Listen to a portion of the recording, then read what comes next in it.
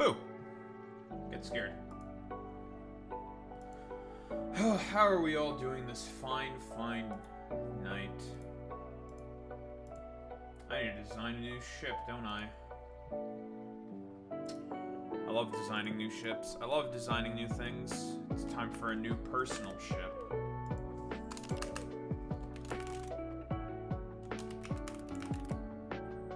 Time for the Void Dragon 2.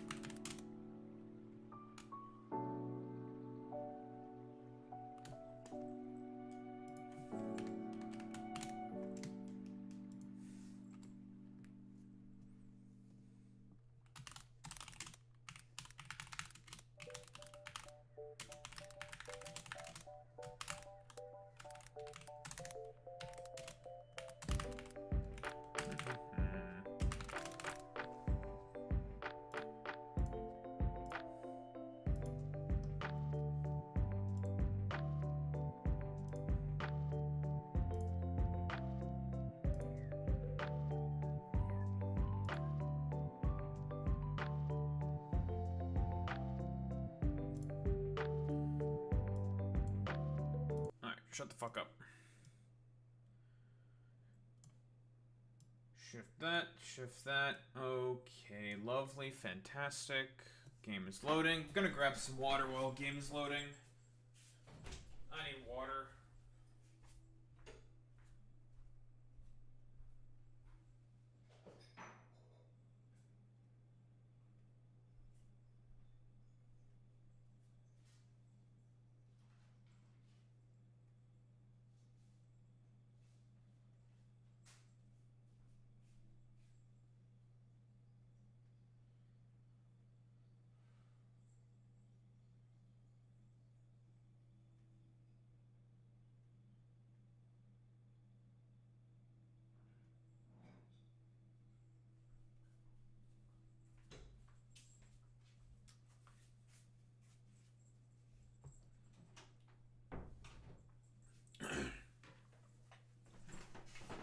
Ugh.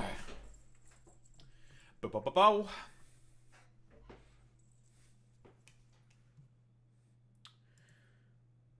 Hi.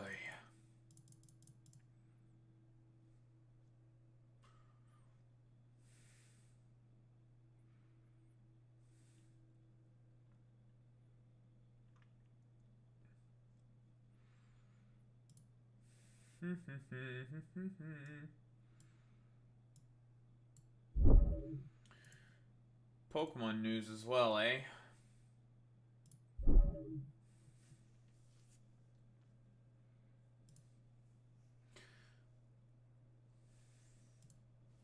Well.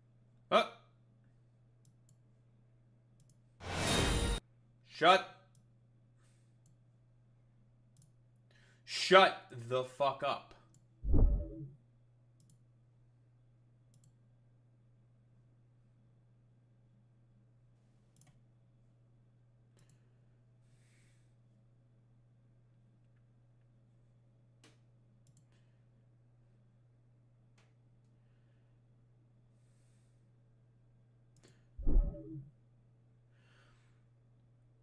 There is one thing that I need to take a look into more and more of.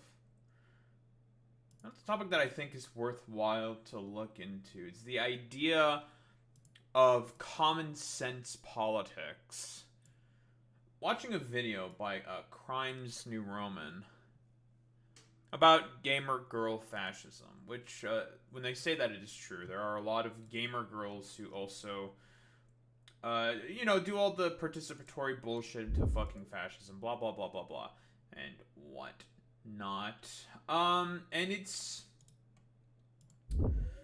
very annoying, and they brought up a point about common sense and how these motherfuckers in the Republican Party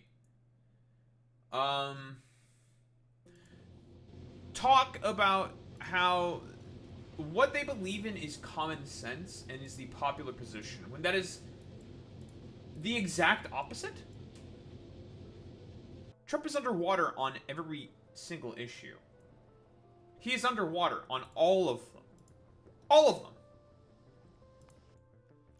To call the things that he believes in common sense is fucking stupid. Extremely fucking stupid. So to be like, oh yeah, well, you know, people like what Donald Trump has to say because of blah, blah, blah. It's just a common sense sort of position. It's like, is it? Is it really a common sense position to believe, I don't know, in like the deportation of like random fucking abuelas or some shit? Like, that's a common sense position? If that's your idea of common sense, then you are operating on like a demented sort of like level, primarily. Like, that's a common sense fucking position. The fuck is wrong with you people?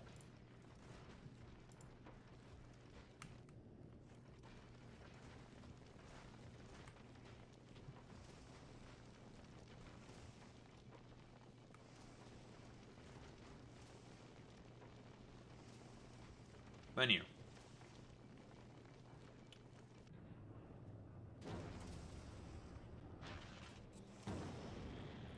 We have a new ship we need to build.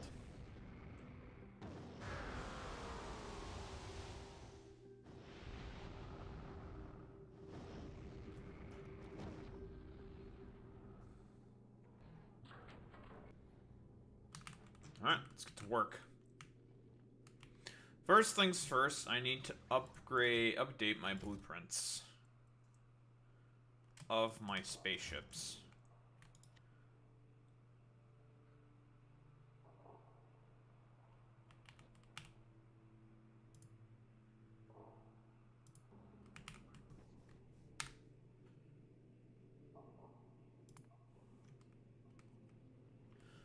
And also update our current blueprints.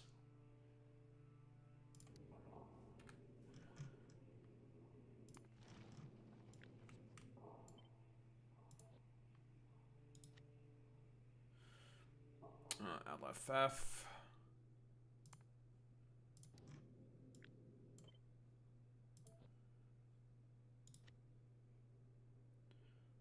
LFMO.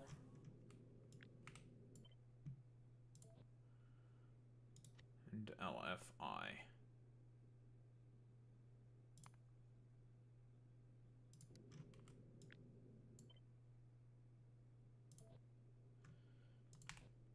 Now,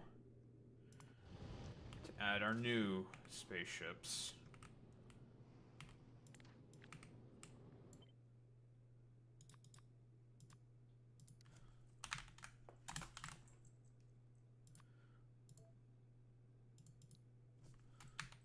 LFG.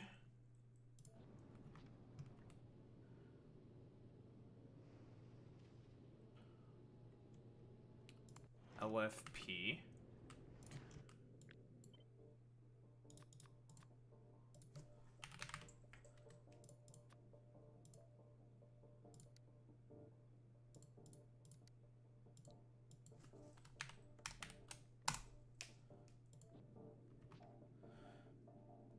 LFCO and LFA.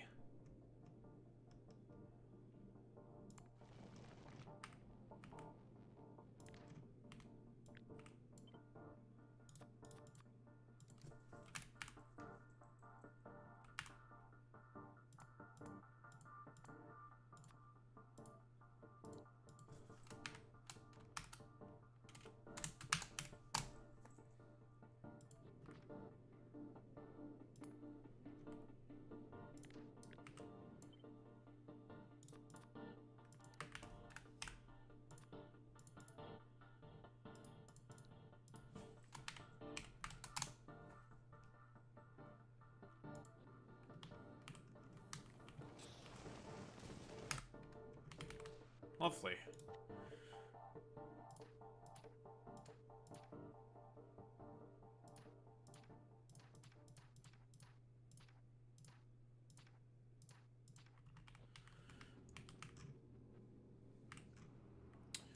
And yes, I should also add my personal ship.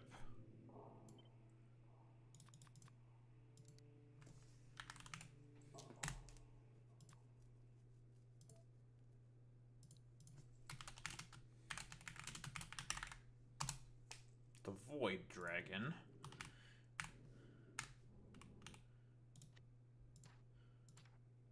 There we go. Lovely, lovely, lovely. Now it's time for a new ship.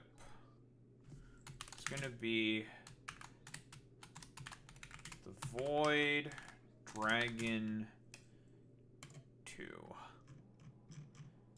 Well, it's about time. Since one was so good, it's time for another number 2.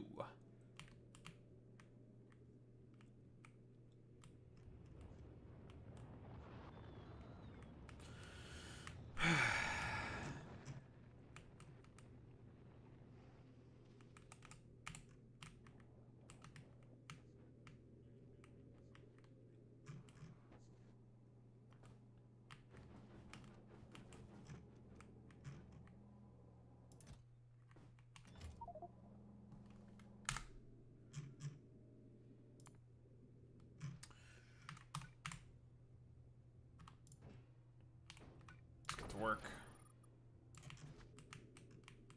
We're just gonna do this first so we can expand our build area.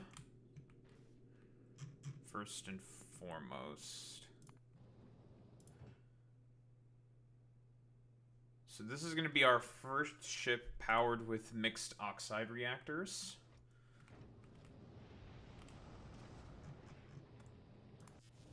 So while we design the ship, obviously, this is still going to be worked on, blah, blah, blah, blah, blah. It's going to take a while for us to get our mixed oxide reactors.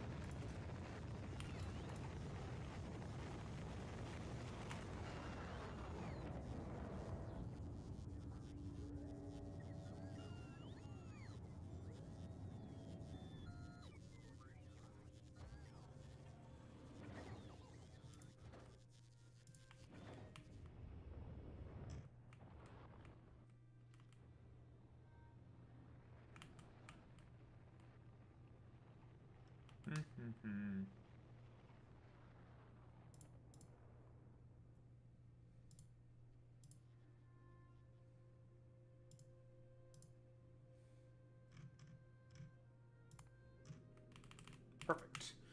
Give me a little bit of extra space. So since we're going to have a satellite radar on this thing, we need to at least be able to produce 300 megawatts of worth of power. That'll give me a little bit of extra space to work with. So that's why we're going to have the mixed oxide reactors. After this, I'm going to turn off the auto request for missing construction materials, and then we will get to designing. So, since we are now officially going interstellar, that means we're not only going to be going up against medium asteroids, we are also going to be going up against larger asteroids, right? So we can take a look. Let's see here. Yeah, we get big asteroid chunks, big carbonic chunks, big metallic chunks, mostly going to be big ones. We're going to have to create a process that can properly balance about with the necessary amounts of asteroids, blah, blah, blah, blah, blah. I'll have to figure out the circuit logic with that stuff. And do appropriate processing and stuff. Of course, we need to be able to make rockets in space. Now, we need to go to this planet because we added it in the mod, and then all of a sudden, we don't have access to our cum belts anymore. We need that. Oh, hello, Cyrax. I wasn't looking at YouTube chat. How you doing? I was not paying attention. I had the wrong thing open.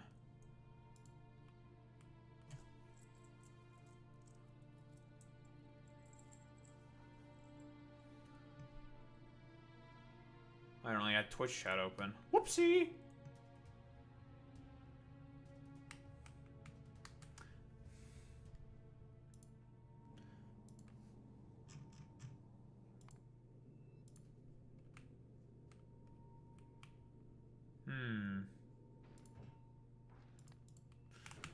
Okay, let's turn this off.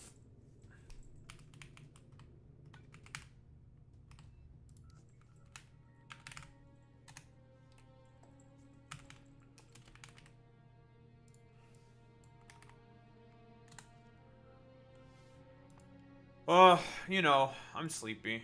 They're saying that I am God's sleepiest soldier out in the streets. Oh, this thing is 6x6. I was not anticipating that it would be 6x6, I'm not gonna lie. Oh, 7x7, not 6x6.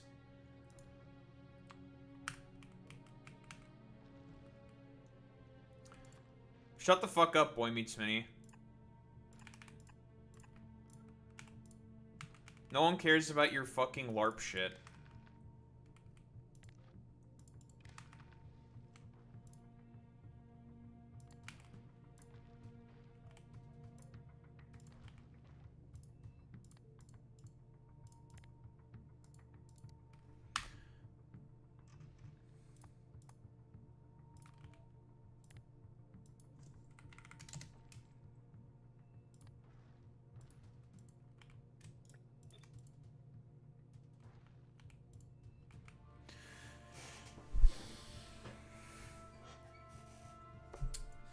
I'm gonna kill you, Boy Meets Mini.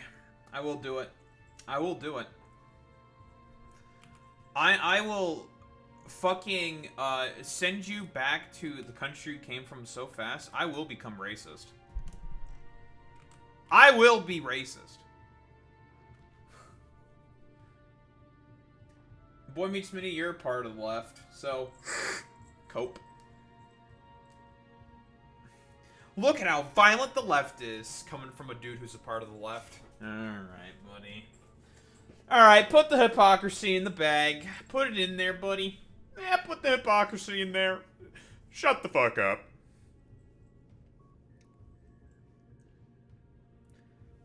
Yeah, shut your fucking goddamn trap. You fucking stupid son of a bitch.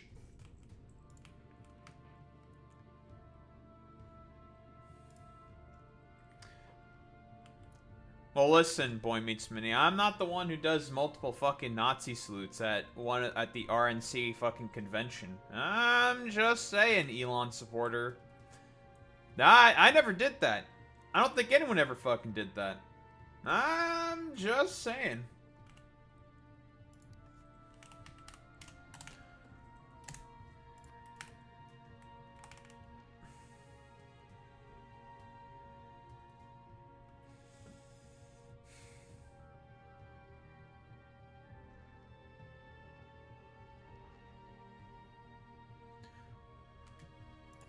And that was when everyone started calling all of the Elon supporters Redditors, because they are all just fucking Redditors.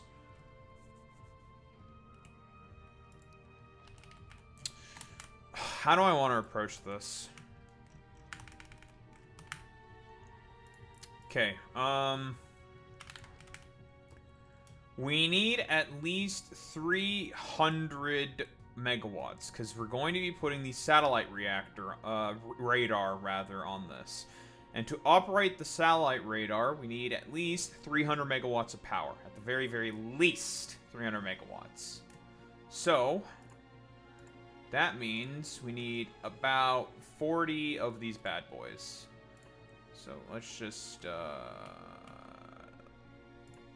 plan out this first. That's 8. This would be so much easier with fucking fusion reactors, but we don't have access to fusion. We haven't gone to Aquilo yet. But it'd be what? One, like, pretty small fusion reactor, and we'd be done. We don't have that. So. Oh, is that so, Boy Meets Mini? Oh, you coming up with the copium excuses? No, we all know that you're a secret Tesla supporter, Boy Meets Mini. Massive fucking copium. Huge cope. Your algorithm's fucking cooked with Tesla content. Can we like listen? Get some fucking copium out in the chat for fucking Boy Meets Mini huffing on that fucking good fucking huffing on that major amount of fucking copium. Huge fucking cope. Nah, you just like Elon Musk, little bro. Admit it. Admit it. You're just a big Elon simp. Imagine being a fucking simp to Elon Musk. It's kind of pathetic, bro.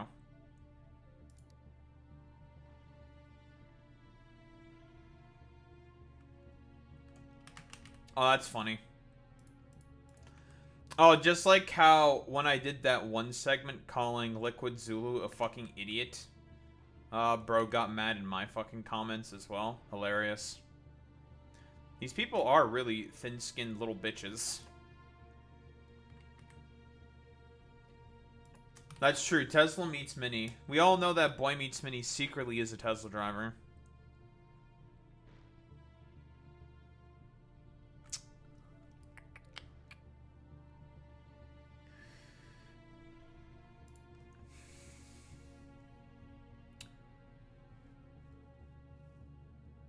Okay, so we need first things first.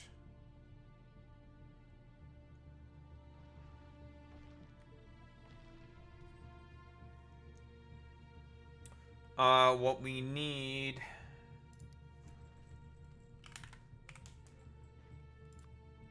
turbine steam condensation. This should be enough.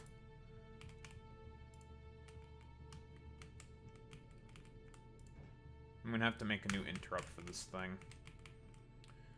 So this is 40 condenser turbines. Heat exchangers are gonna be put in the middle around here. And we need...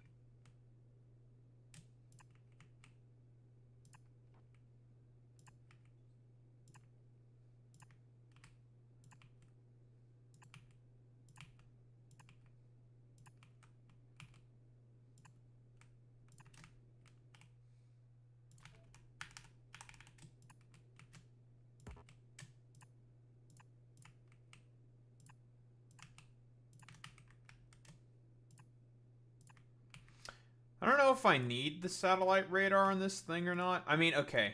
This thing will be would be a lot easier for me to build if I had fusion power. Because then, if I have fusion power, I would not have to use as much space to make this fucking power plant. But we don't have the availability to that. Because of just how efficient fusion power is in comparison to this fucking shit.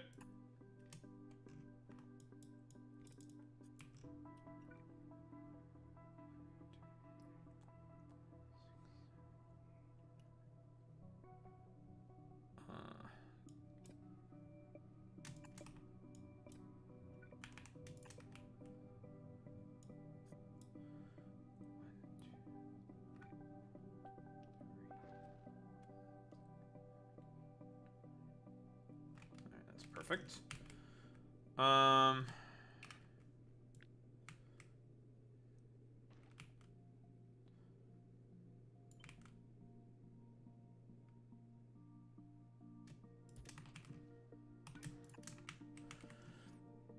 Okay, so pump.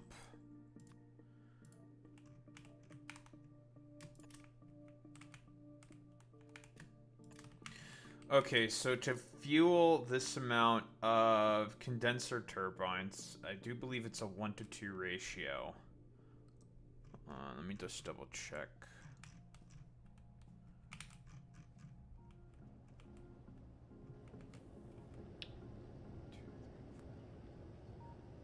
$20.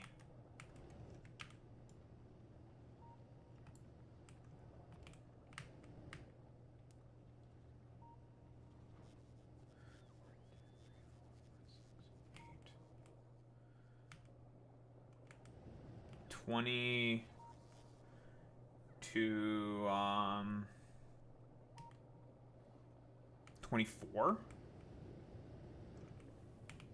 Do I even have these properly ratioed out? I think these can go higher.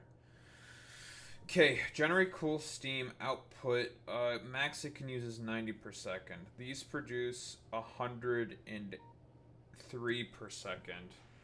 So these produce 103 per second. If I have 20 of these for 40, that's gonna be...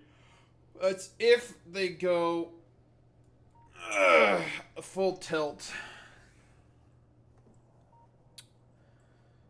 Because it's not exactly 1-to-1 ratio.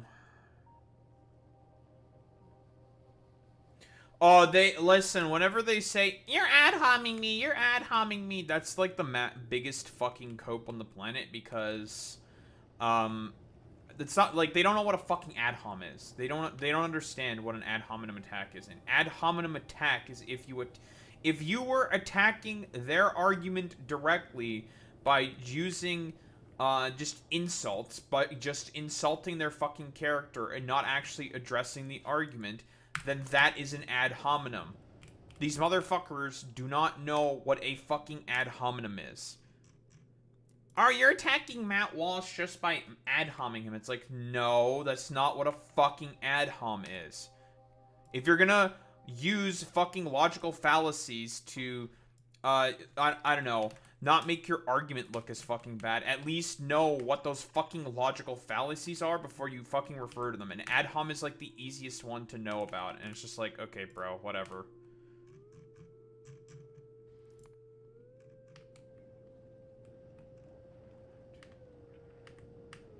One, 2, 3, 4, 5, 6, 7, 8,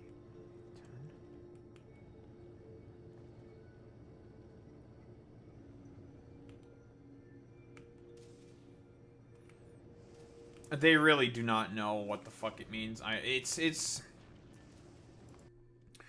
It's incredibly fucking irritating when these motherfuckers keep talking about, you're ad homing me, you're ad homing me. It's like, no the fuck I am not. Please, for once in your miserable, pathetic fucking lives, if you're going to state and use a logical fallacy to someone who definitely knows what logical fallacies are, at least know how to properly use them before you start saying like, you're using this logical fallacy against me. Learn the definition of what it is before you start saying that you start claiming rather that I'm using that logical fallacy against you. It makes you want to fucking bully you even more because of how much of a fucking moron you are.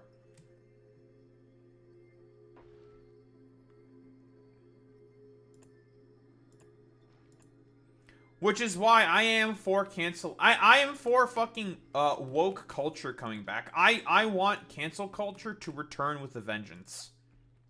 I'm serious about this. Cancel culture needs to come back, like, with a vengeance. Because all these motherfuckers have gone way too fucking shameless. Like, way, way, way too shameless. With their sheer fucking stupidity.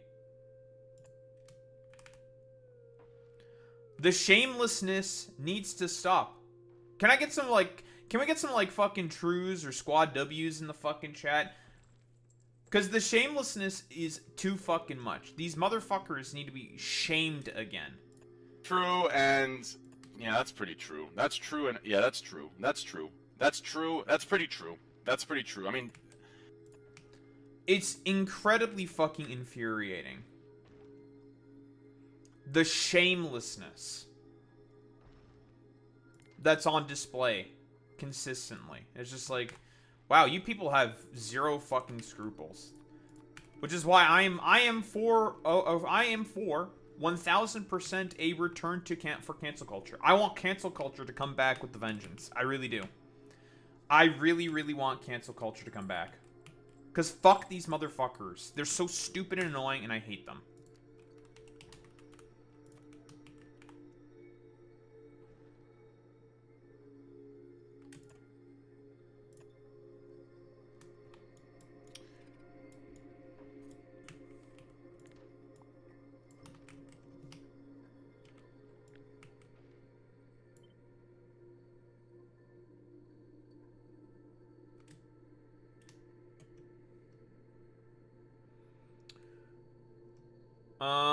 Hmm.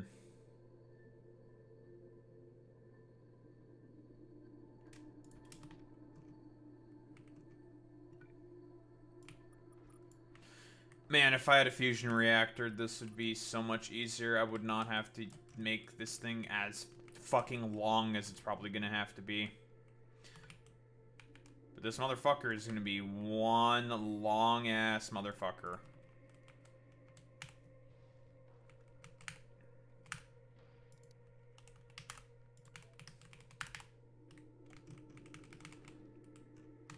Well, it's because I have to produce at least 300 fucking megawatts for the satellite radar for it to operate. I don't know if I need the satellite radar, but it's better to have it than to not have it.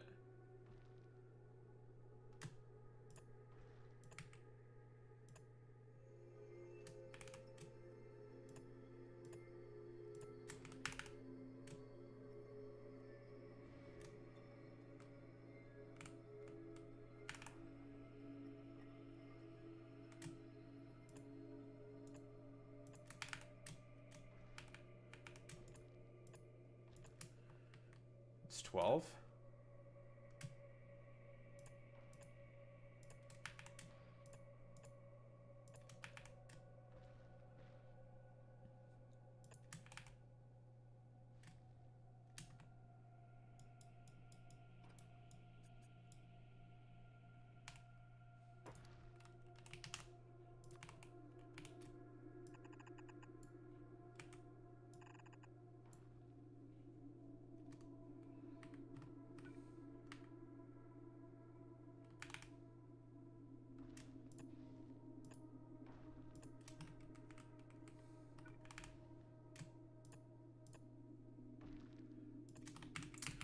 That's off by about one tile. That's annoying.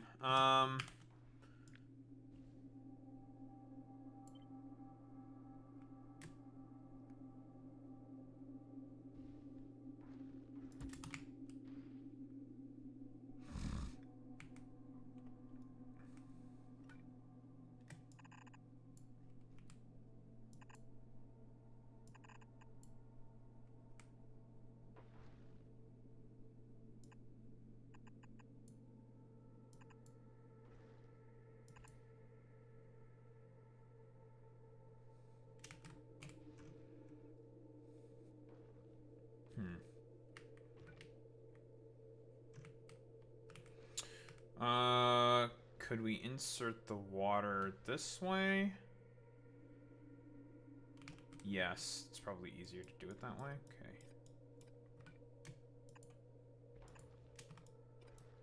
Okay, just do it that way then. Yes, I think so. Okay, so then...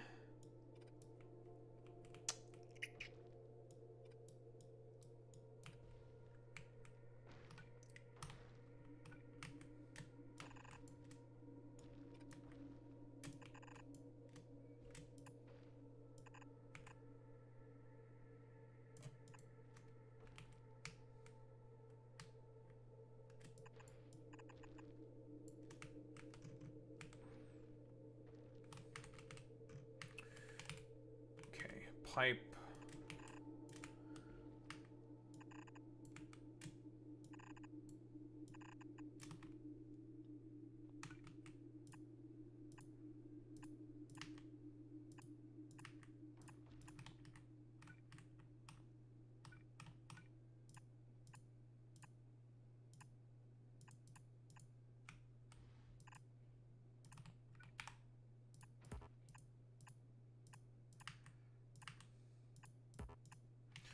So the water's gonna get in.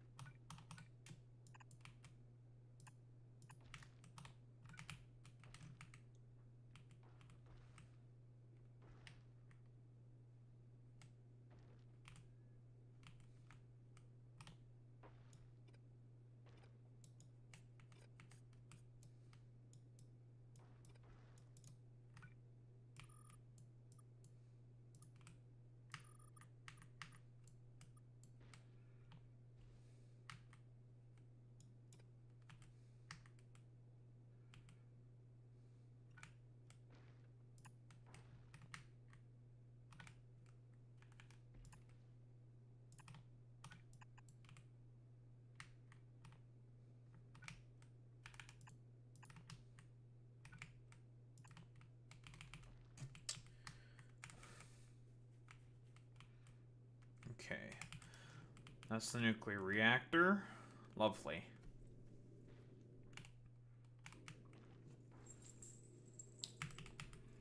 Or rather, the mixed oxide nuclear reactor. Now we have to reconnect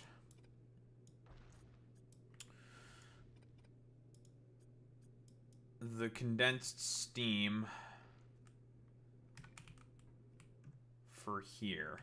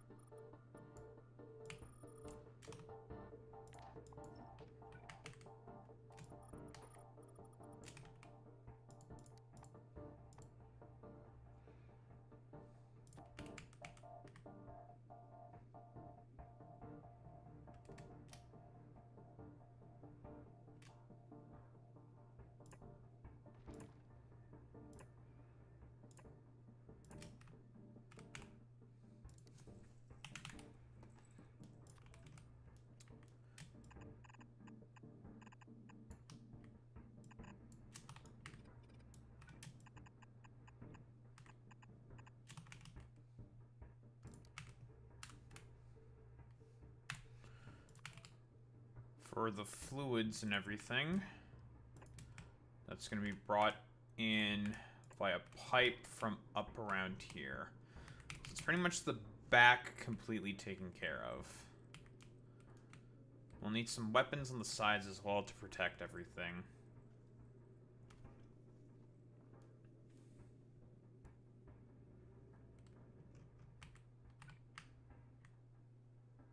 But we have a solid line for a belt that we can just stick in, like, right here. So that's fine.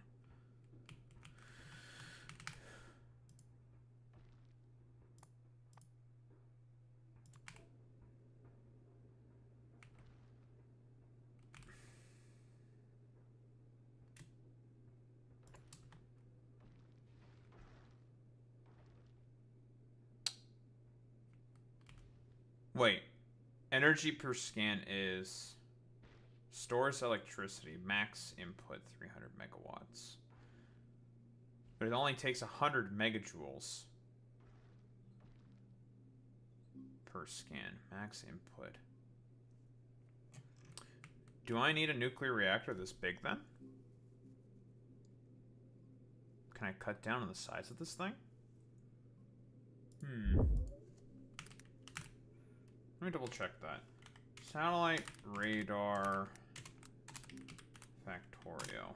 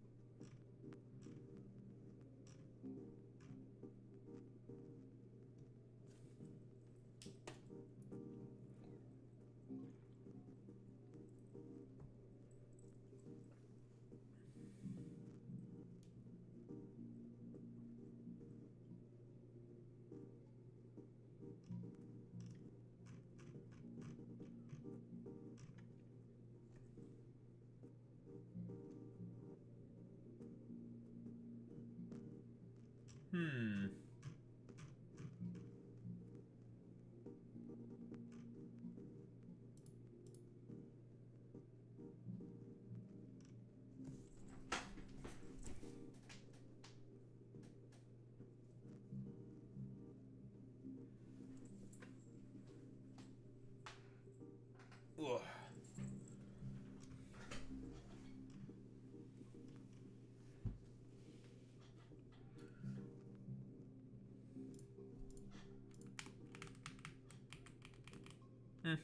I already built it. I already have it all plotted out, so fuck it. We're sticking with it. That's fine.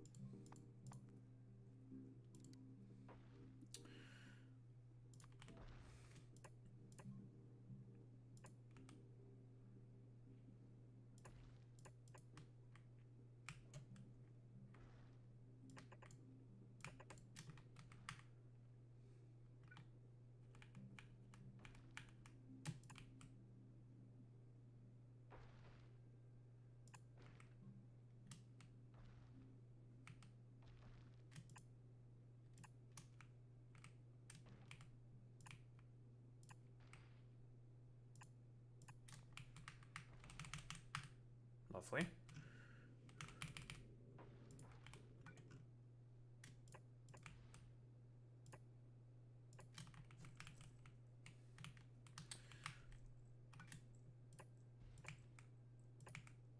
That should be more than enough storage.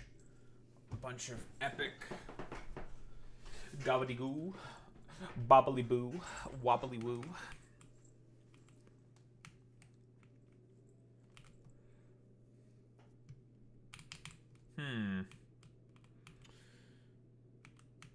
Now, for ammo production and all that other fucking shit, we also need to make rockets up here.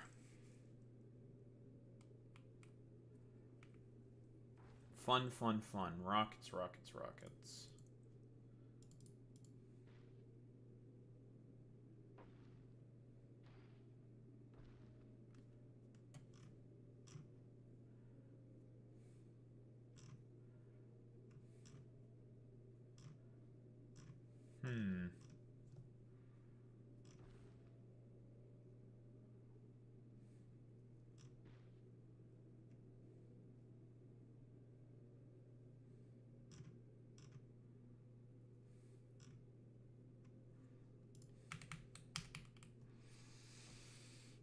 guess I could just produce them up here-ish.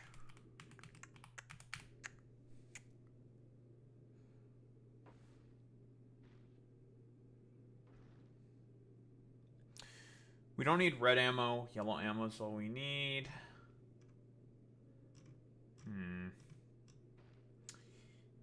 Do I want explosive rockets? I don't think I need explosive rockets. I'm just gonna go with normal rockets because I want those 2 shots.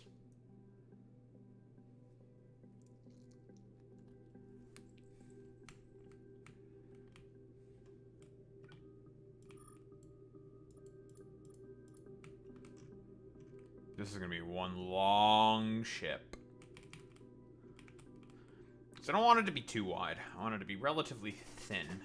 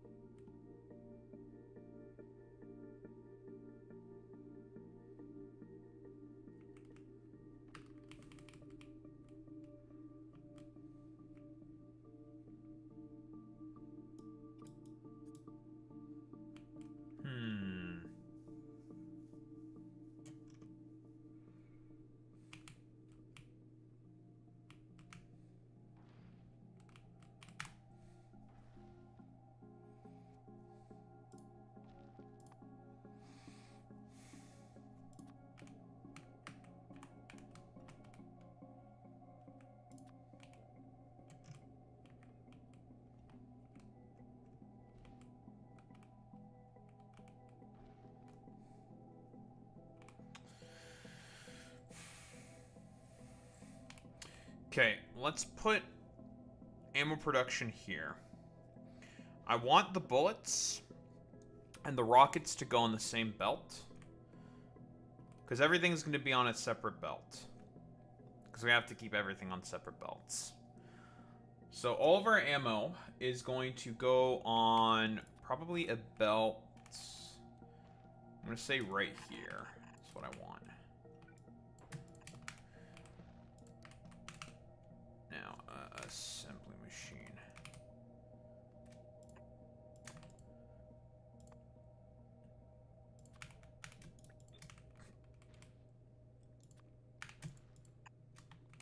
These two producing this amount of ammo should be more than enough.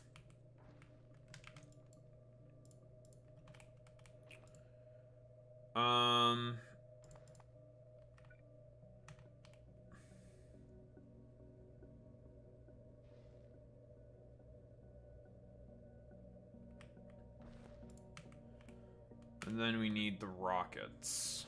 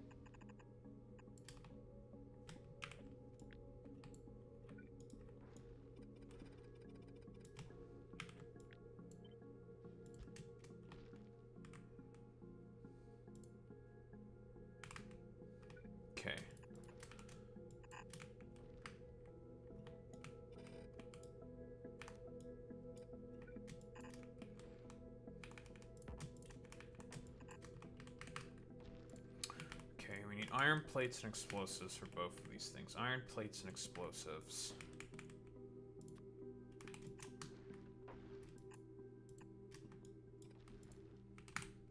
If only I could know just how many iron plates these things consume. As for the water, I think I'm gonna have the water be produced right around here. How do I get the ice there, though?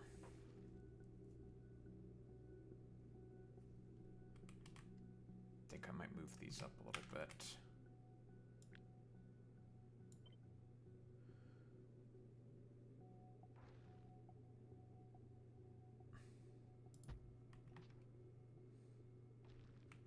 Another problem that we're going to have is we also need to move some of our ammunition and rockets along the sides as well, so we have coverage there. That is also necessary. Because asteroids can come in from the sides, obviously. So we need cover to be covered there as well.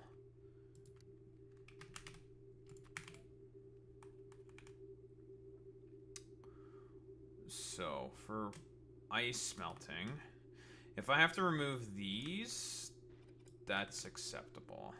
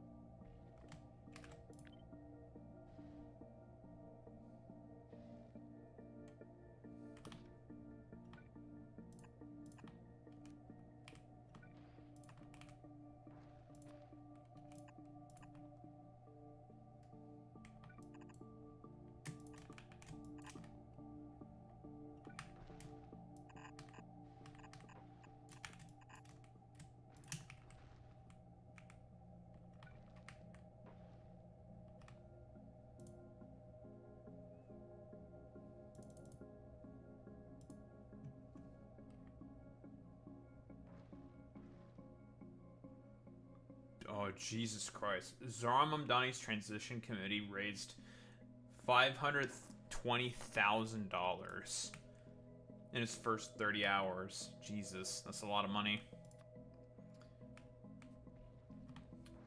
Das a lot of tabbouleh. Has anyone ever used that term, the term tabbouleh, to describe money? Does anyone do that? Or am I just being racist?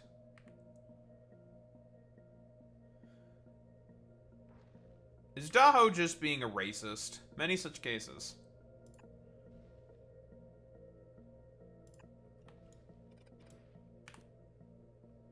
Okay, why do I keep getting fucking flashing indicators of attack? What's going on here? Are there a bunch of burnt corpses? Yes. Okay, that answers that question.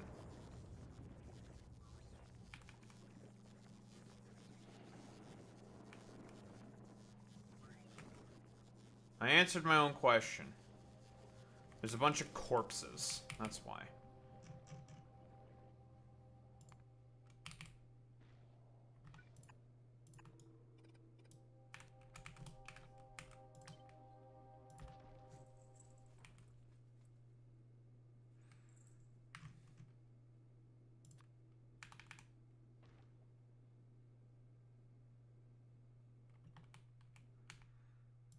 Actually, I could use the long hand stack inserter for this. No, that doesn't work, because it's going to put it on the same side as the bullets. Nah.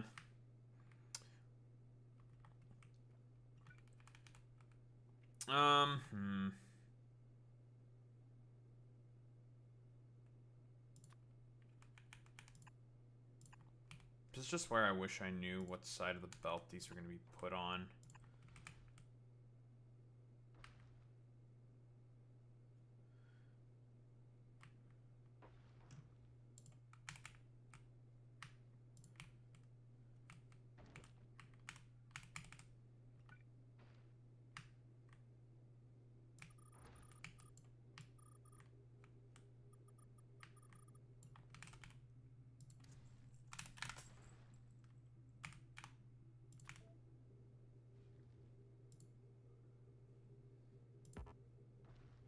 Never in your life? Monk W.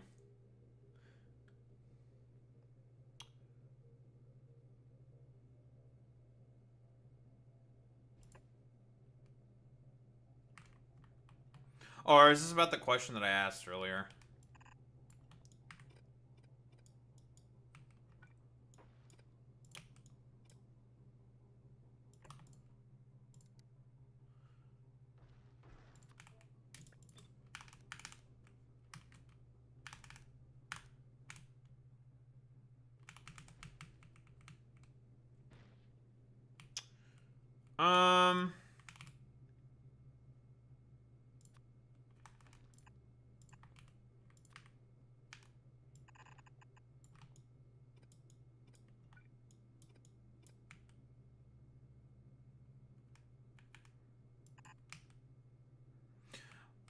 Just realized I had a minute stream delay. Yeah. Yeah, that happens. There's not a lot I can really do about that.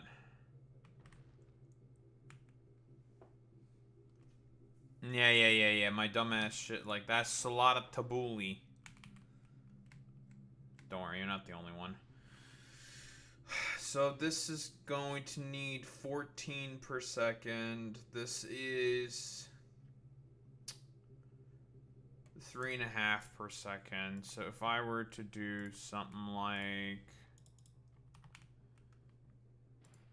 this,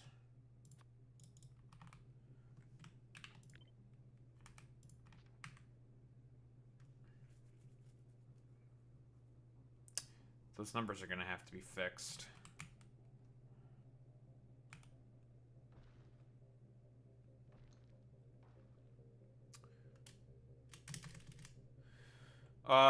So this is for the creation of molten iron.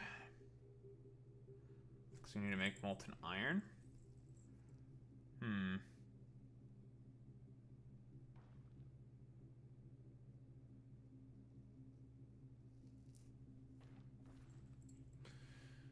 And also creation of fucking...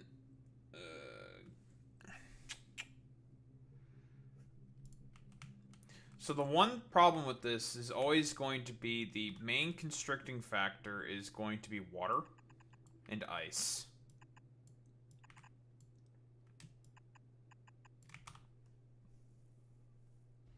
That's going to be the main issue that we're always going to have. Always. Always. It's always going to be ice and water. The biggest constricting factor.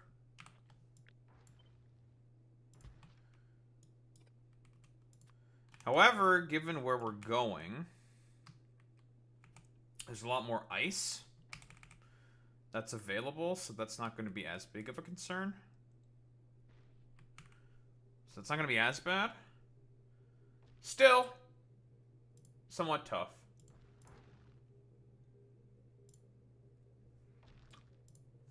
Whoa, fuck ice, but ice is unfortunately the most important thing on the planet now, Alex. Also, where's our Chicago crime report? What's going on here, Alex? We have more important things to learn about, like La Migra. Not any of this like namby-pamby, pimbly-wimbly fucking bullshit. Fuck out of here with this bullshit. We are here to learn about La Migra.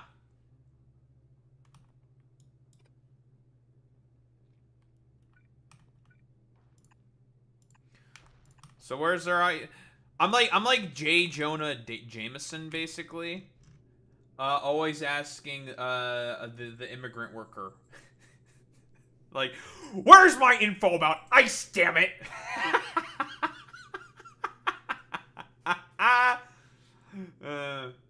Where's my info about ice, damn it?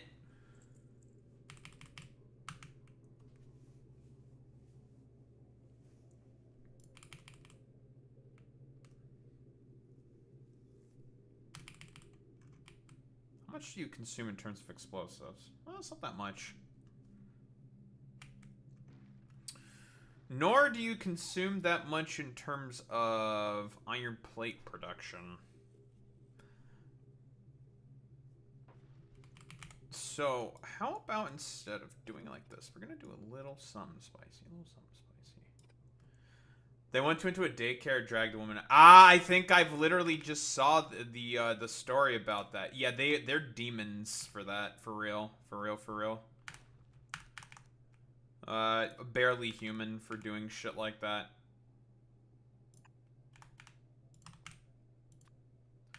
We're gonna do a little snake action. I'm a snake. I'm a snake.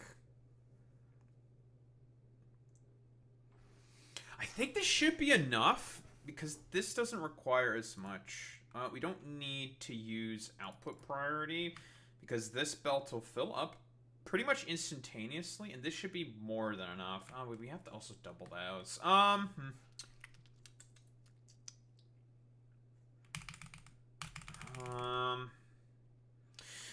We'll see if this is okay or not in terms of our numbers.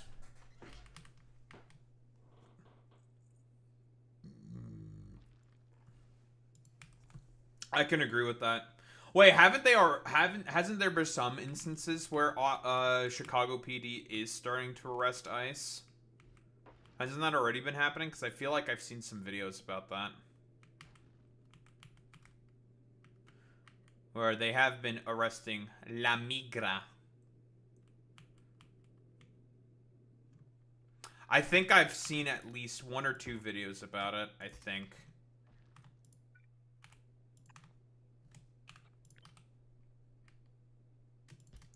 You know what? I'm just gonna put in 1 extra. Yeah, I'm gonna put in more. Yeah, I want a little bit more water. Oh, good. I mean, okay. I could be entirely wrong, but I think it might be happening. I think it might be happening, but I'm just not sure. I'm not sure. I'm not sure. Actually, oh my god, I just thought of something so intelligent and so smart. I can just... That concern I was having about this interaction, I can just ignore it, actually. Oh, I'm so smart. Because I can just weave my belt like this and put it on the right side of the belt like I want.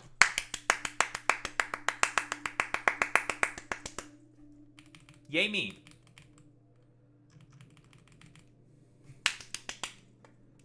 Perfect. Because I want all of this on the exact same belt. Because we're just going to have the guns in front and then the rockets in the back. Right next to each other.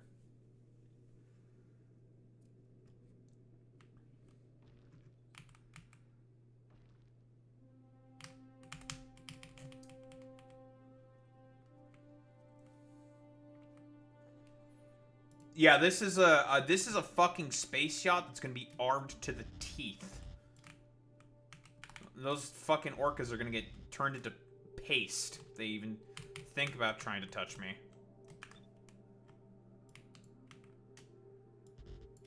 Yeah, I'm gonna beat your ass, okay? No amount of fucking, I'm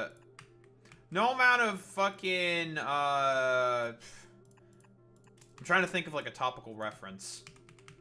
No amount of broken Logitech Xbox controllers is gonna fucking stop me. No amount of shy lilies is going to stop me. Okay? Fuck you.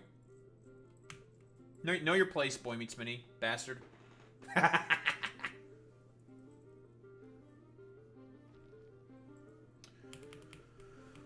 So we're just gonna have to work with the fact that we're just going to only be getting resources from the front. I'm not going to bother with getting any asteroid collectors from the sides. Not gonna bother. I'm just going to put some rocket turrets and some heavy gun turrets on the sides. I do not want to collect any resources. I'm not going to bother putting any of the asteroids on our outer belt. Not gonna fuck with that.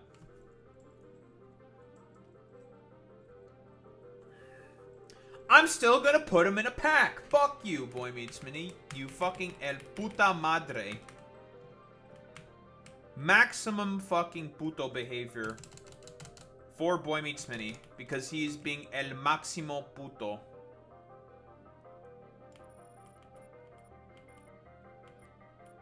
Yeah, the Geth. I am the engineer from Factorio. I will just eat a bunch of fish, and I'm just going to win anyways. Fuck you. You forget about how I'm a cryptid. I'm not human. And I will just lock in and win. Does the Geth have autism on their side? No, I didn't think so. So they're gonna get put into a fucking pack. Like, what the fuck is the Geth gonna do? Besides be like, I don't know, stupid, dumbass little bitches or something.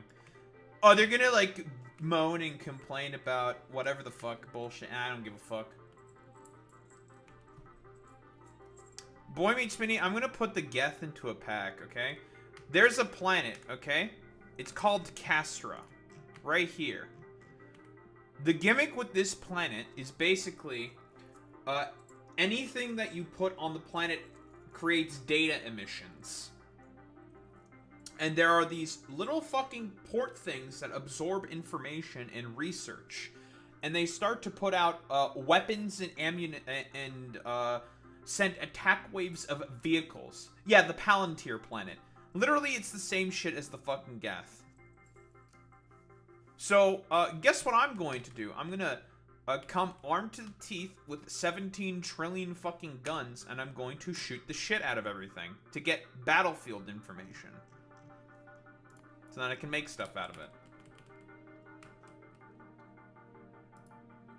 No one can stop me. But yeah, unironic Geth, like Palantir military security tech planet. And guess what I can get eventually from this planet? Nuclear weapons. Yeah, this is where nuclear weapons gets moved to. To this planet.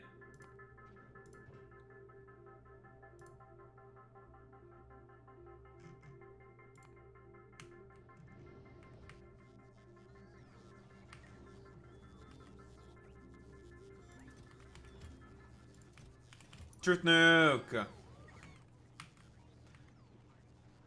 Nah, it's a truth nuke.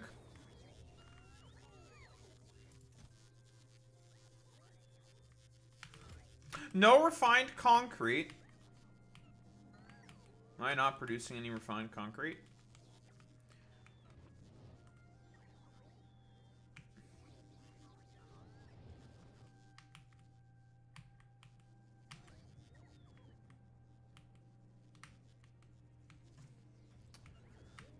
That might be a slight issue.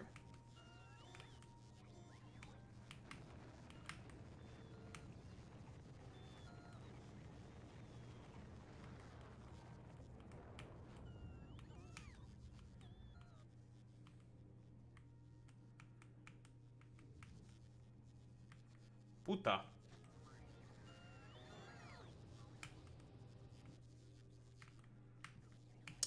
We need some refined concrete, eh? That's fine. Oi, what was that?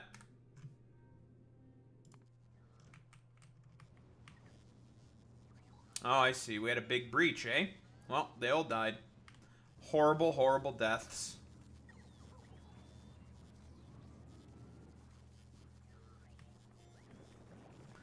Now that's a lot of smoldering corpses.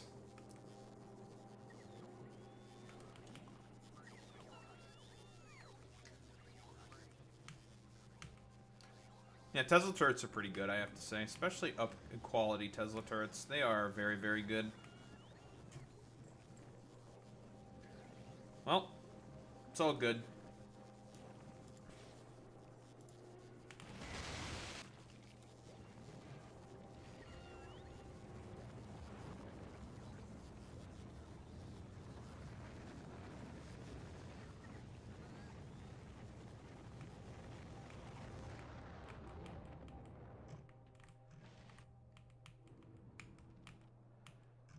All of these damn destruction of corpses and bugs just for the express purposes of making fish. That's the only reason why we're doing any of this stuff. Just to make some fish.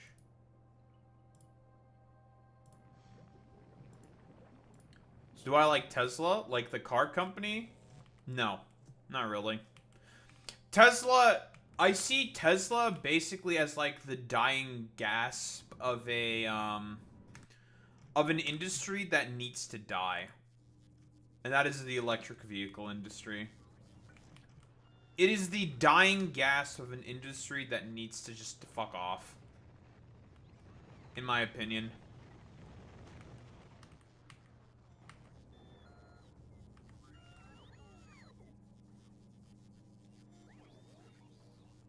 Like, we would be functionally in such better positions if we did not have,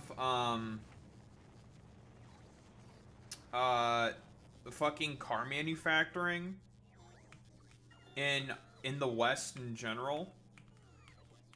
And if we just reduce the amount of vehicles that get fucking produced, everything would be so much fucking better. But unfortunately, politicians are not interested in any of that fucking shit. So as far as I'm concerned, it's just like, it's all just like a fucking meme, basically.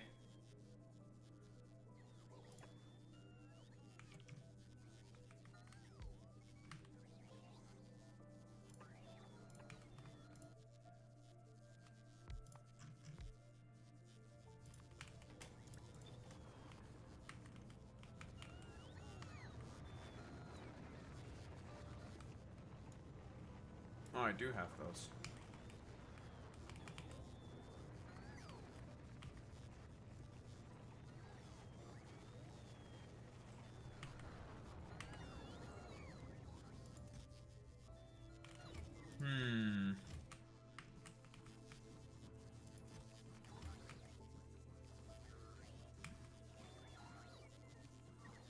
The right is scared of trains. 1000%. They can't have trains or like trains at all whatsoever. Simply just due to the fact that if there are trains out there, which are without a shadow of a doubt in anyone's mind, a wholeheartedly superior fucking mode of transportation, trains are, simply put, just better. They are better. Period. End of story. That's not a debate. That's not a question. Everyone agrees that trains are fucking better. But it's one of those fucking things where, simply just due to the fact that the right are complete fucking freaks and morons, they will do everything possible to stop the production of fucking trains. Because they know that the poor is not poors being allowed to have anything good in their lives. No, that's not allowed. The poors can only suffer. They're just like, oh, great, fantastic, that's really cool. So can't be having any trains. Why are there 1.1 million tweets about Zoran Mamdani?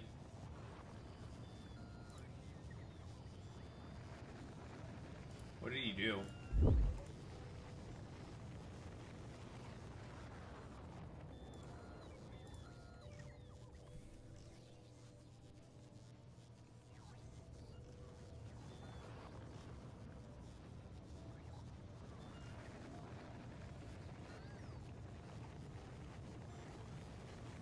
Conservatives complaining about oh, this is what they've been doing. Yeah, so conservatives were like basically having like a complete fucking fit about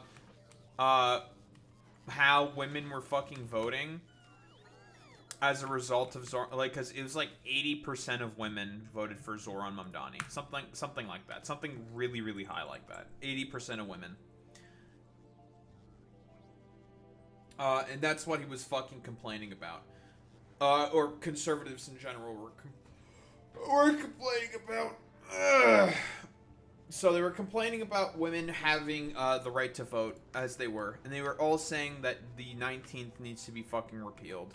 All these, like, loser, dumb fuck freaks saying, like, well, the only reason why Zoran was able to win was because of women being able to vote, even though he also won a majority of young white men, which are the people that are directly trying to appeal with a message like that.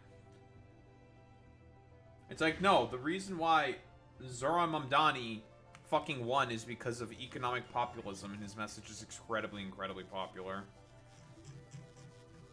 Not because of women having way too much ability to fucking vote. That's stupid.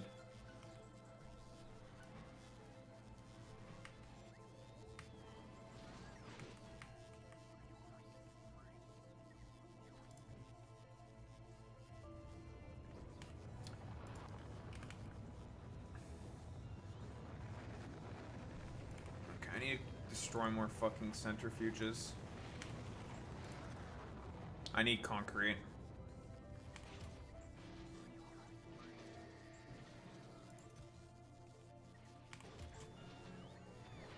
I need some motherfucking concrete.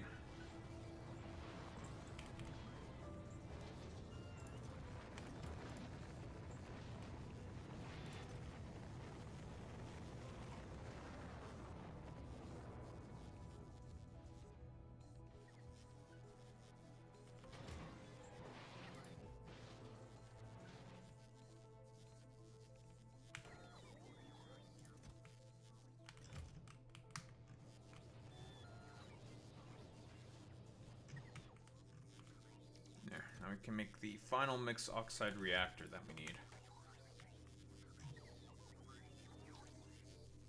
But yeah, he's been making all of the most annoying, stupid fucking people really, really mad. And that's good in my books.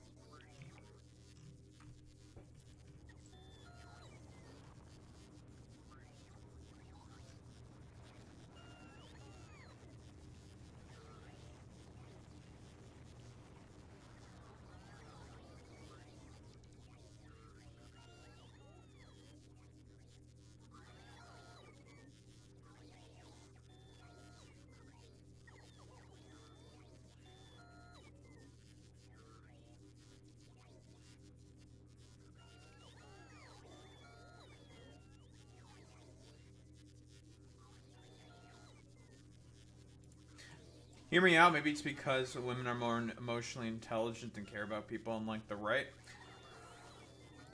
Cyrax. Cyrax, you're speaking a little too much common sense. So unfortunately, that means you're automatically wrong. That's how that works, right?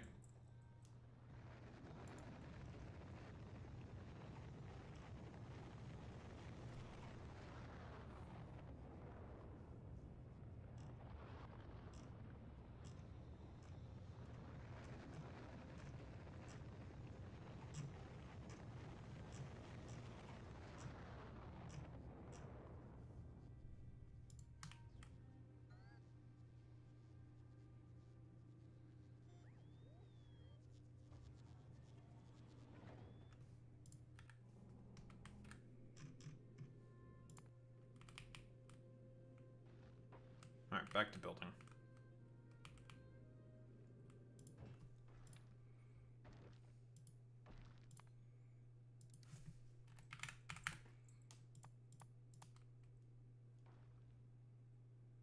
What does it say? Is this a cheese wheel? The fuck is that?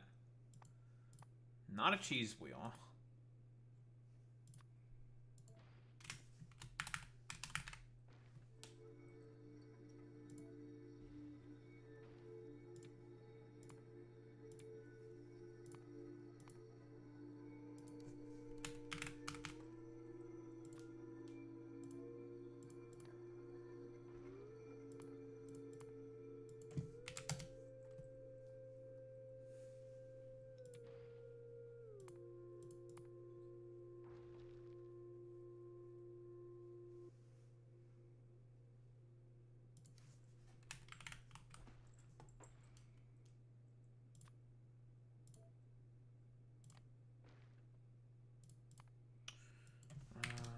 less than 10.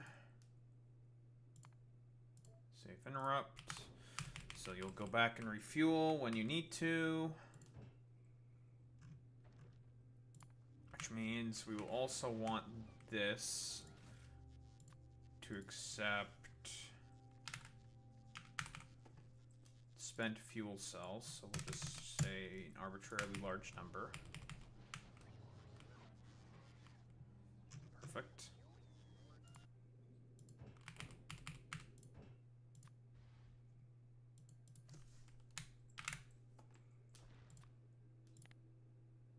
So first, import from Maluna. Reason being is because since we're building all of these ships here, specifically, we build them all here, have it accept the first batch of fuel cells necessary for flight, and then we change it back to the appropriate planet to pick them up from, that being Ceres, when the interrupt ever triggers. Easy, easy peasy. Very, very easy.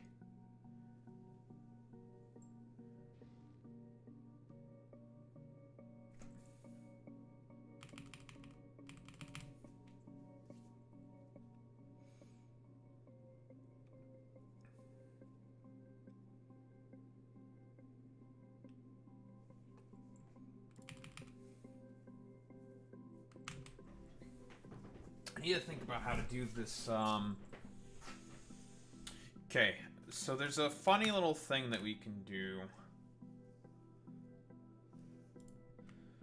with our asteroid collection. Now, like I've mentioned before, the main problem with the area that we're going to be going to is that it is a significant amount of oxide asteroids. Now, for those who may remember or recall, those are the asteroids that are used to make ice. And also calcite.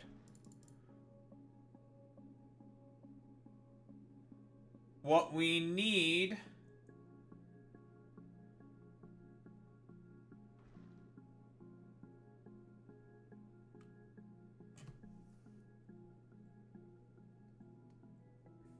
is a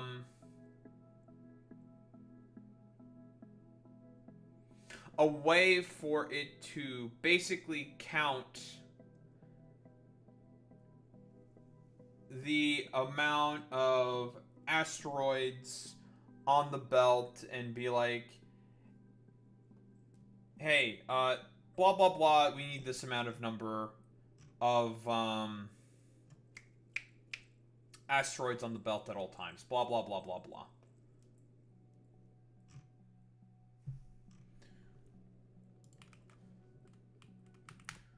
So, crushers.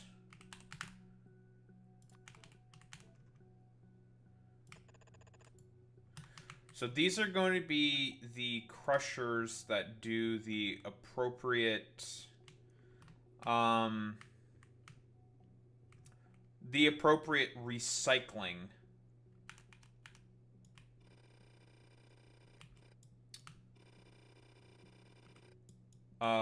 recipe.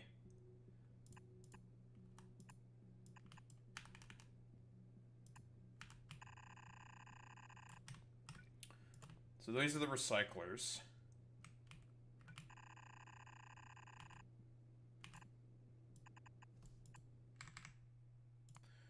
Okay, here's what I'm gonna do, because I already have the appropriate things.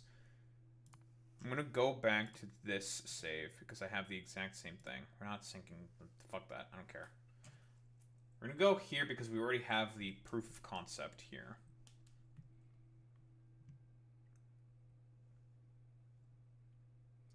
We're just gonna grab it from here.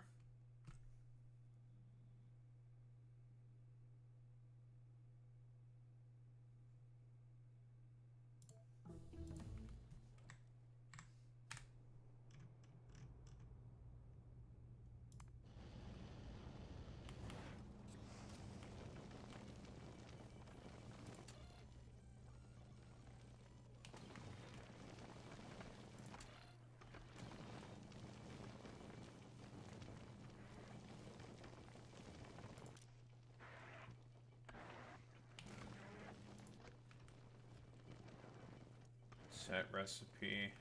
Okay.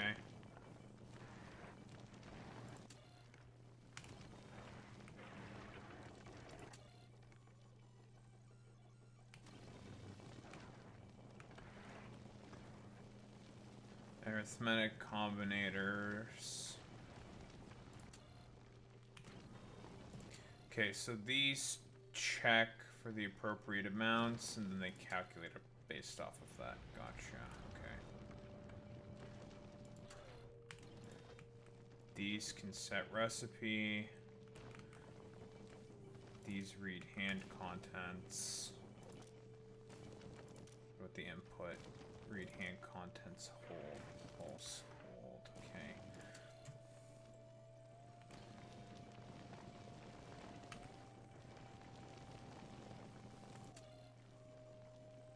Output check signal. Checks each on the belt.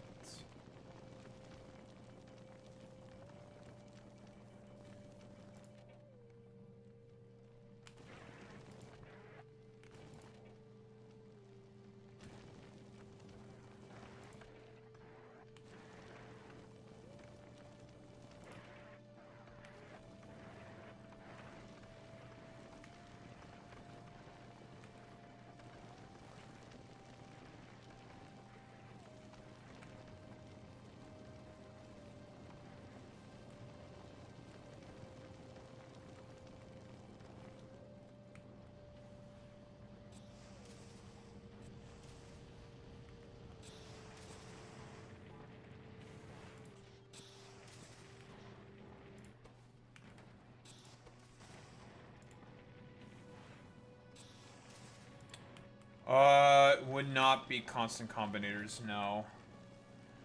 Because what we need it to do is we have to have this sushi belt check the numbers.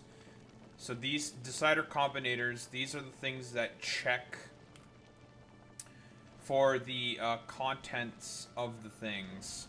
These arithmetic combinators, what they do is they check the amount of asteroid chunks that are on the sushi belt, and then tell, hey, put this amount onto that belt, and then keep going from there, blah, blah, blah, blah, blah.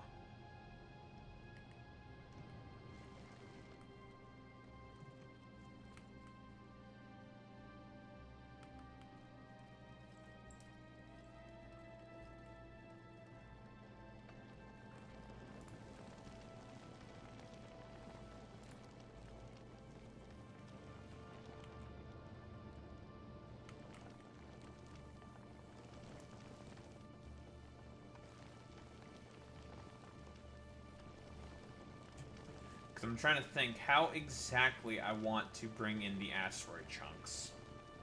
That's the one thing that I'm just curious about.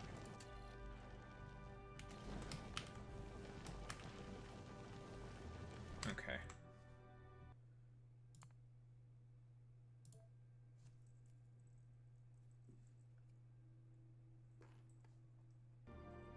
Okay.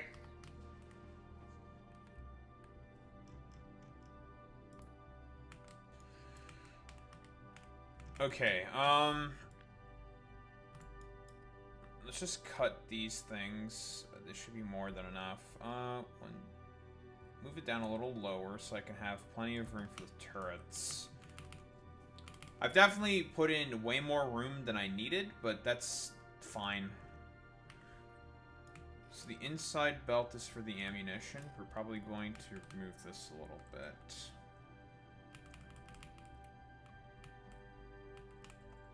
So here, deciders.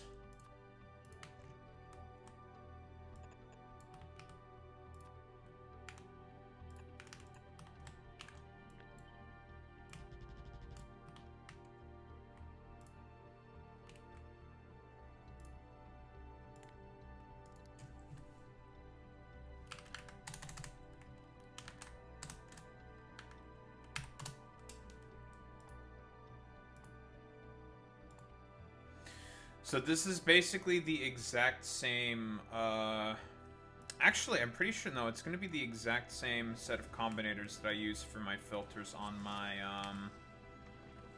these things here.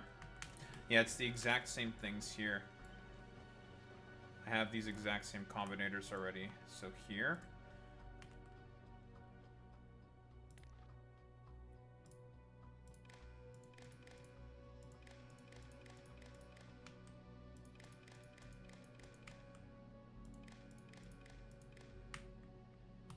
Actually.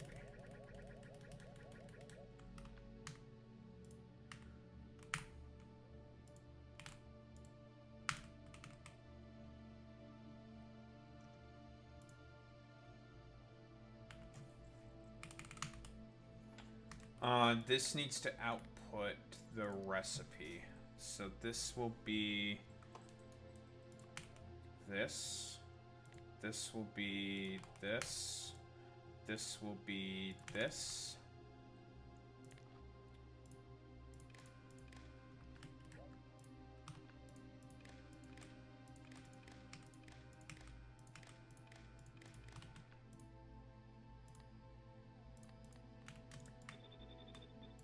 Perfect.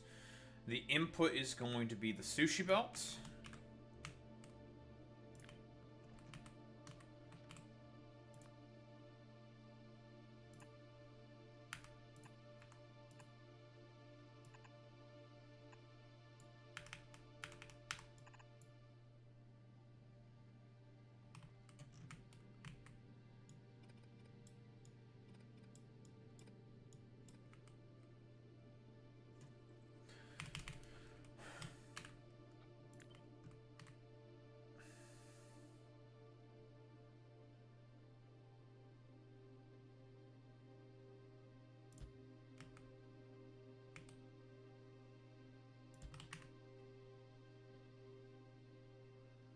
Exactly touches all but one of the crushers. Okay.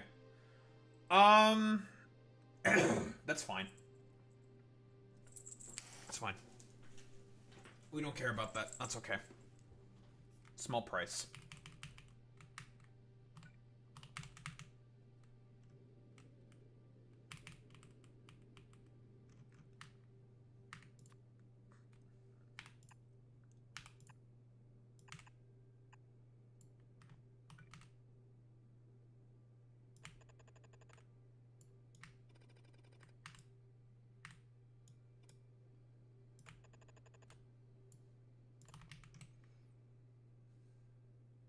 Okay. That should work.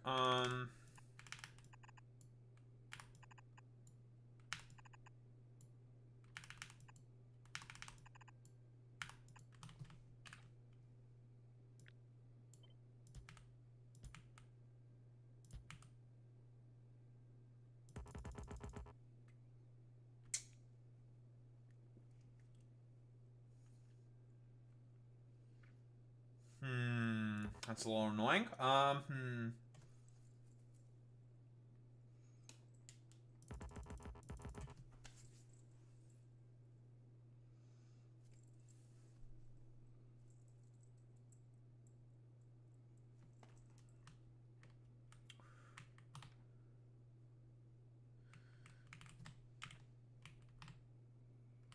fact, we need to cut this off by about 2. Because we need to have space for these things to also be able to pick up their appropriate stuff, so... I think I'm gonna go 3... 1 here.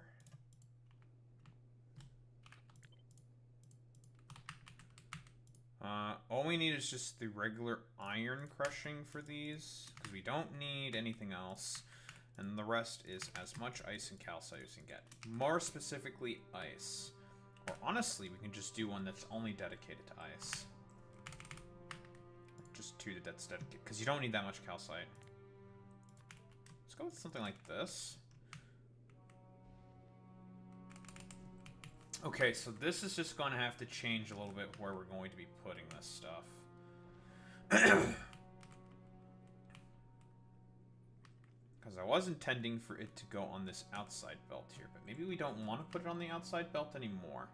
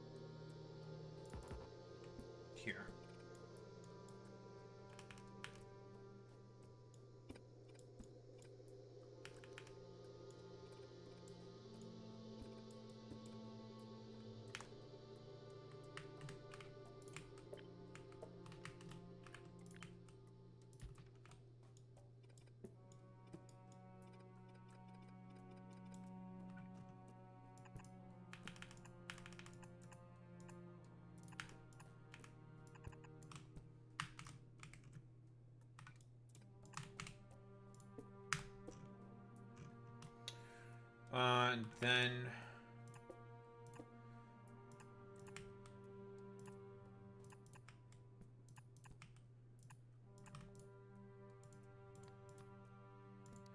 these take care of the fact if there are chunks.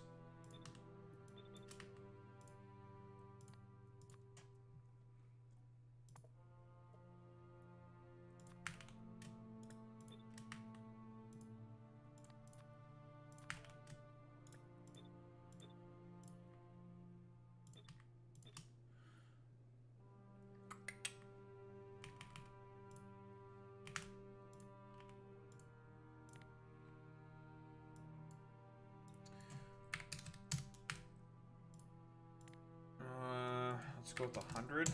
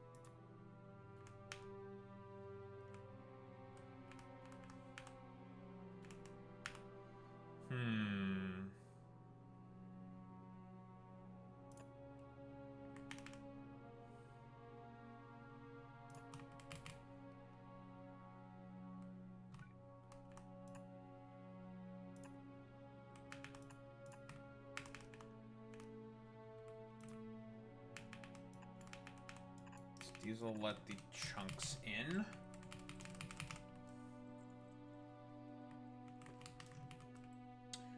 Oh yeah, rockets.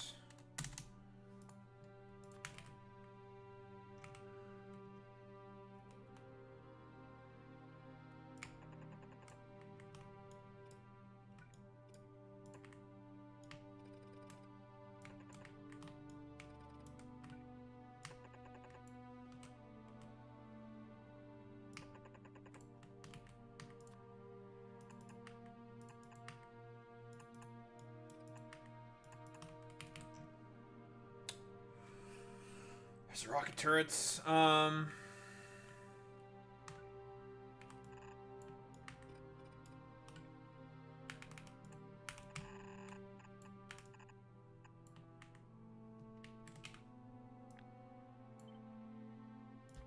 Perhaps it's a little overkill, but this should be fine.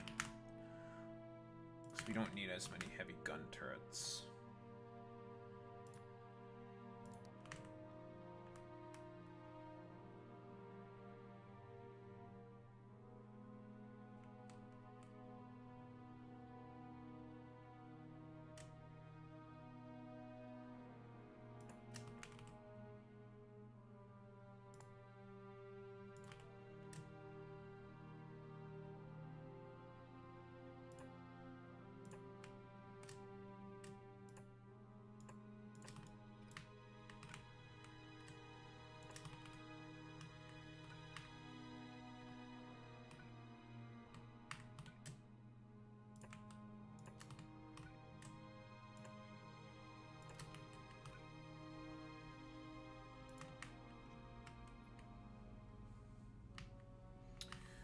Um,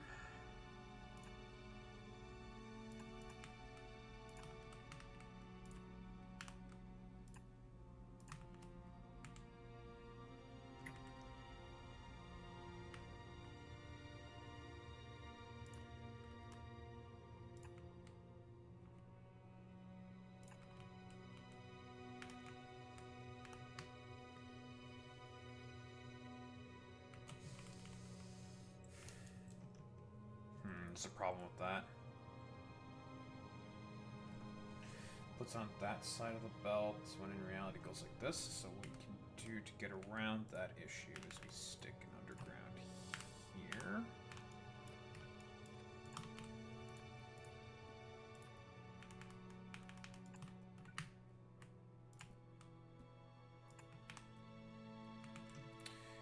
so that's how we're going to get our asteroid chunks in.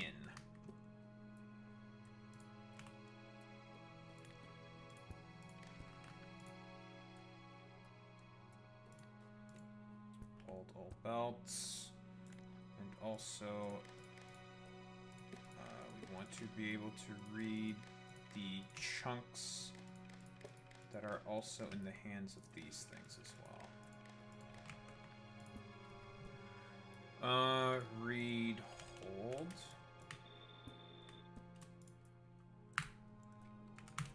Okay, so this is going to be responsible for telling these things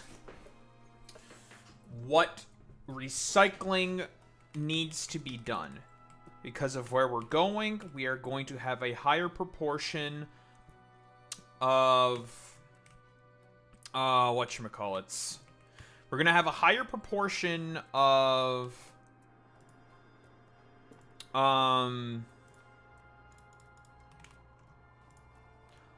blue asteroids over the other ones. So to make sure that everything stays balanced, that's what this block of combinators is for.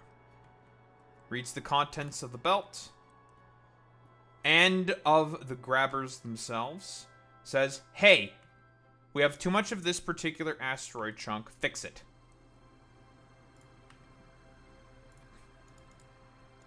And then tells it to appropriately fix it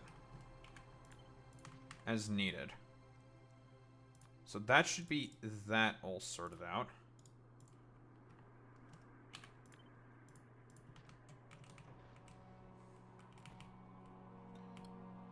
Of course, these are going to be for processing the necessary material.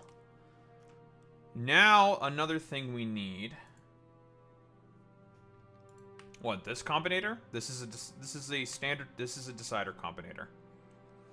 We're also going to use these exact same combinators to tell our asteroid collectors, hey, pick up these kinds of chunks. Just like I do for all of my space platforms when I'm just using the sushi belt. These things say, these amount of asteroids are here, pick them up. So the reason for this is so the belt doesn't get jammed with a bunch of asteroids and a bunch of other fucking crap.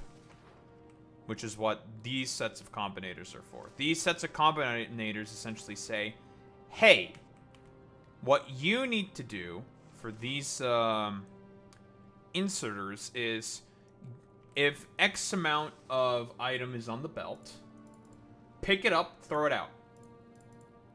So the belt doesn't get, again, the belt doesn't get jammed. Because if the belt gets jammed, you're sitting duck. That would be very, very bad.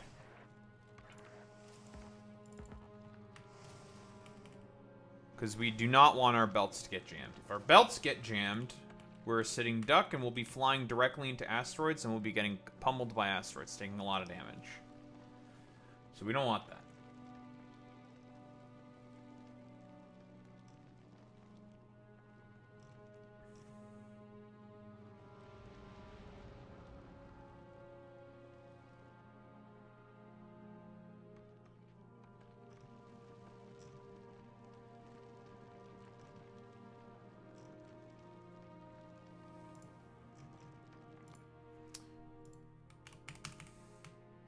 So I'm not exactly sure what the arithmetic combinators are for. Arithmetic combinators. So this...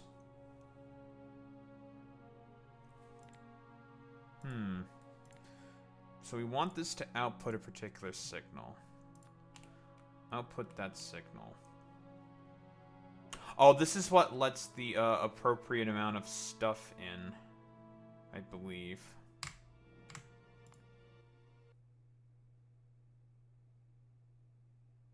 Right, because we're gonna have all those asteroid chunks all on the exact same belt, not like separated appropriately.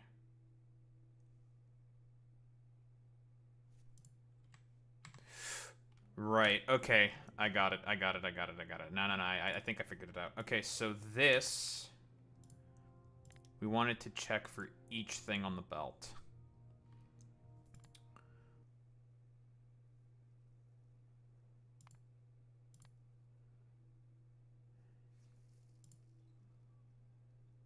Evaluates the condition for an input signal individually.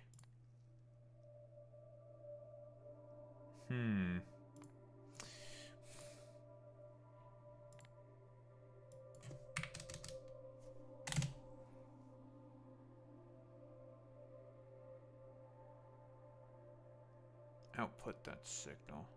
Multiple of 100. No. Does that mean it's an adds up to 100? We're gonna use the red wire for this. That's gonna be our input. So this thing's gonna check for each thing on the belt. Hold the belts.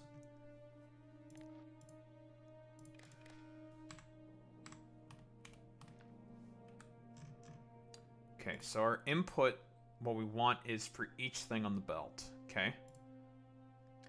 And what this is going to do is if it gets the fucking check signal, then it activates. I think this should work. Plus 100 input signals. I'm not sure what these logic gates mean exactly. I remember what these ones are. And or an exclusive or. I don't remember what these fucking... Boy Meets Man, do you remember what these logic gates mean?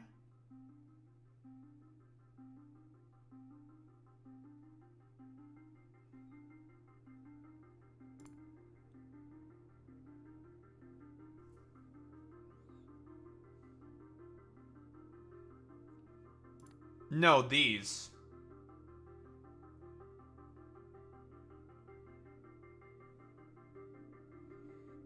I know what and, Zor, not, and all those fuckers are for. I took logic classes back when I was in comp sci.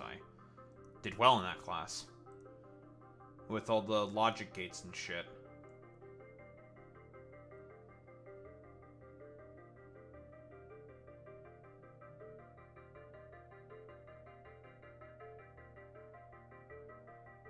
I'm asking about these two specific,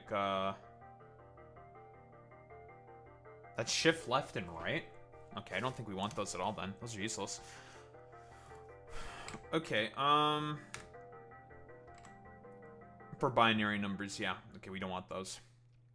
Those don't do anything for us. Okay, good. Okay,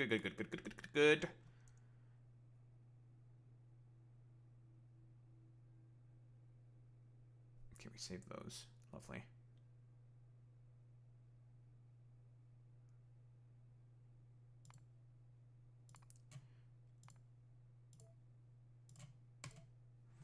I just want to see what the inputs for the arithmetic combinators are for, because those are meant to control how many things are let onto the belt. Because we have to have control of that as well. Can't let the belt get jammed. Very important. Got to make sure the belt is constantly moving. Alright, we go back to the ice.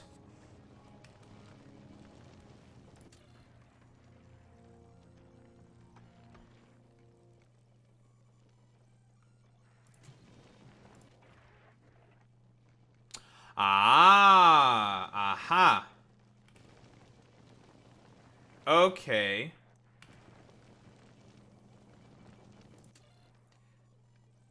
This thing's just being used as a counter. Right. Okay, that makes sense. So it's the exact same thing as I did before with all of the stuff on Maluna with the the cycling of the, to make sure that the belts keep cycling, right? Because this bit I obviously recognize immediately. It's like, oh, this is the exact same shit I did on Maluna.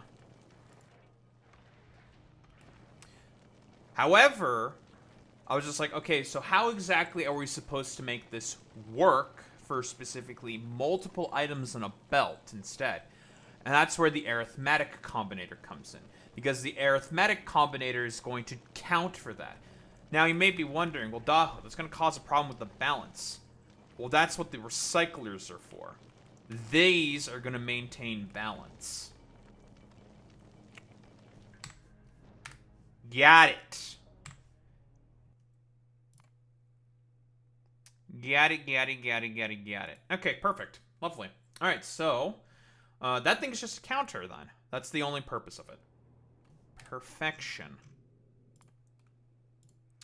Okay, so your purpose is not that. You are to just count up. That is it. You turn on when the number is less than 300. Otherwise, you don't move. You are the input, and you are what gets the input. Now, we don't have to do this exact same thing on the other side because we only have one input.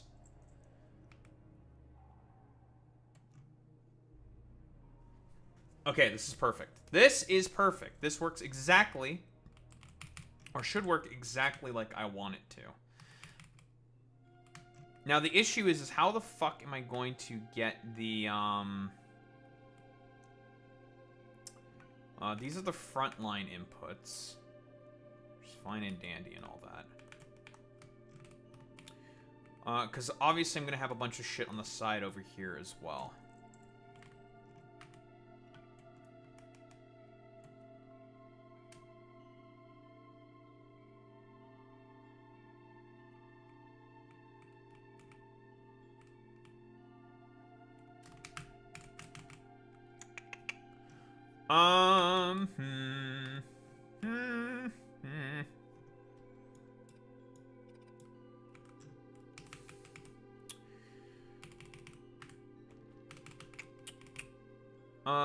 Ice.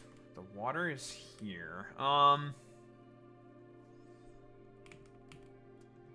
said I would stick this all in a fucking sushi belt, but I don't think we can do that.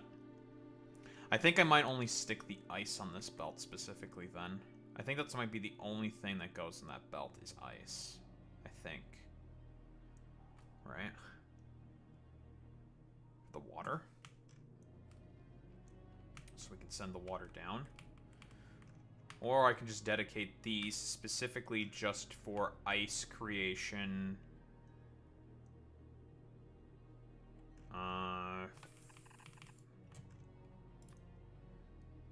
Okay, I have an idea here.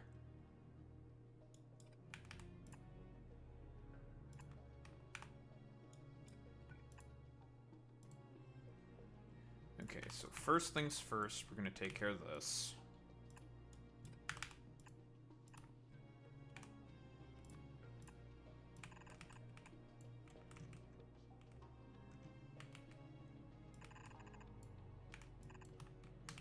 As for our chunks, boom, boom, get rid of that. Okay, link that belt.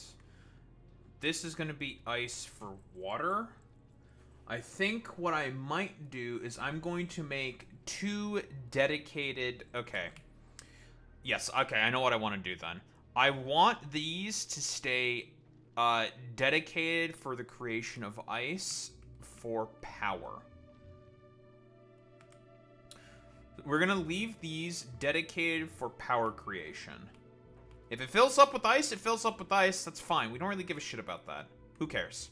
That's fine. I don't give a fuck about any of that. So you two are going to be dedicated to just the creation of ice for that belt over there for power. Yes. This shit's going to come down here on this belt, the sushi belt right here. So we can just make a fuck ton of steam. Water dedicated over here. Now, obviously, we're going to bring... We don't have... we're going to have to create our thruster fluid up here. But here's the thing with stuff in pipes. It pretty much transports instantaneously. So it doesn't really matter. And it doesn't take a lot of water. We can just have this be completely separate, being provided by these crushers right here. And that should be fine. If we need to divert a little bit of the ice over here for the necessary water, we can do that. It's not a big deal. Because the other stuff that we need is we have to make room for, you know, all the explosives, for the dedicated other shit, blah, blah, blah, blah, blah. If we have to dedicate some water, we can do that pretty easily, because I think we're going to have a bunch of excess water. So what we can do is we can just put storage tanks here and here, and just have a pump say, hey, if you have this much, pump it up for excess water. We can do that. That's fine.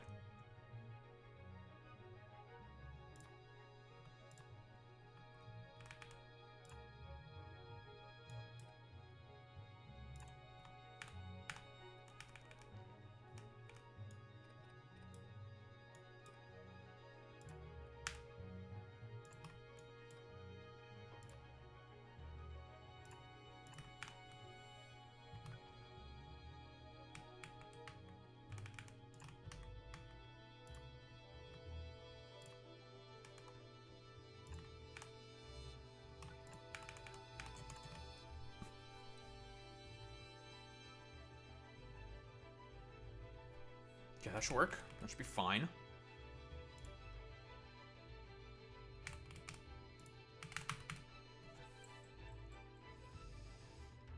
Now we're gonna have to do some belt magic.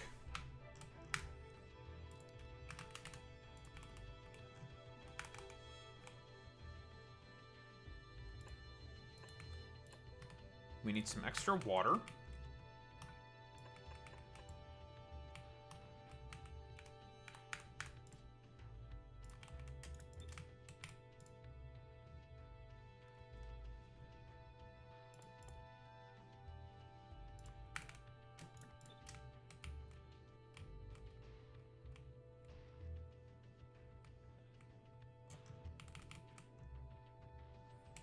I want this to be 3 and 3. Not that I think we need that much. 2 and 2 should be fine. Because this recipe is quite efficient.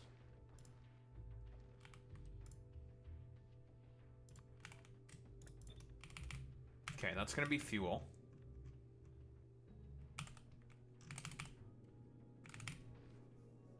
We just have to appropriately route everything.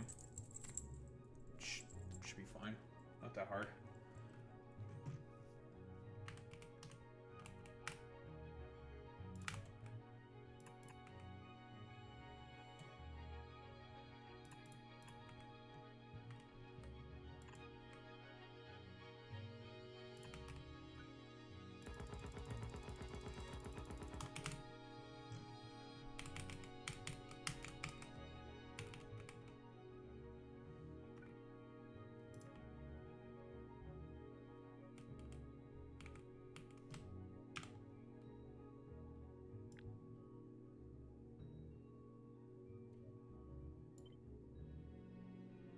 Move this up by a teeny tiny little bit.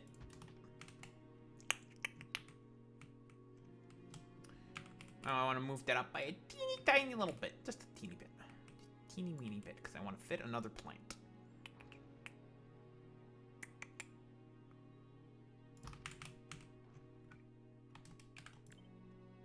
Perfect. 3 and 3.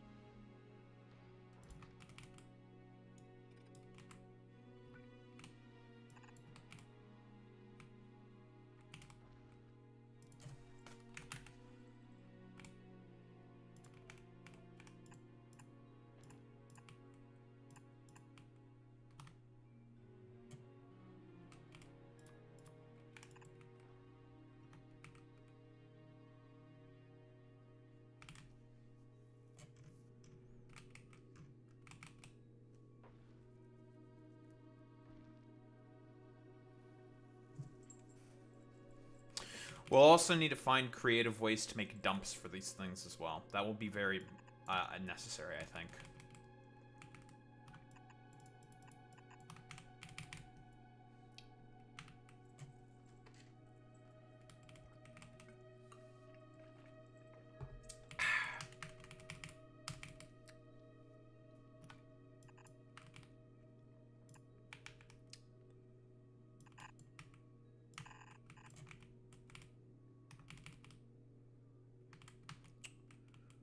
Actually, I don't think I need this other part here at all, I think. I think this is unnecessary for me.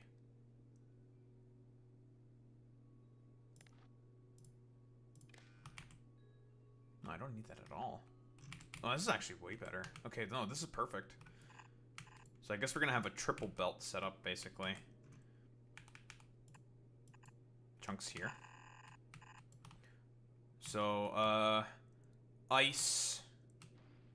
Ice for over here. Ammunition. Chunks. Raw resources processed here. Raw resources go into the appropriate plants, blah, blah, blah. And everything gets appropriately processed, blah, blah, blah, blah, blah, blah, blah. The only other thing that I need to figure out then is explosives. How am I going to get those in? I think I need to move this up by 1.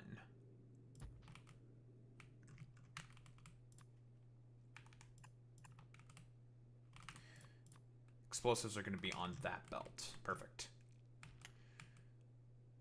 Meanwhile, iron on this belt. So explosives go here.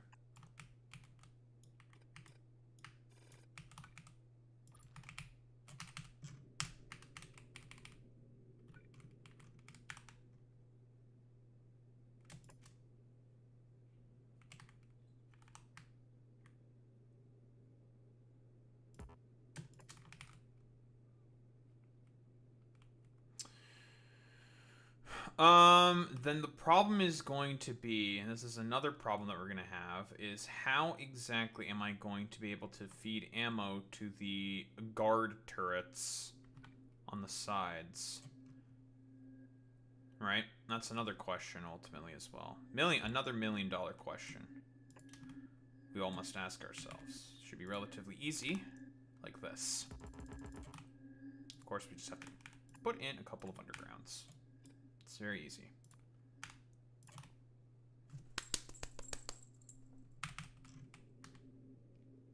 These are close enough to our rocket turrets.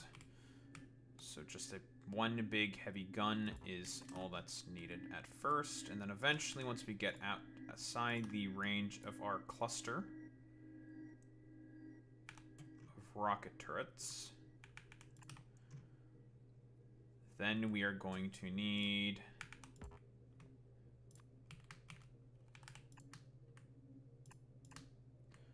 our other turrets. They'll do a 1-in-1.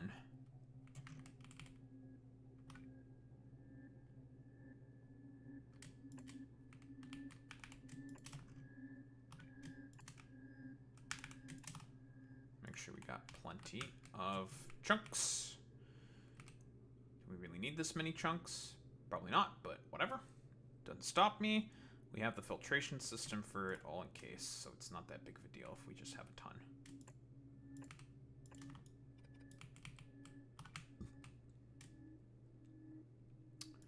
Gun.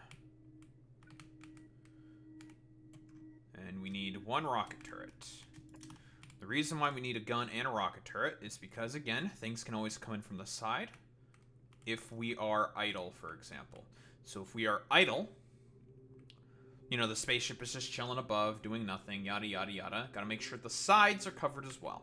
Very important. Because asteroids can just drift in from the sides. And they'll cause damage. Of course, we'll have a bunch of repair packs on us as well, because why not? Just in case.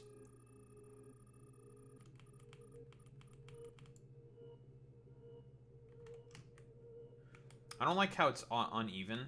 That annoys me, but whatever. It's fine. So, you go here, you go here. Then we copy and paste it.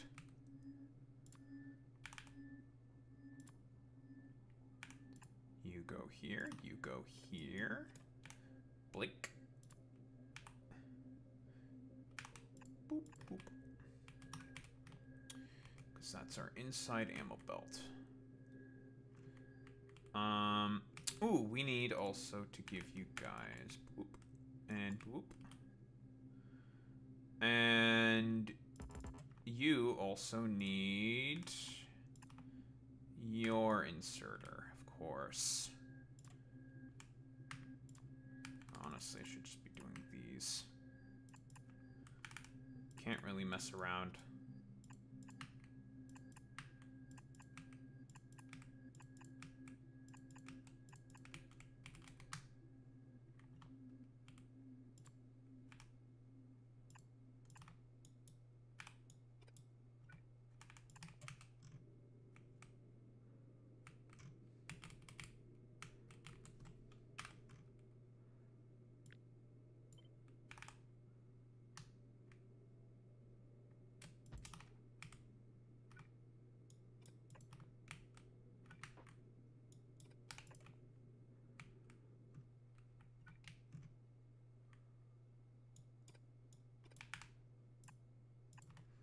Ooh, a perfect fit.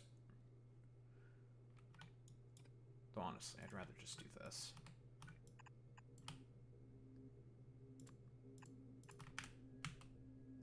Lovely. And we do the same thing. Probably one more time.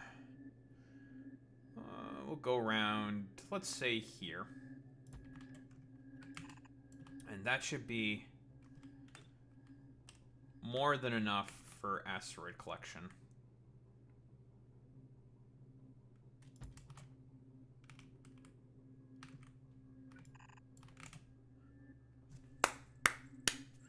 Fantastic.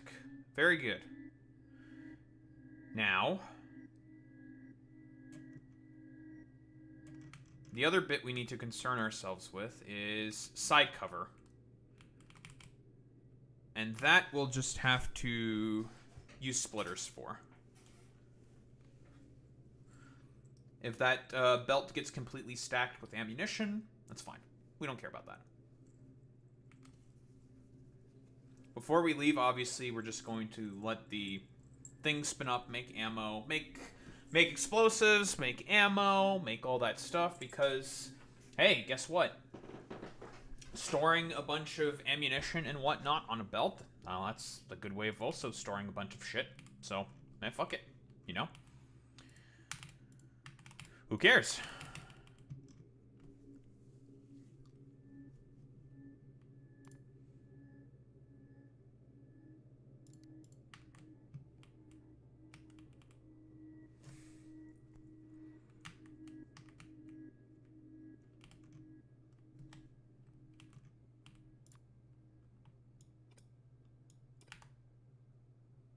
Boop. Boop.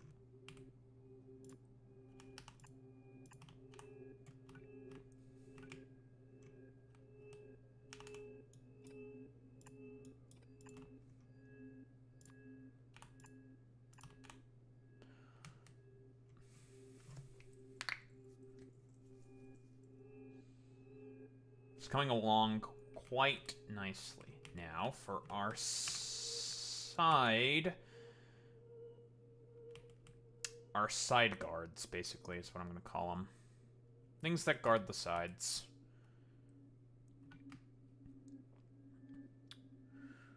I kind of want to put it, like, right here. That should be fine. Because I can put stick and underground right there. Because I can just do a little this and a little that.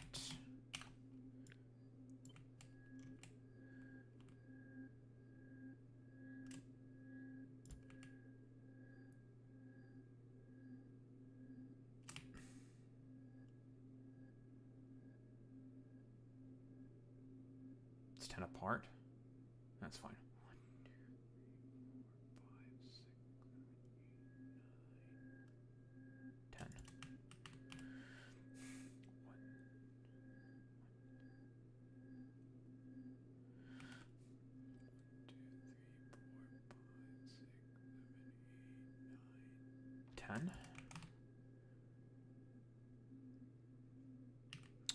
one. We need to make sure we have perfect coverage as well.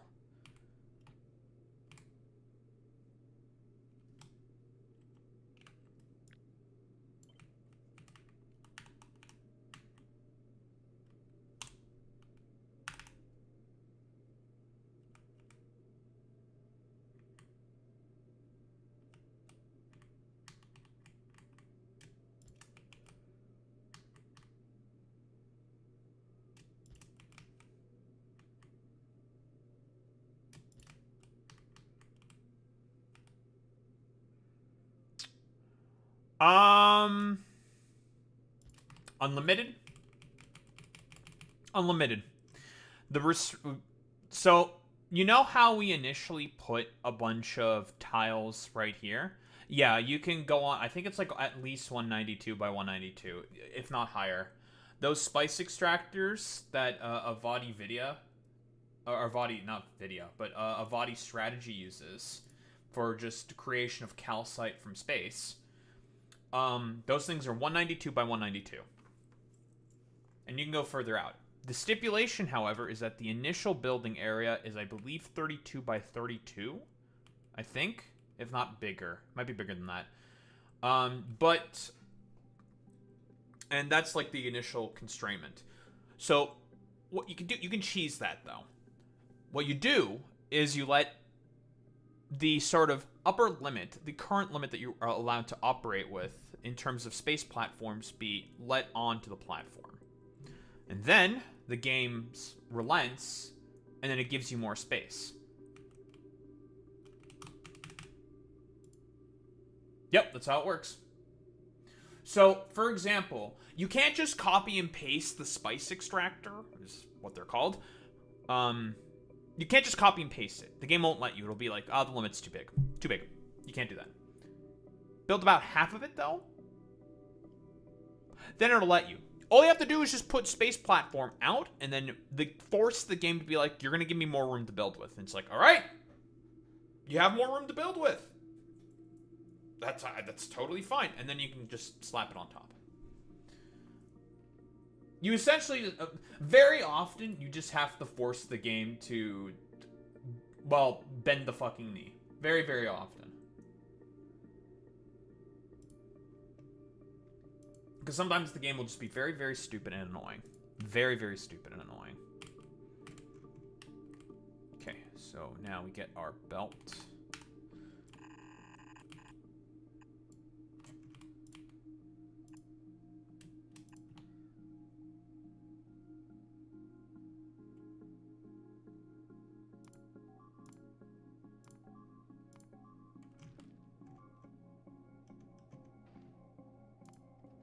Hmm?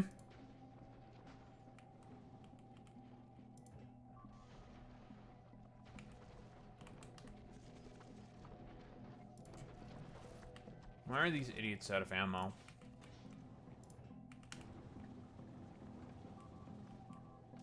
Are we out of water? Yes, we are. It's always fucking water.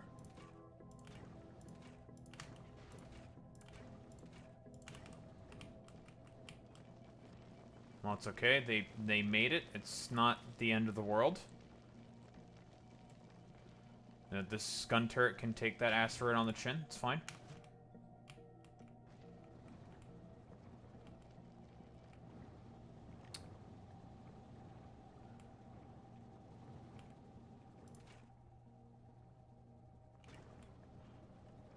Oh, this is why.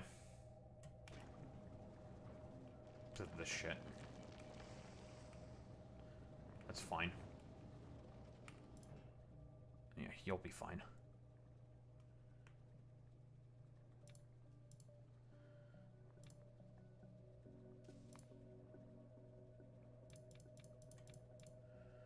Leave it like this for now.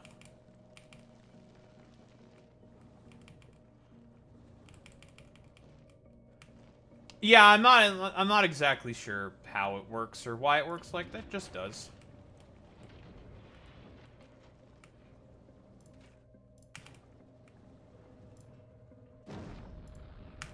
Yeah, it just works. Shut up. Fuck you. Alright, the ship got a little fucked up, but it's fine. Just stick in a bunch of ice, and eventually you'll be fine.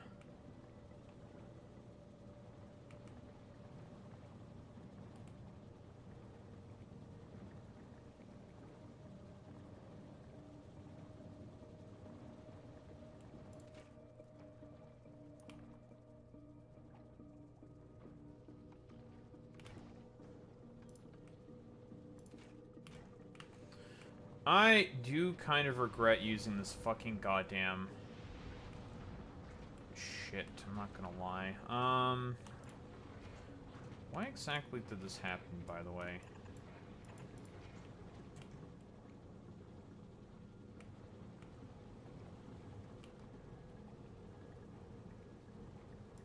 Why did I have that on a separate fucking thing? Oh yeah, I need also you to grab the mixed oxide reactors. So now we have our fuel. Now we are gonna have our reactors as well. Gimme.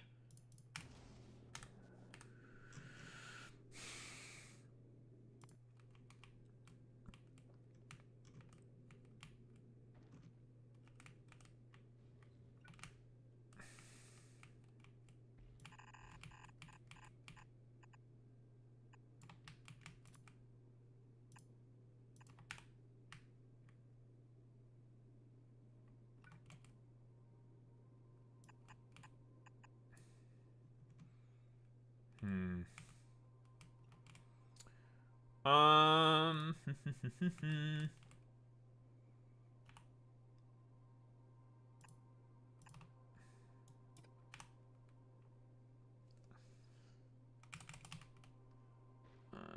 belt for this, like, kind of ugly.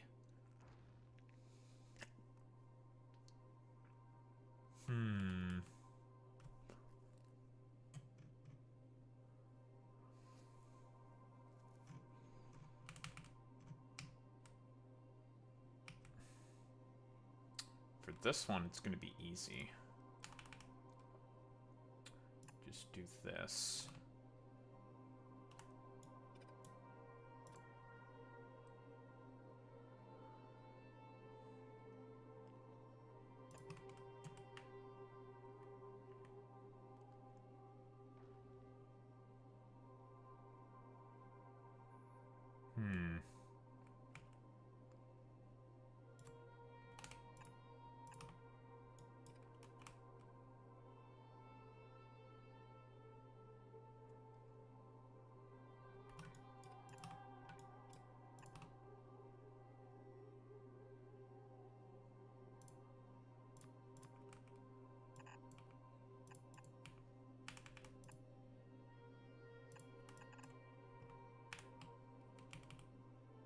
Alright, that works.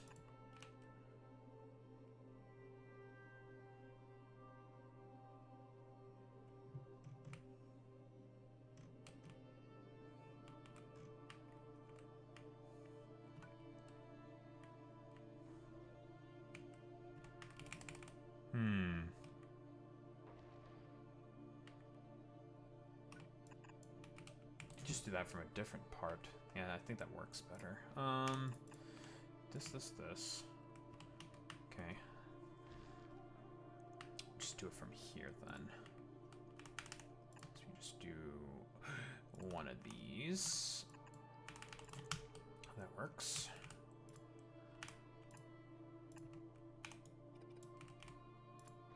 Boom. Perfect. That's gonna be you guys supplied with ammunition. And you guys also supplied with ammunition. Of course, I could always just belt weave instead of doing this. I mean, yeah, why don't we just belt weave? That's probably fine. Take our green. Boom. Easy peasy. That works. Okay, cool. Okay. Good. Very good.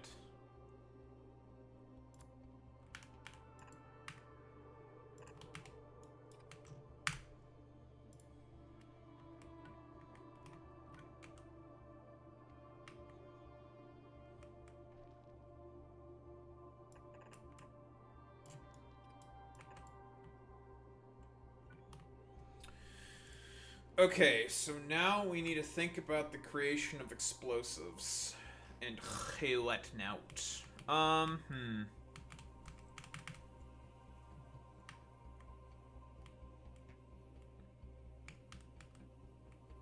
think we're gonna need more water than what we have currently available to us.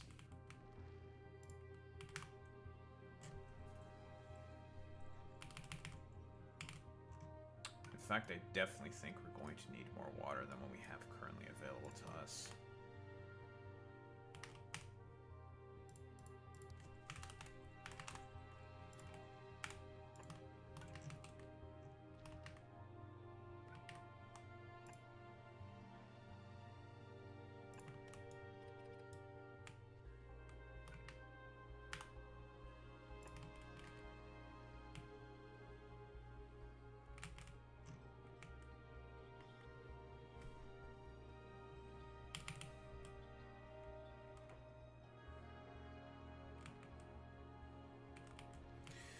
The creation of explosives is going to take a lot of water. So coal synthesis.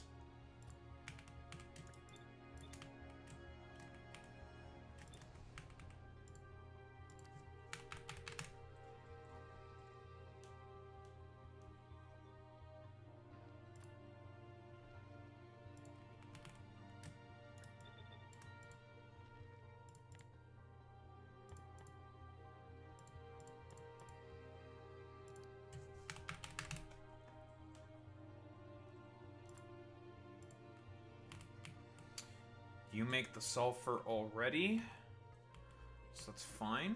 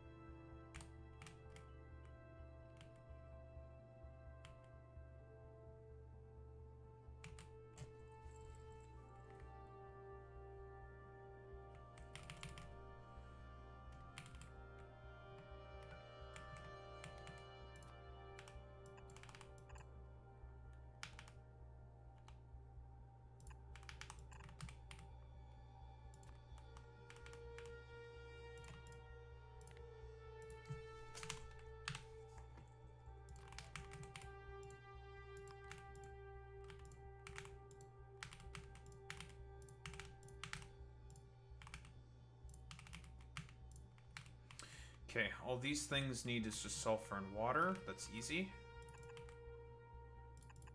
Sulfur, water, carbon.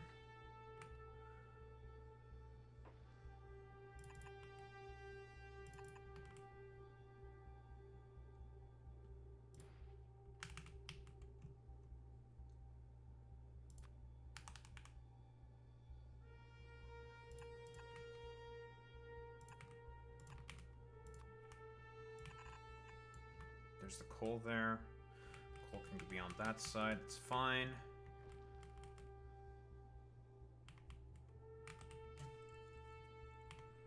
Then there's the explosives. The fact that we can use these long-handed stack inserters is very, very convenient, because normally you do not have access to these things in a vanilla playthrough. So mods coming up quite clutch for us for the time being.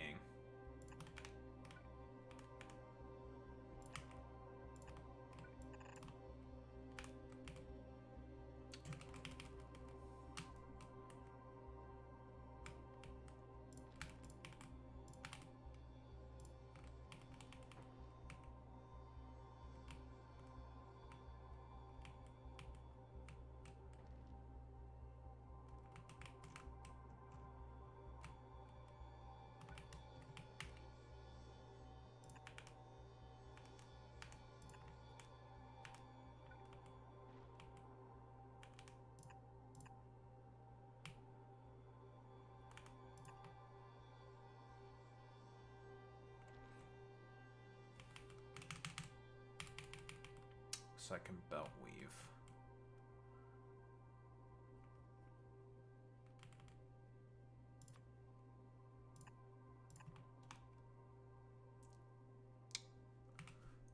Beacon's in the way.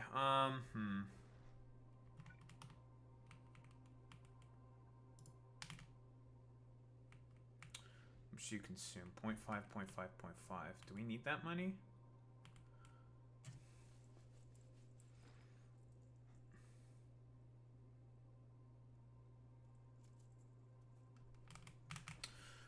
We can fuck a little bit with the ratios as soon as the things come up aboard as well. Because the good thing about this is I believe it's all pretty much 1-to-1 ratios, I think. We can mess a little bit with the numbers once the thing actually built itself, and then we'll fuck with the ratios a little bit. Wherever there are, you can stick efficiency modules to stick efficiency modules, otherwise save a little bit of power. Okay, so that's going to be...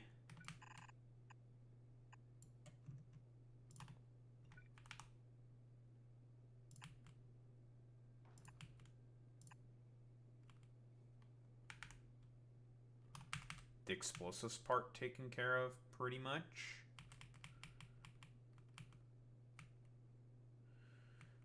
Another thing we also need to think about is,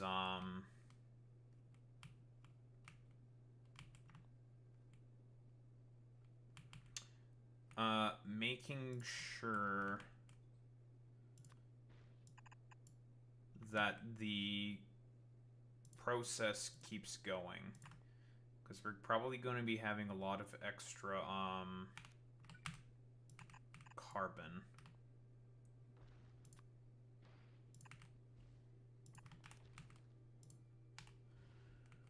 Ugh, sometimes I wish these things are 2x2 and not 3x3.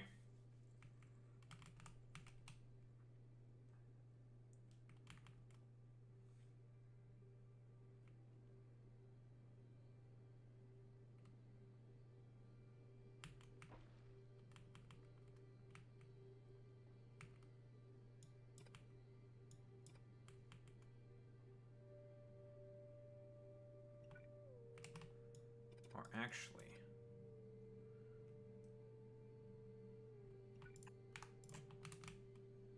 I do this instead.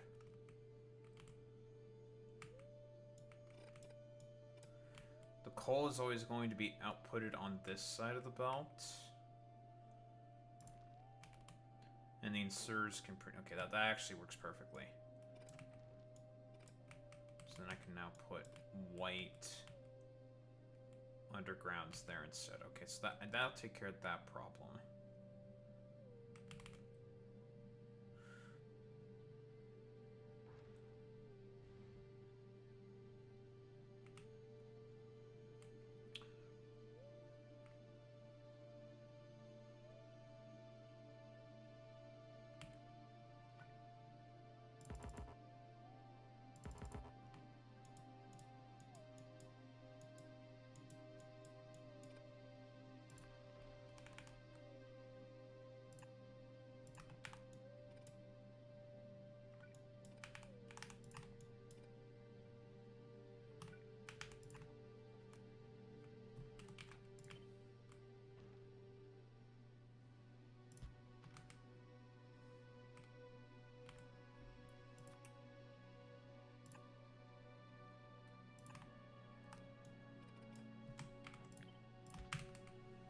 Okay.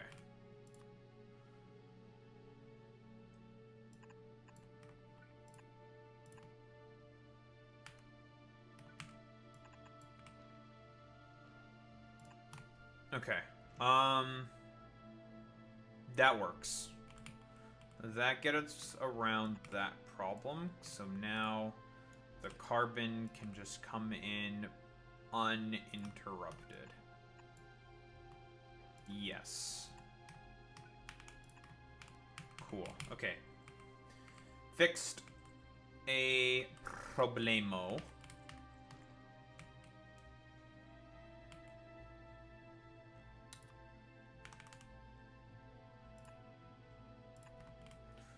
And the excess, we will just...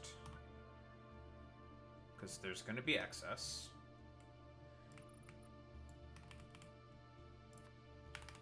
Void it out.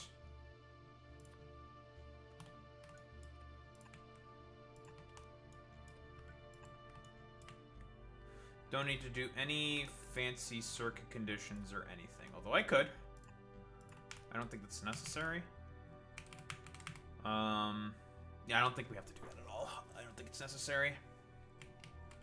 Because we're going to be producing more carbon than sulfur to keep up with. So we're going to always be backing up on carbon, I think, over sulfur.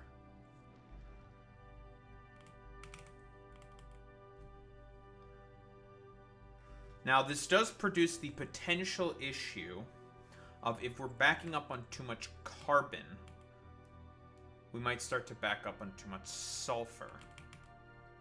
It's a delicate balancing act that we have to maintain here. It's kind of annoying. But kind of annoying. I mean, it's very fucking annoying. Delicate balancing act that we have to maintain. So we don't need speed modules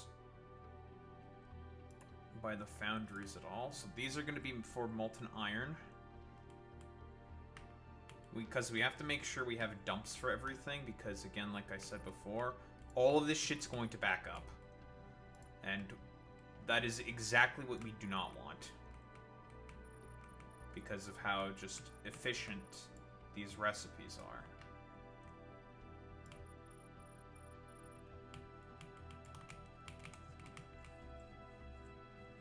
Also, we have to think about how we're going to get our thruster fuel and our oxidizer and everything down to the engines over here.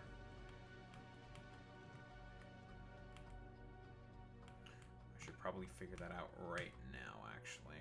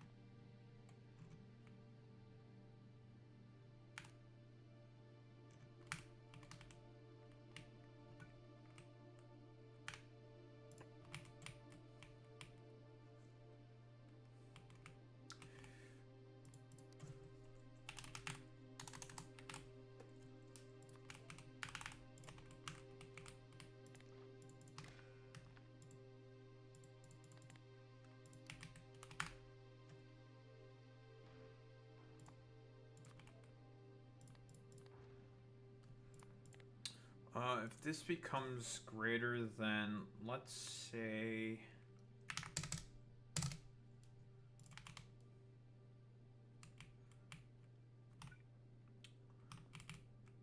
the, oh shit, I need more water contingency.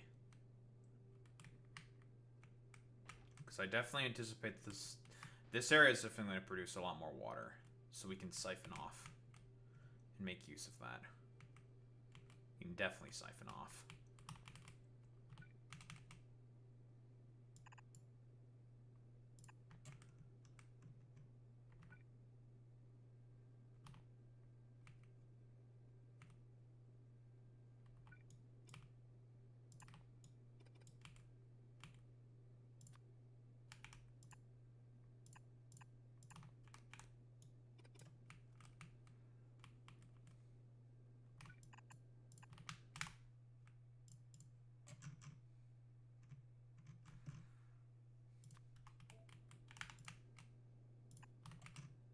Perfect.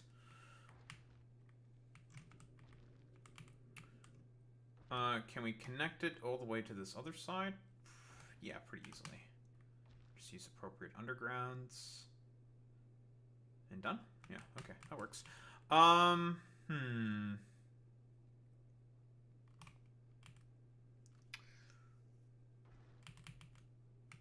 do we integrate these fuckers?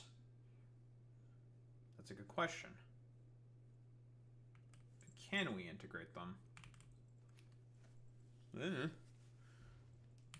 I should have room for everything else, though. What? The only other thing we need, so this is all the stuff for this shit. It's relatively easy. And for the other bullshit...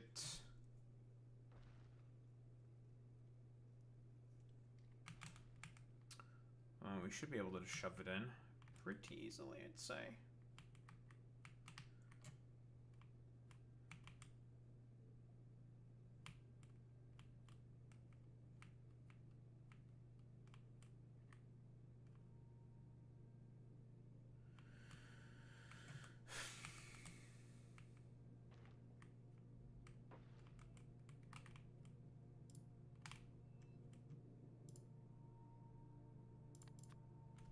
Also, we need to set target priorities.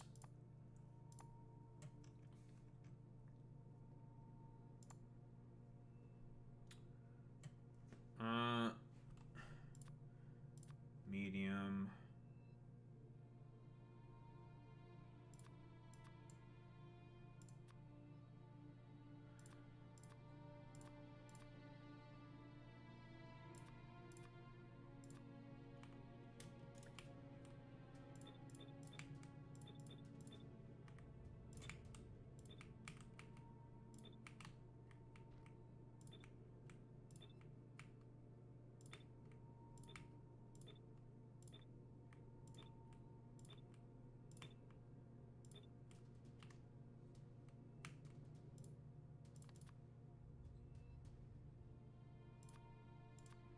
Big. The fuck is Moranth? What?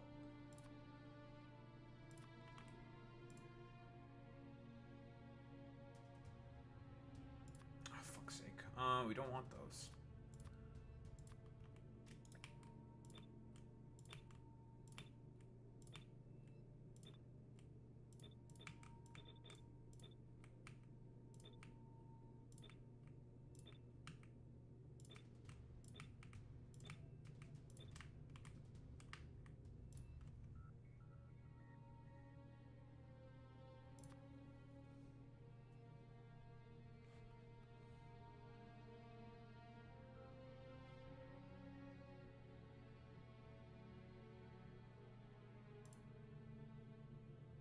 Carbonic metallic oxide.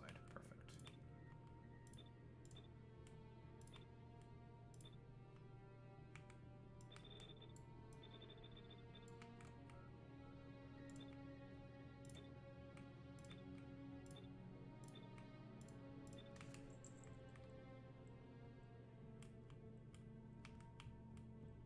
Oh fuck, I just remembered. This stuff's gonna pick up the fucking anorthite chunks.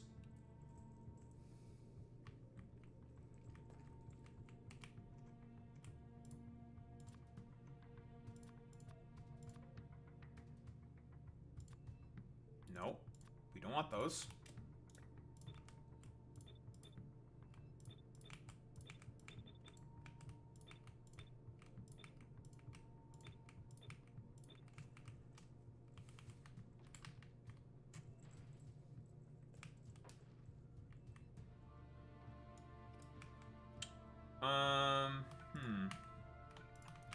Solution to problem.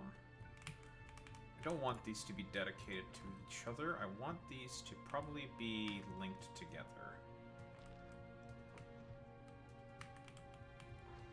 Dedicated for these, obviously, but having them linked together is probably also fine.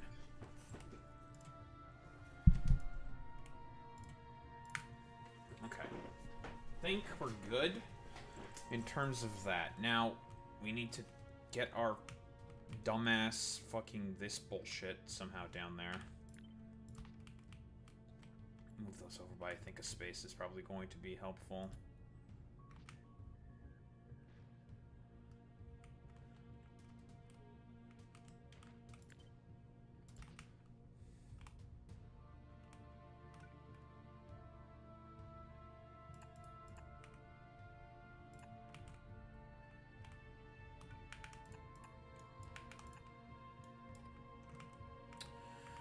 Okay, so how are we going to fish our way to over here?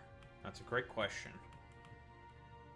So that's what we gotta do now. We gotta somehow fucking finagle our way over here.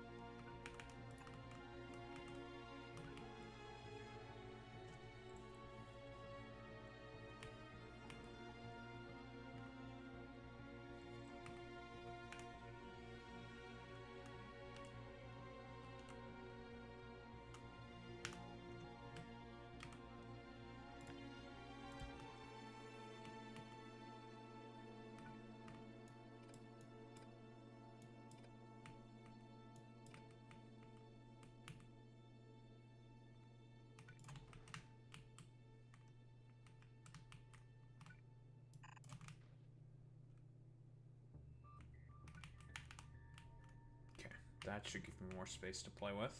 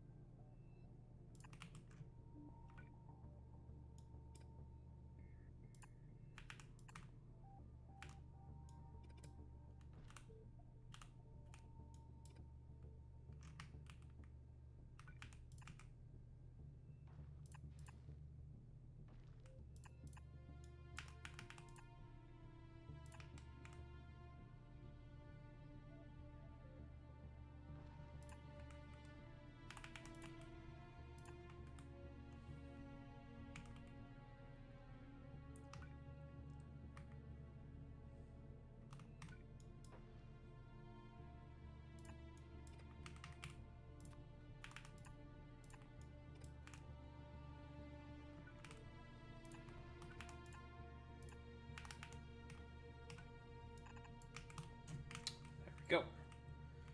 That reaches.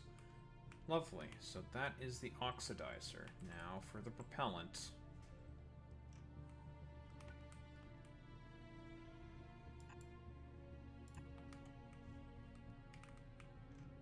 Time to finagle our way down here now.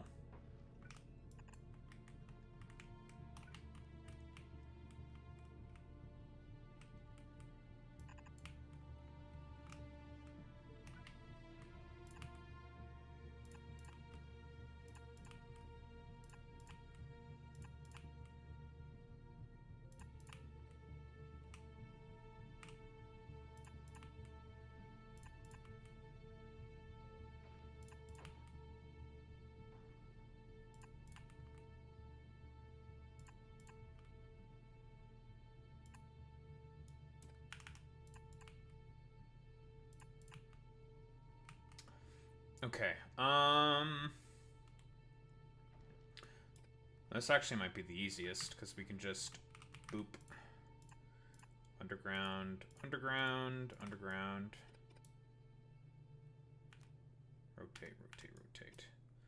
Yeah, that's easy. Boom.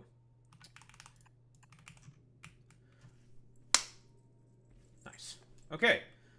Now we just need the molten iron. Way to get the ice into here. Blah, blah, blah. Dumps. And then we can start to build the thing.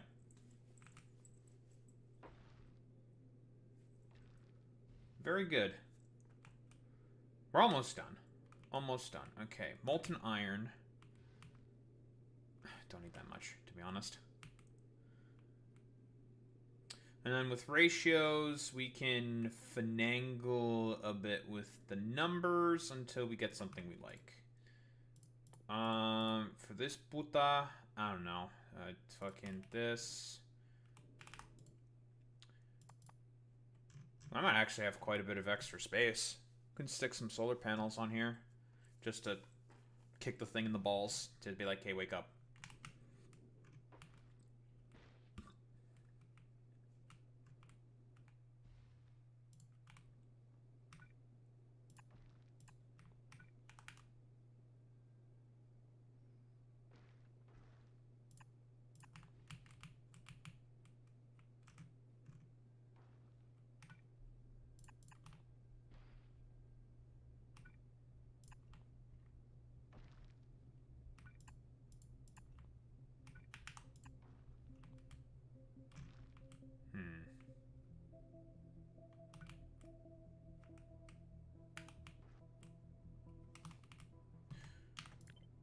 Let's put that there. More modules. Sure. Well, efficiency. I could always just stick them right next to one another. Should I do that? I mean, I could do that. I don't see why it matters.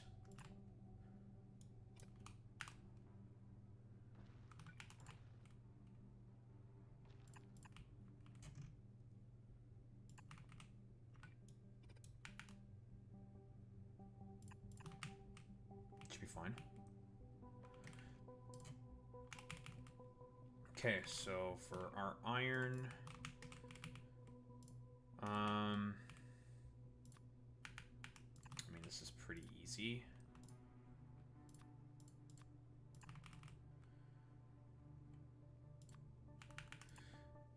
We don't really care if this thing gets jammed with iron, I'll be honest, because we don't need copper at all. So if this thing gets just chock full of iron, it's fine. We don't care. We don't need to dump for the iron, for the all of the iron ore. That is unnecessary. Completely unnecessary. Okay, for these shitters, kind of matters a bit more.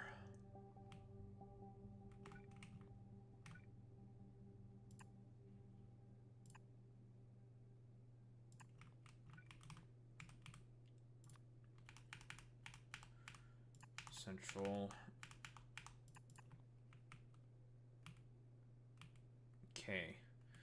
Because for these, we need... Okay, also I have to somehow get carbon all the way up over here as well.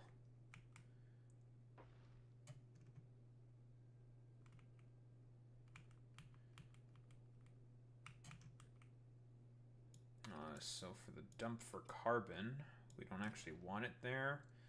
We need to also bring up some carbon over here as well.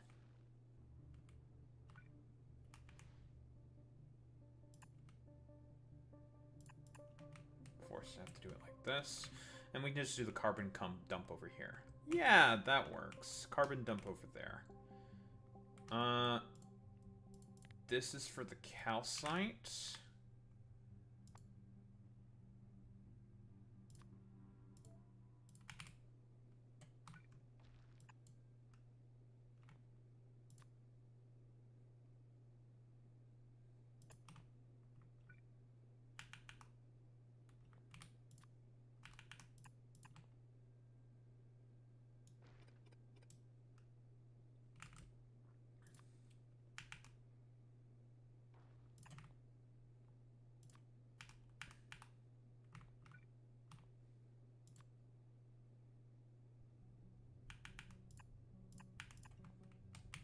Luckily, you don't need a ton of calcite for these fuckers, so... not the end of the world.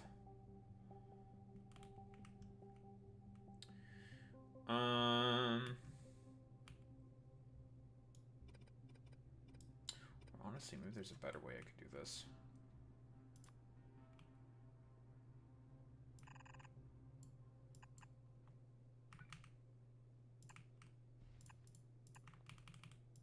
Oh, there's definitely a better way I can do this, because I can just be like, boop. If I need a little extra, boop. Just a little extra is not bad.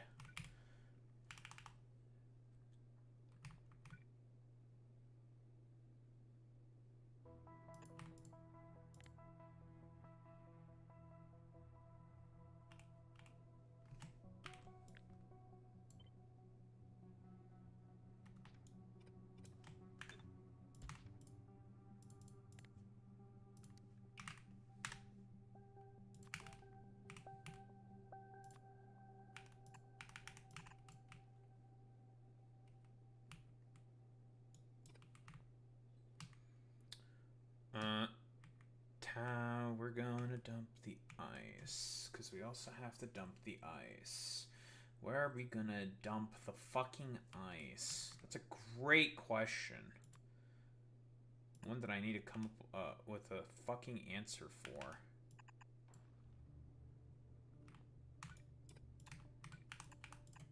Okay, we do that.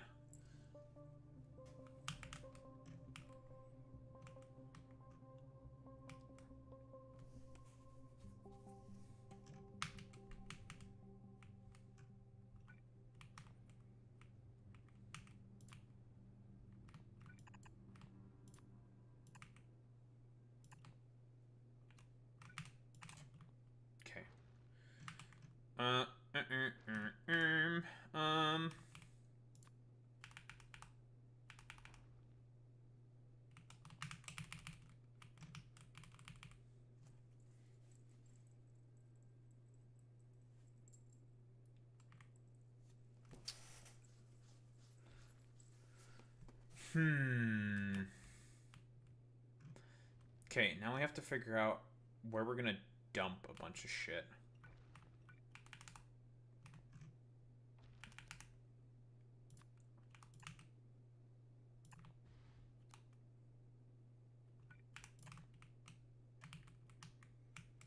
Okay, so ice dump here. Because there will be enough. I guarantee it. Puta!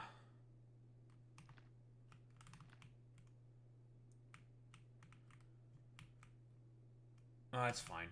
We don't care, but... yeah, because these things will grab them fast enough. That's like the only concern is if they don't grab them fast enough, but they should grab fast enough, so it's not a big deal because they're bulk inserters. They grab fast. So yeah, that's fine. That's fine. That's fine.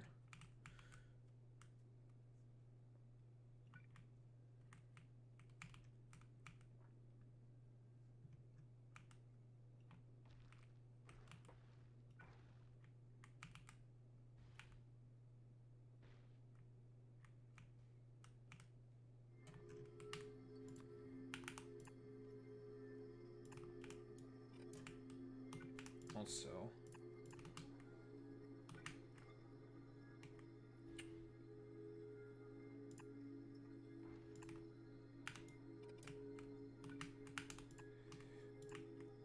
need to do a little bit of this real quick. There we go. Extra water. Because these things eat... this recipe eats through water. So we gotta make sure we have a plenty of water. And that should give us plenty of water. The only other thing that I would like to add to this, just in case, is probably more pumps, but that shouldn't be necessary. Like 1,200 pumped per second should be more than enough. There shouldn't be a problem.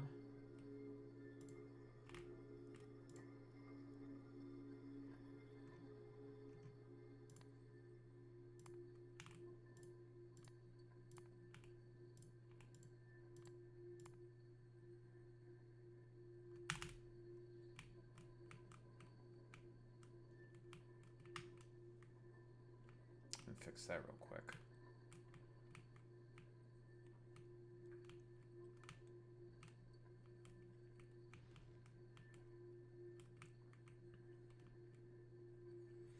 Okay, so iron goes there. The calcite for here. Calcite goes here. Calcite dump.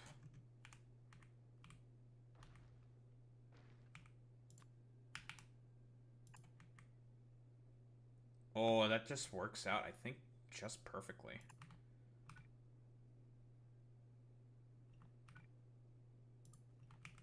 That's funny.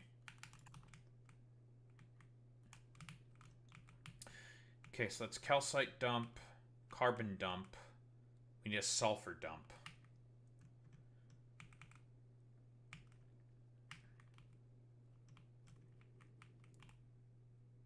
Oh, and also...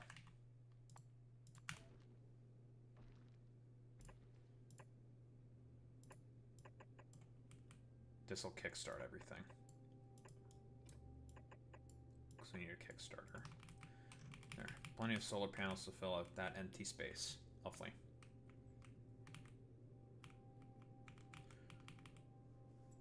Because you need something to kick it all off. Okay, sulfur dump is the last dump that we need.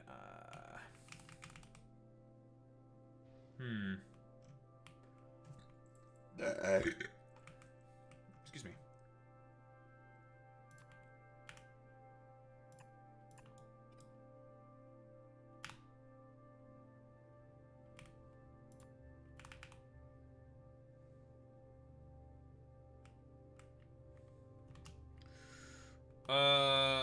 That's gonna be a tough proposition.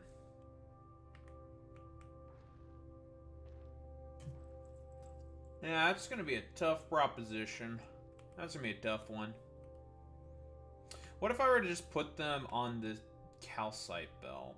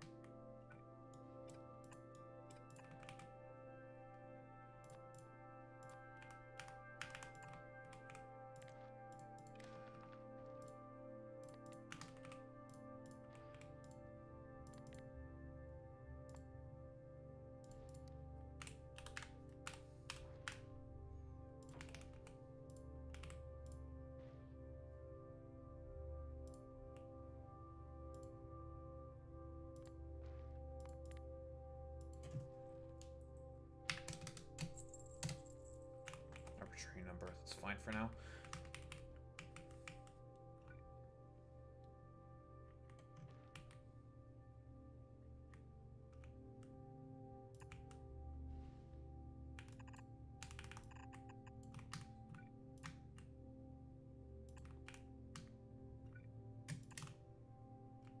Sulfur dump. The change to these being a distance of 15 is fucking awesome, by the way.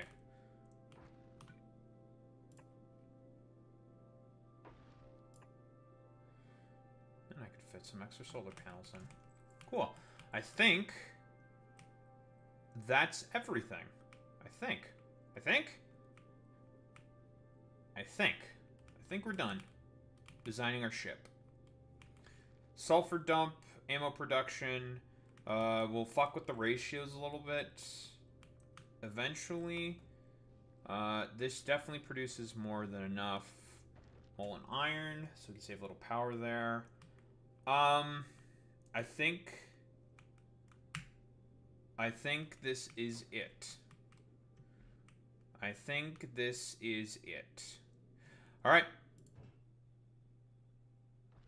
And we already have our mixed oxide fuel up here as per the request. And as such, we will now change this back to Ceres. I didn't want you to send that back down, you fucking puta.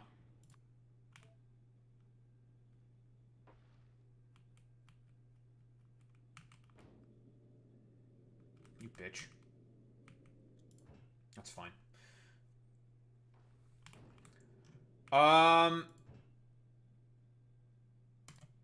Go. It's time for the Void Dragon 2 Electric Boogaloo.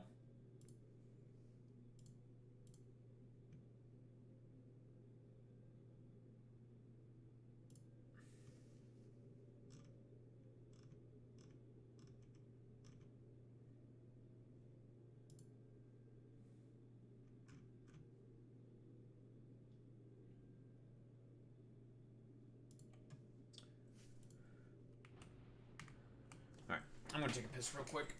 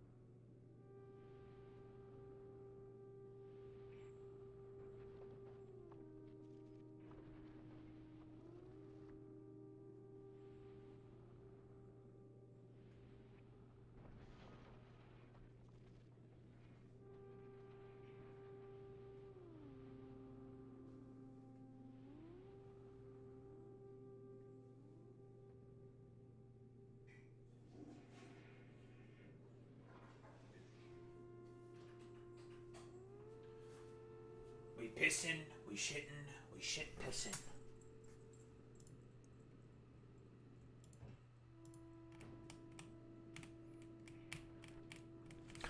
Of course, we're not going to copy this exact same design when we make all the other ships, because we do not need as big of a nuclear power plant. All of them are going to require nuclear power plants, but not ones this big.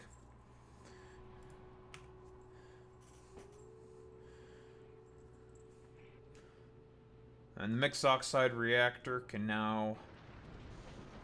Wow, look at that thing. Brilliant looking.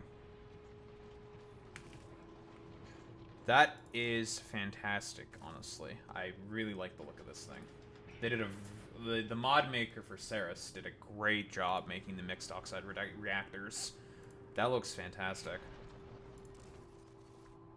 Really like the look of this thing with the actual sprite. We haven't used these things yet because I didn't decide to redesign all my nuclear power plants because I'm just like, I don't want to. That's going to be a pain in the fucking ass. I don't feel like it. But essentially, this is a nuclear reactor times 4. It is a 4 times as strong nuclear reactor in terms of the output. Puts out 160 megawatts of energy in comparison to nuclear power plants, which is 40. So these things are really good.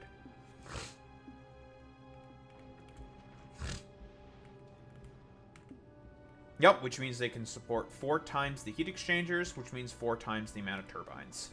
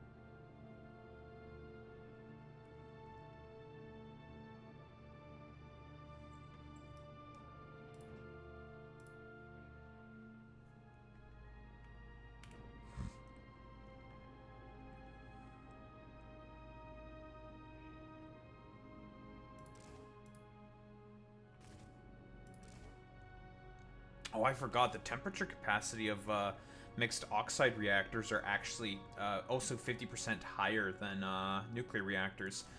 This can go up to 1500 degrees. I forgot about that.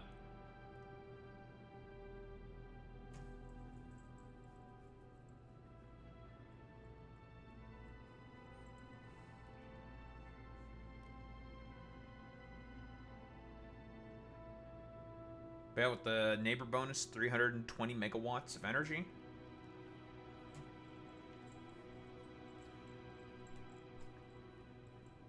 that's each one. You can support a crazy amount of heat exchangers and turbines with that. I'd have to do the math. But oh, we could have gone bigger than this with the for the reactor. That is for sure.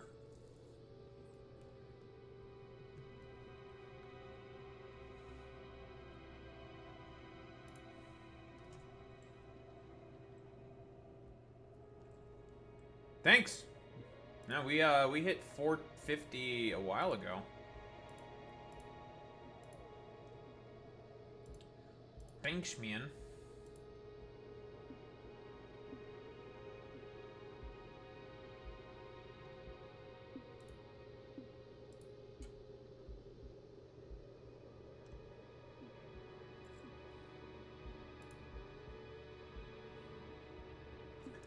Yeah, anyone who want to follow, yeah, it's a ban. Yeah, we're ban. Anyone who want to follow is ban. Ban them on the spot. It's on site. On fucking site, dude.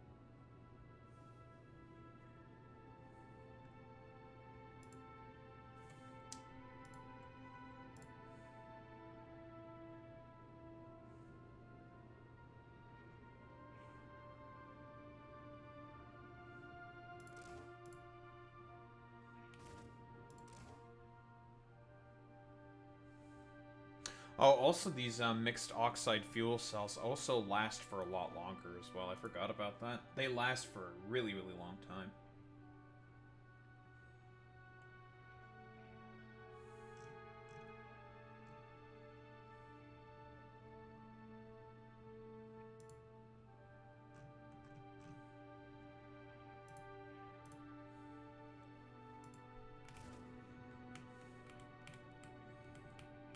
We're getting close to finally having built this damn ship, folks.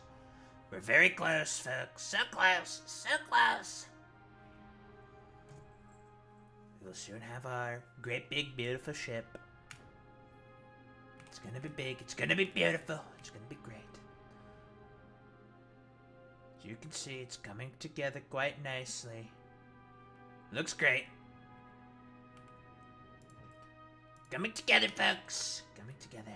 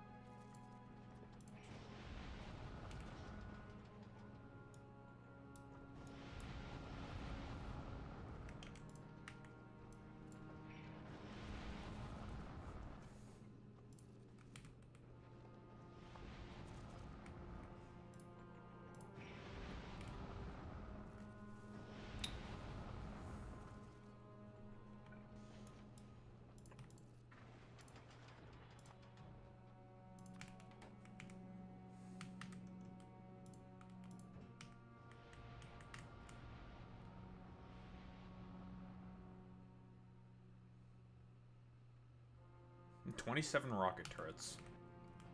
It's a lot of turrets.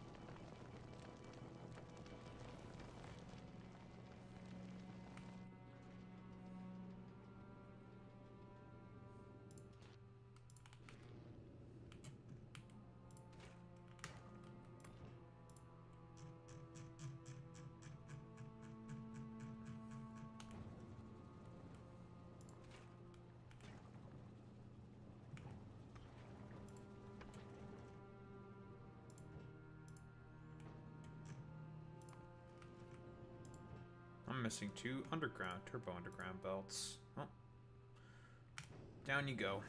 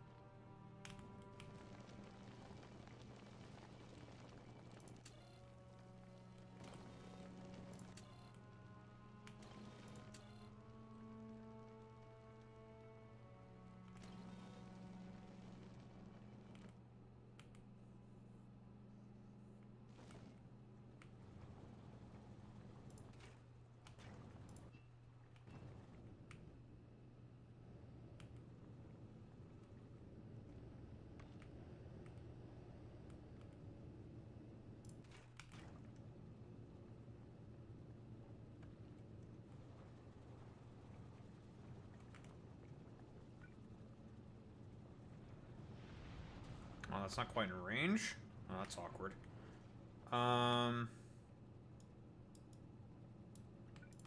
Okay, that's not hard to fix.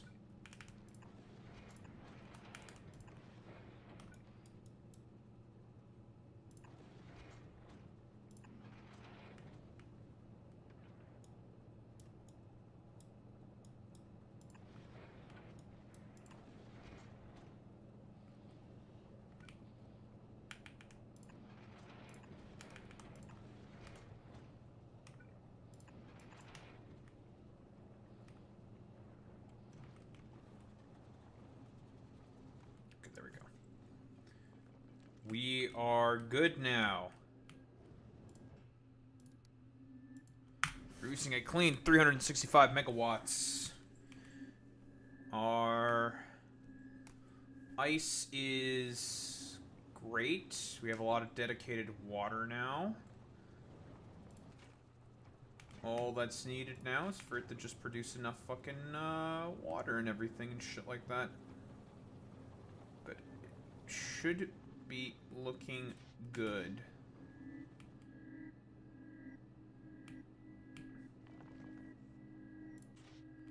We just have not gotten any calcite yet.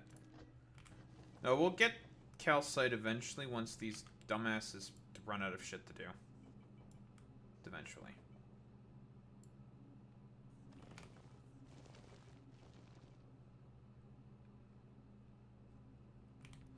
Once these things start doing their thing and we start getting way more chunks of oxidized shit, then we should be okay. We can't leave, obviously, because we have no ammo in any of our weapons. So we can't leave, we can't speed up the process. We would just be destroying our ship. Once these things start to get going, eventually we will start to make a lot more oxide chunks.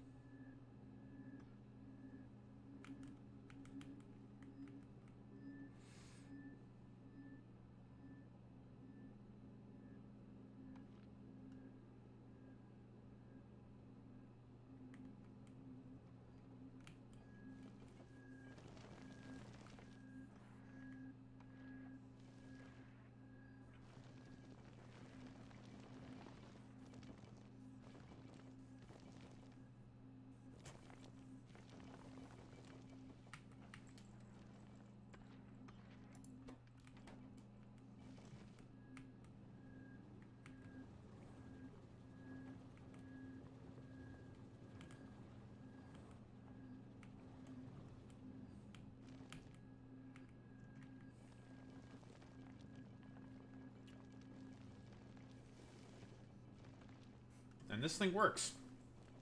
Hooray.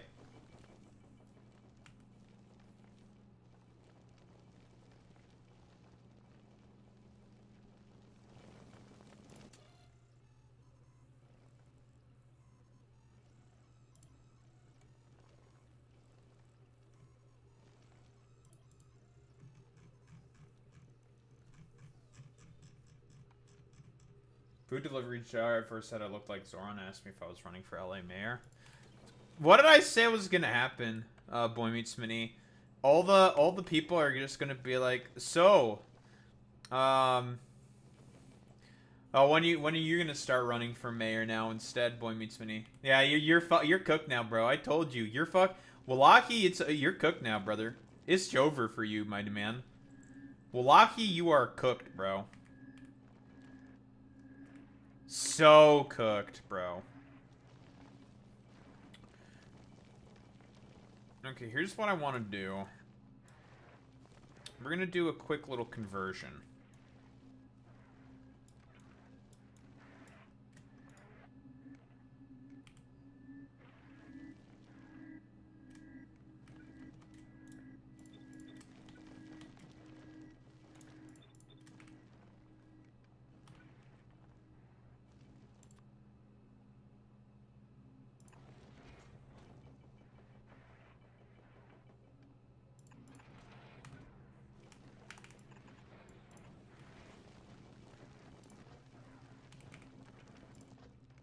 Because we need some fucking calcite, bros. Bros, we need some calcite so we can start to produce ammo and a bunch of other shit.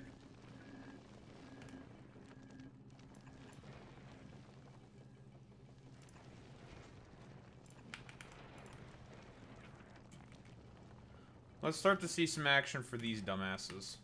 Very important.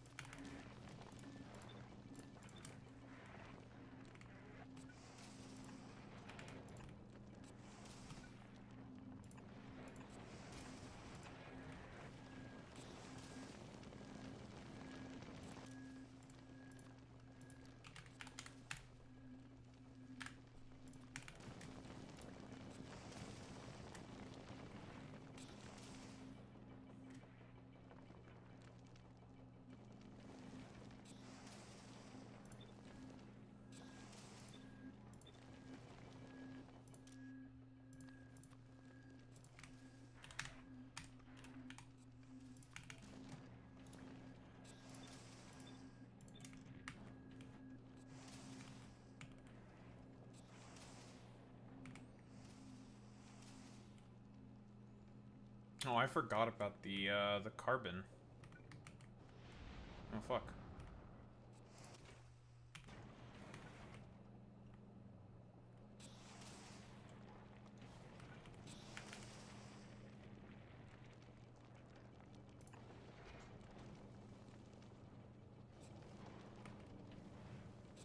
Turns out there was a couple of things that I forgore.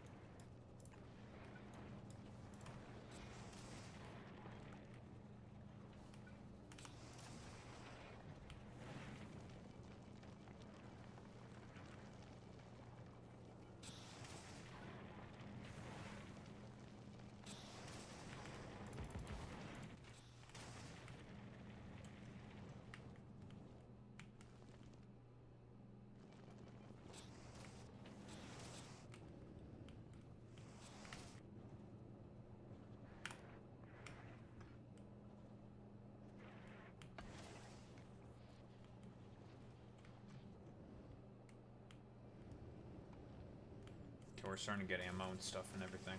Some stuff is getting working.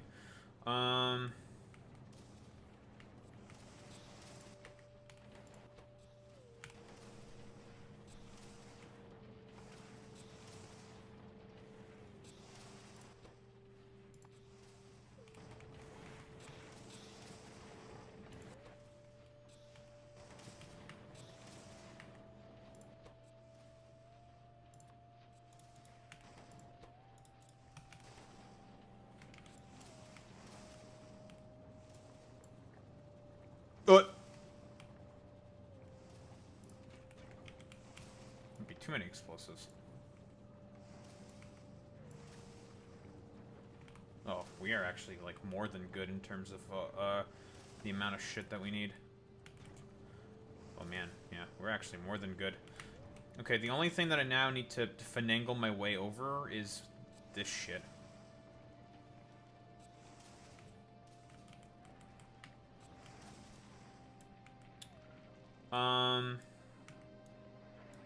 The final finagling.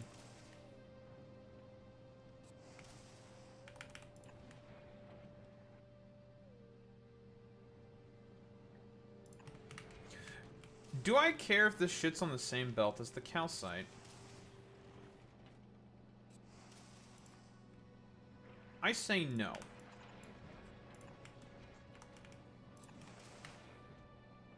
Get over there. And that'll go get dumped anyways. That is a-okay by my books.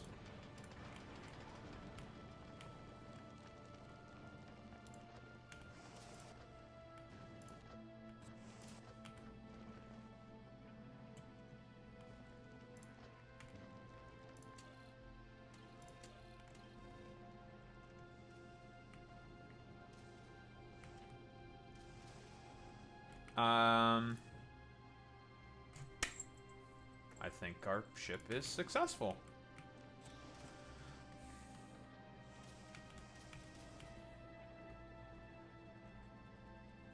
But honestly,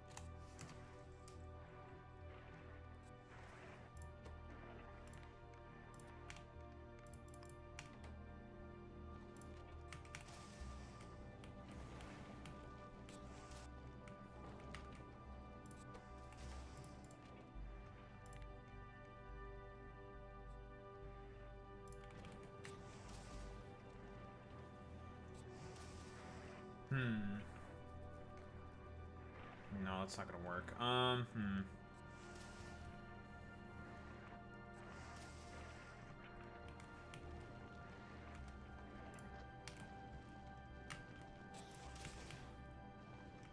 do some more carbon, I think. Go to Vulcanus. Go. Honey? Huh?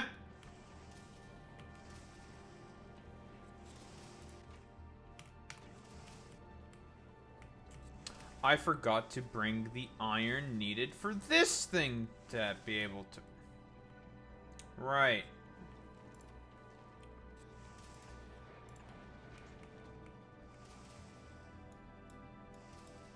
You need iron to be able to make thruster fluid. Right. Okay.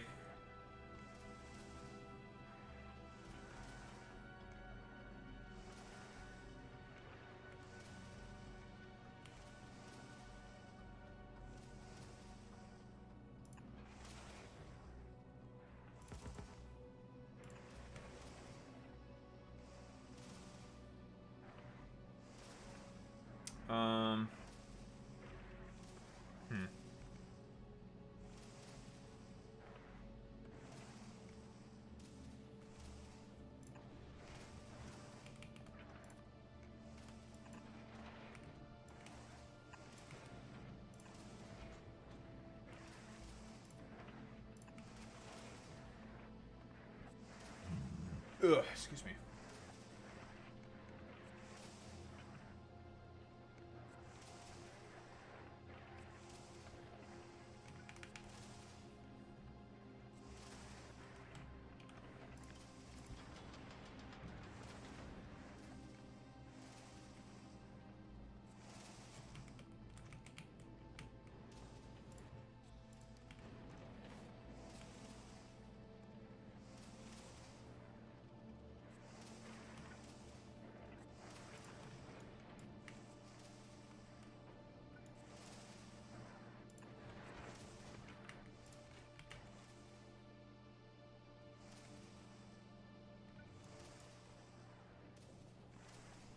Hmm.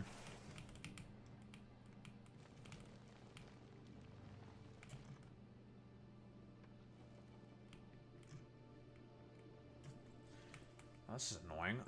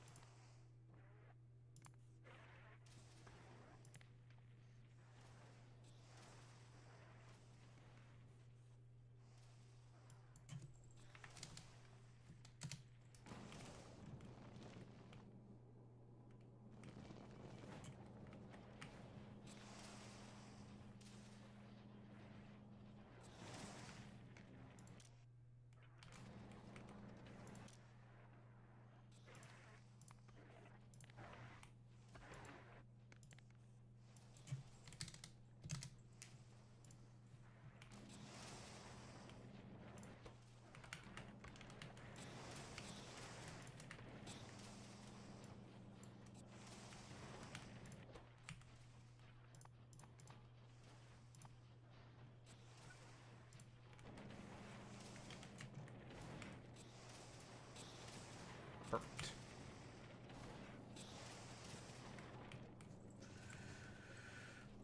Okay, cool, cool, cool.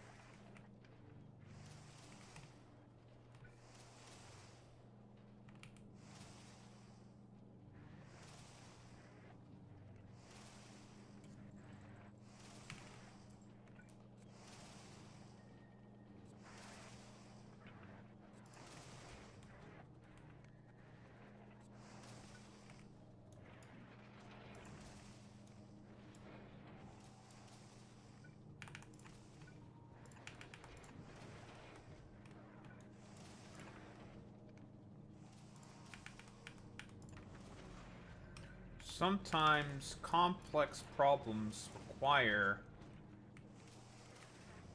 complex solutions.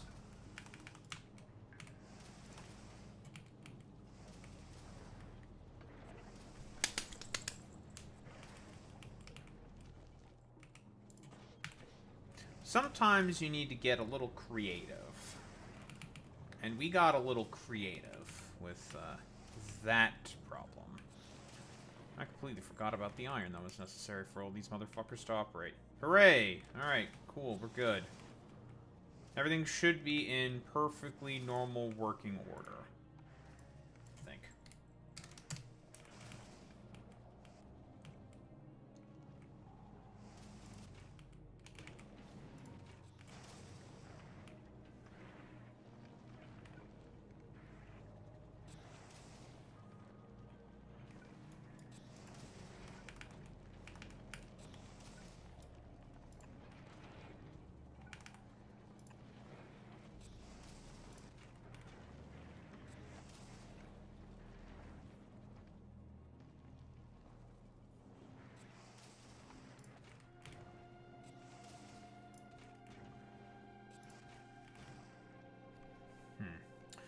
how I'm gonna get sulfur for this one. Don't think I can.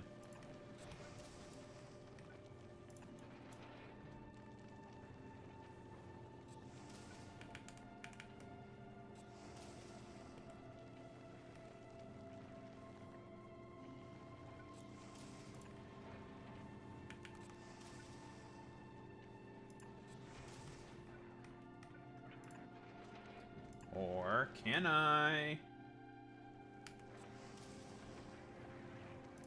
No, that didn't work.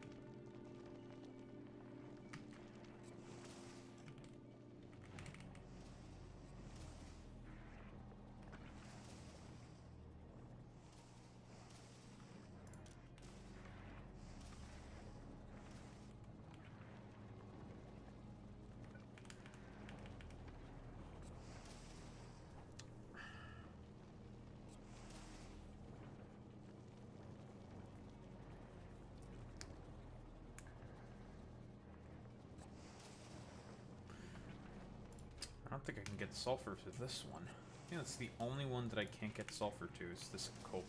Is just this plant right here. I don't think there's any way I can get coal to it. I think there's actually no way I can get coal to it.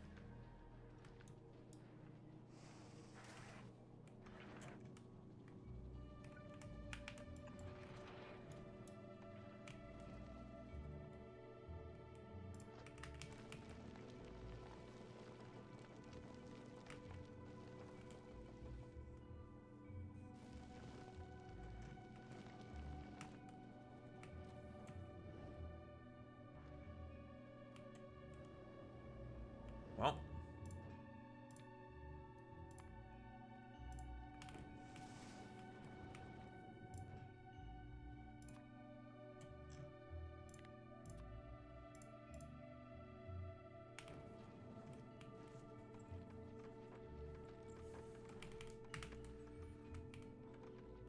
Time for you to gather more resources more quickly.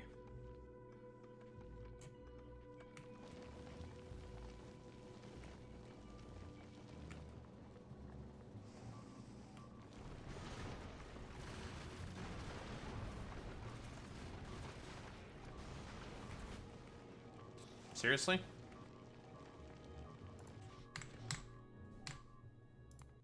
Really?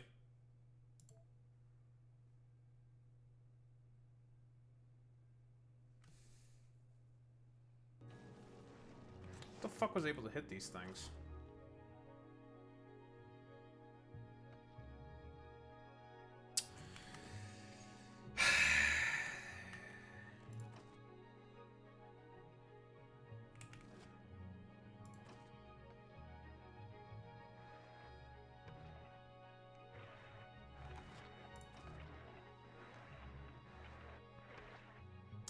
I fucked these things up.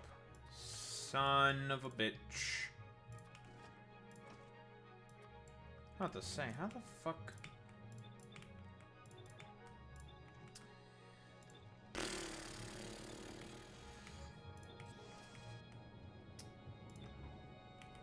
I was about to say, I should not be having any issues here whatsoever with the heavy fucking gun turrets. The targets were wrong. I put the big ones, not the small ones. The small oxide ones. Okay. Now you should be okay. Fucking puta.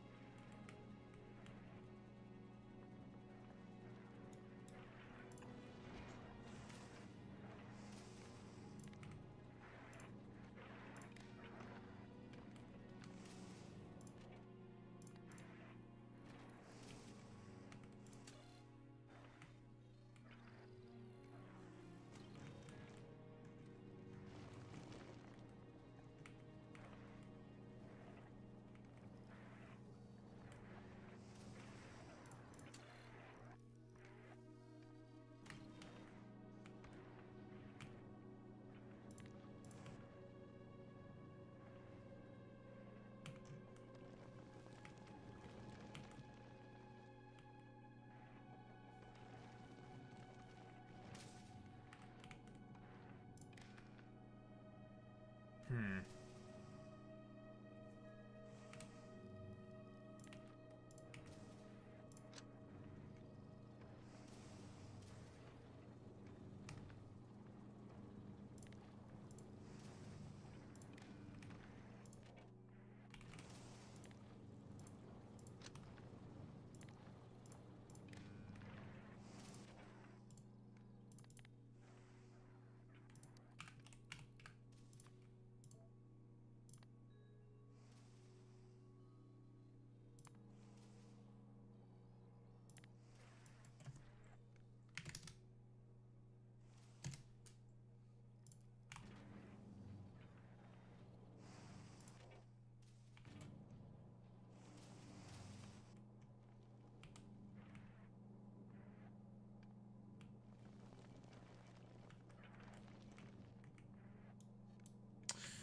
No, let's not bother with that. That's fine. Okay. So hopefully now everything works. I fucked up the filters a little bit.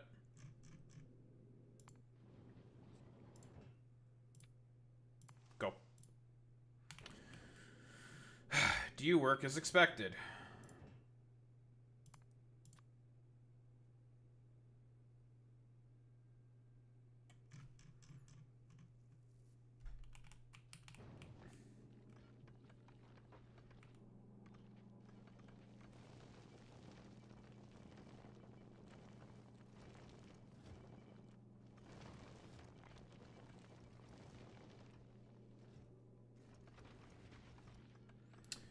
There we go. That's more like it.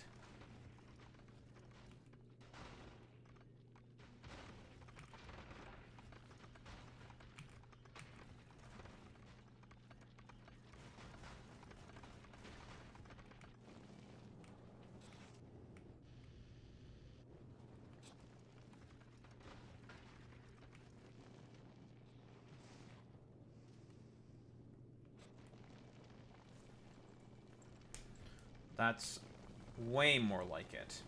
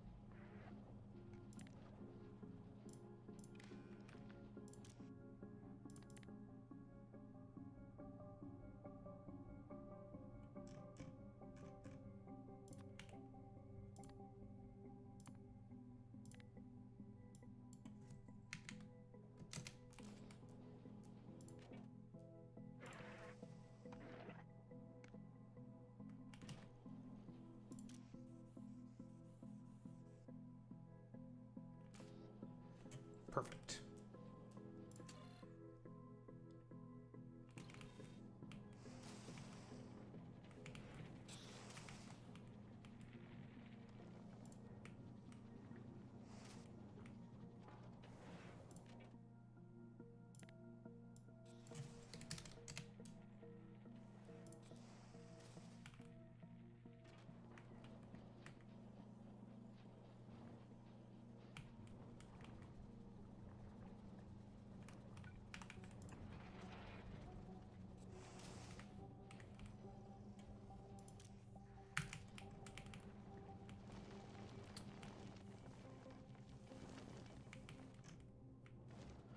Alright, I think we have perfected our ship.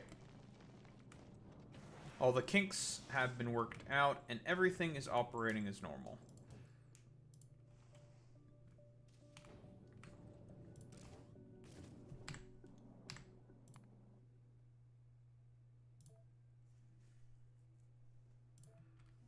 Now, the final test. The maiden voyage.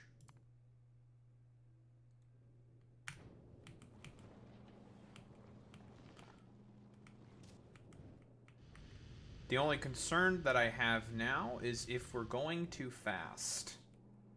Because rocket turrets, they're kind of slow to react on the jump.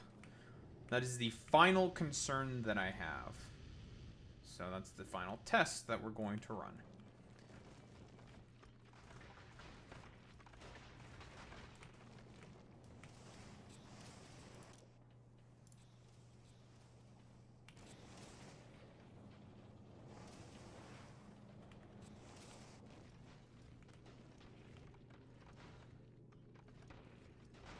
The normal-sized asteroids, not a problem.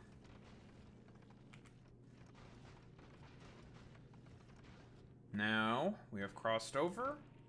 Time to start getting the big ones. We have gotten enough research into our rocket damage, or explosive damage, to be able to two-shot any big asteroids. Like so.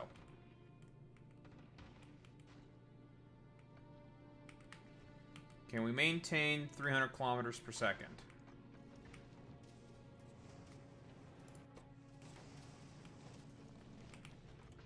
So far, so good.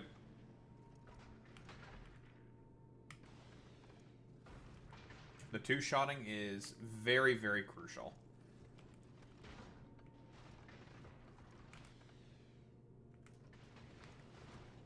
Because it'll give plenty of time for the guns to react to the small stuff. Having a boatload of rockets, so they can cover for each other, because they'll do precise amounts of damage, helps as well. And we're maintaining 330 kilometers per second. And in terms of production, we're totally fine. And we made it. No damage suffered whatsoever. A flawless maiden voyage, I'd say. Flawless.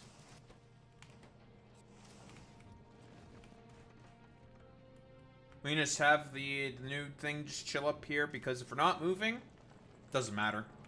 They come in very slowly, all the asteroids, so the stuff on the sides have plenty of time to react to that, and just can take it down instantaneously.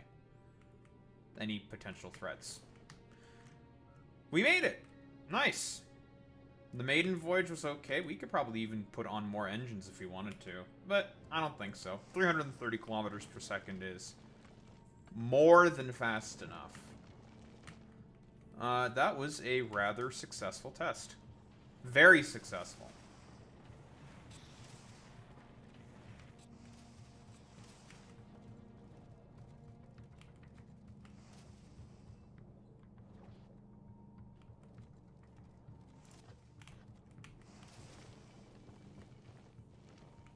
And now we have a fuck ton of asteroid chunks. Nice! All that's left to do is just gather supplies and then send my dumb ass down here to this new planet. Hooray for me.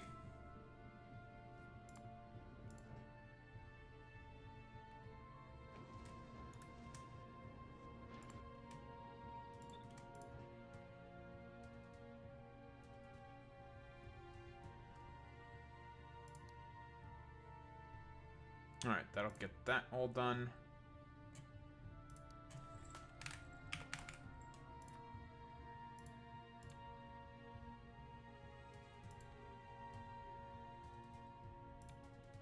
I lost my interrupt. What the fuck? Oh, we can remake it. That's okay.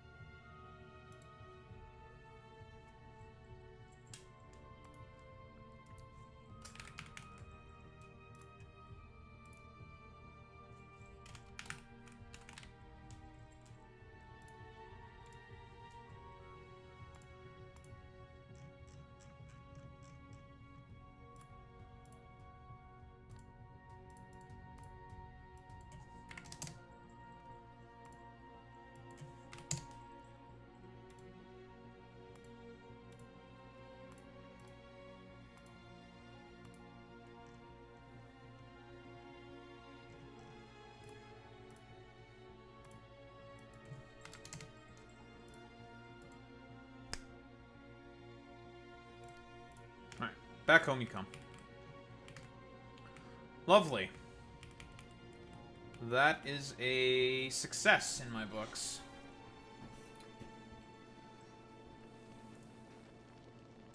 I was a little locked in there, building my ship. My brand new ship. My new personal ship. Of course. And it performs fantastically. So it's very, very good that we got the, those needed upgrades.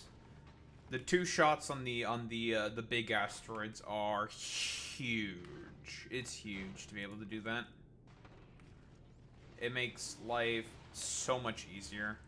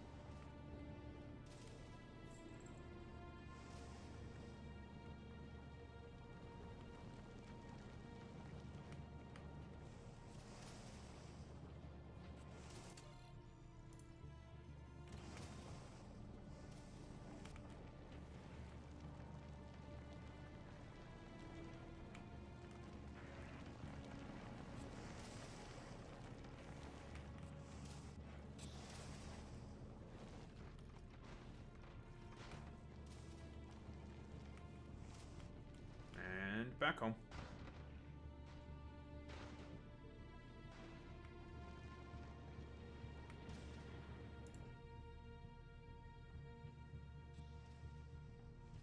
Did you just dump away your fucking excess fuel for no reason? You son of a bitch. Why would you do that? It's whatever.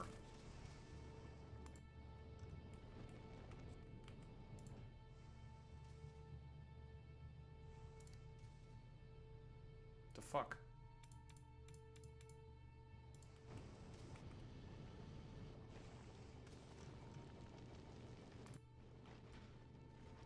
It's whatever.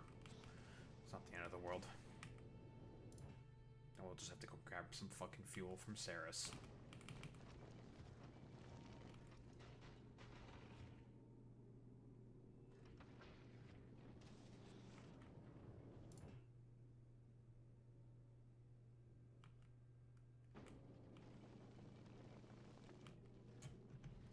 Well, at least the interrupt worked, so that's good, I guess.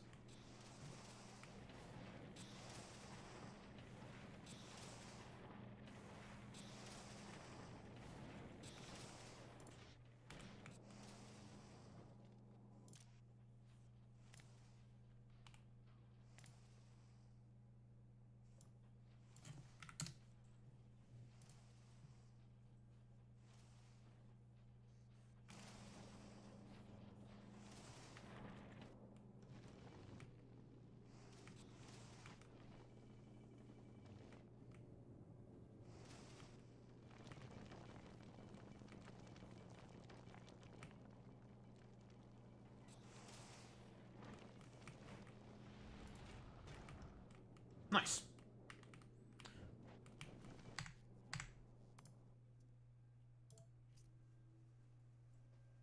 Small 14. Cool. Boo boo boo. Oh, very, very glad that that ended up working out. And we fixed all of the issues. Great. We're gonna grab some water, and then we're gonna start to do our fucking yapping and shit. I'll be right back.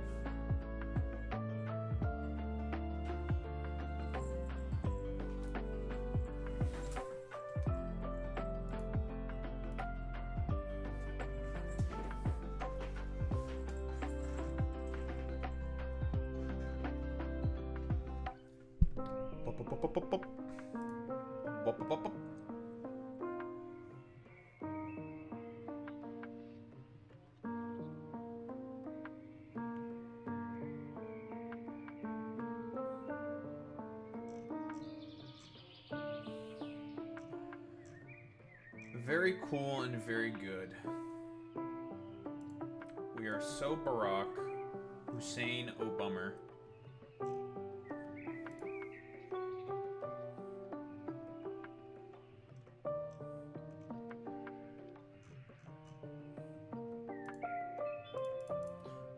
Barack Hussein Obama. Inside the... Shut up!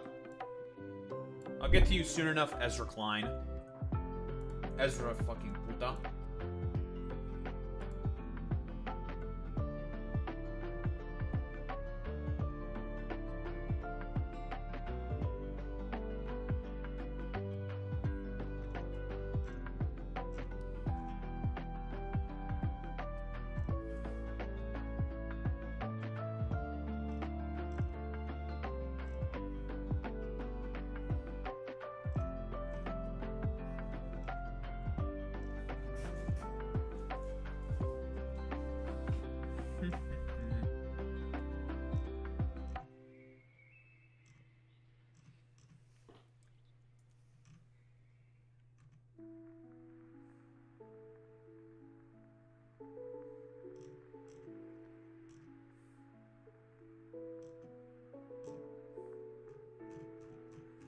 Wait, why did they unban the fucking dumbass bitch who sexually assaulted someone on stream for 1 week? This bitch should just be put. That should be a perma. What the fuck? Why?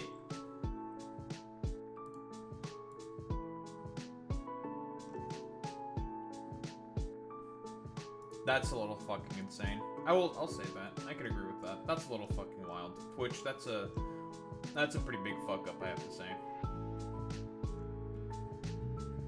That's kind of a fuck up there, Twitch.television. I'm not gonna lie there, buddy.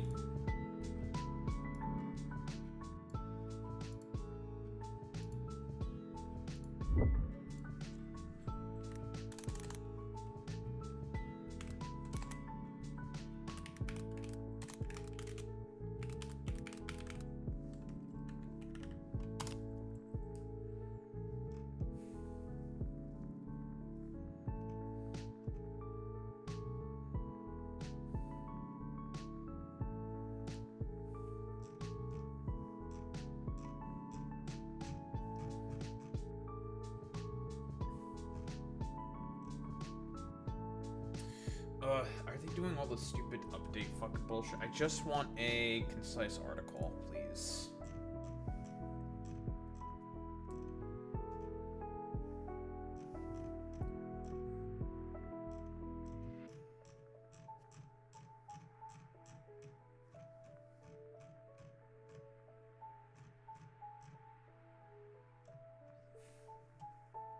Okay, perfect. One concise article.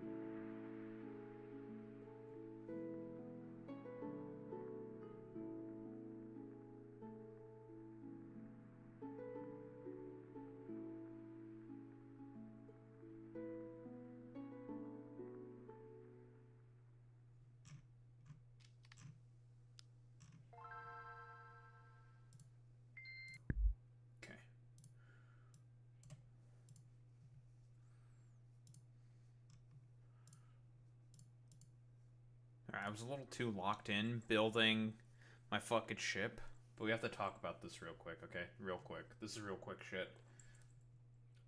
So new megas, huh? So the DLC is coming out in, I think there's already an official release date for the DLC. It's gonna be December 10th, and you know, there's a dumbass bitch. Okay, she has a fucking hoopa with her, and she makes donuts. Special donuts. Anyone know what these donuts are? Anybody know? Who could these donuts be for?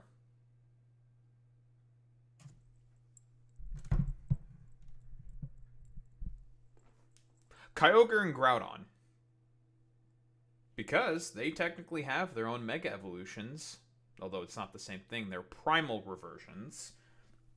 So they turn into Primal Kyogre and Primal Groudon for our two big boys over here. So it is heavily implied because this stuff is called hyperspace.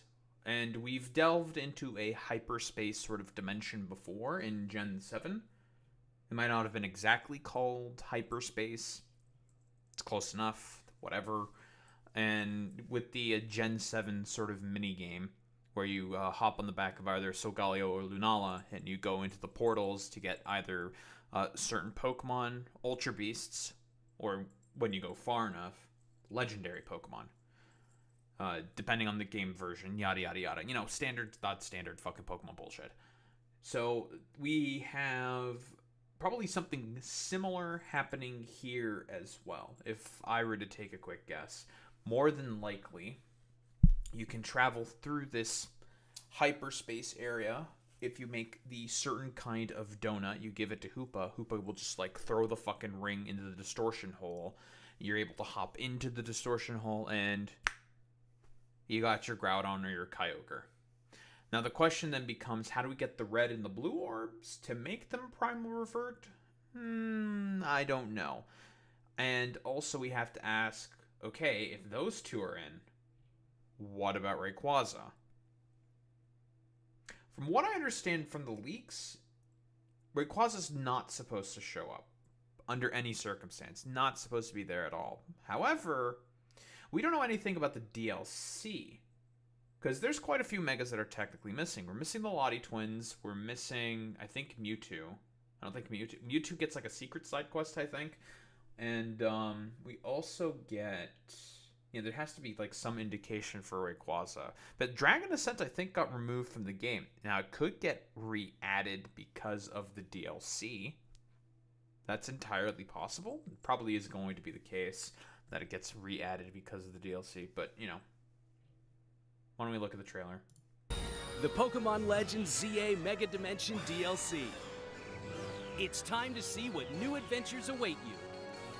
So there's a reason why I think it's coming out on December 10th. Because of what I heard, it was supposed to be early 2026 that this was supposed to come out, but it's December 10th.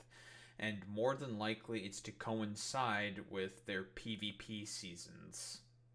Because, well, you're going to see why.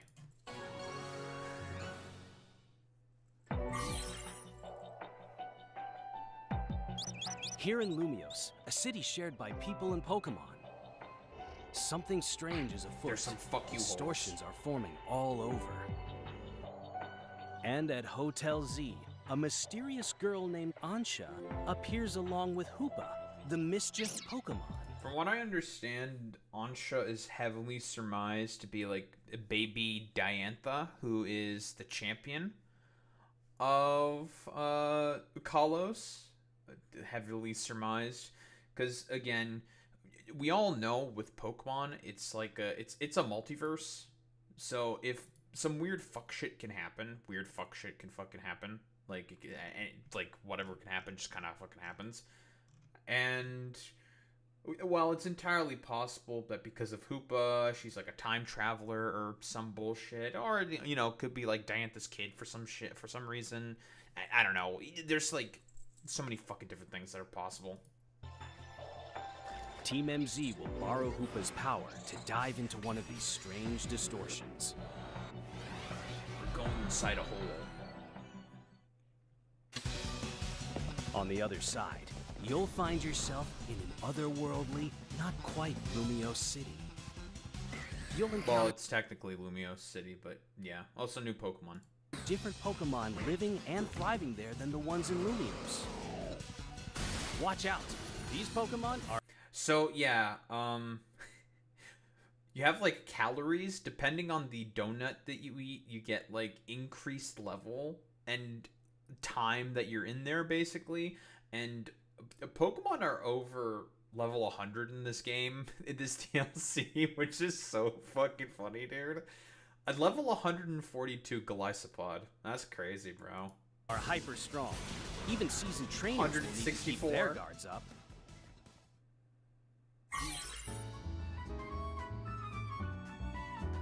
To go adventuring in hyperspace, you'll need help from Ansha and Hoopa. Ansha is a talented donut chef. She bakes berries into donuts for Hoopa to... Bro, just bake a bunch of donuts, little bro.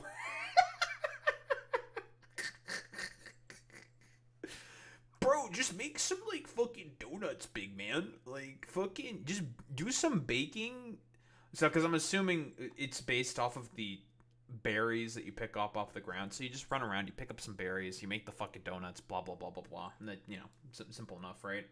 To eat, awakening its power so it can open distortions and allow you to make enter some new donuts. pockets of hyperspace. Go into a different If you dimension. use the berries you can find in hyperspace, it seems you can make even more effective donuts. Oh my god, super donut.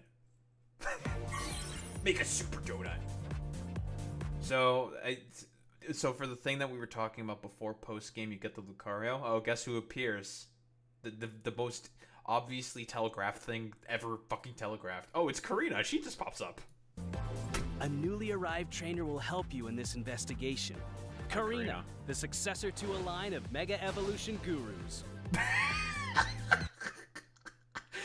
Look at how many Mega Stones. Why does she have all these Mega Stones? Where did she get all these from? What the shit? Why does she have these? Did she like dive into a hyperspace hole or some shit and she, I don't know, like nicked a bunch of fucking like megastones from it or something? Or I don't fucking know, man. She'll join Team MZ in tackling the mysteries Where of did she get all this hyperspace stuff? Lumios.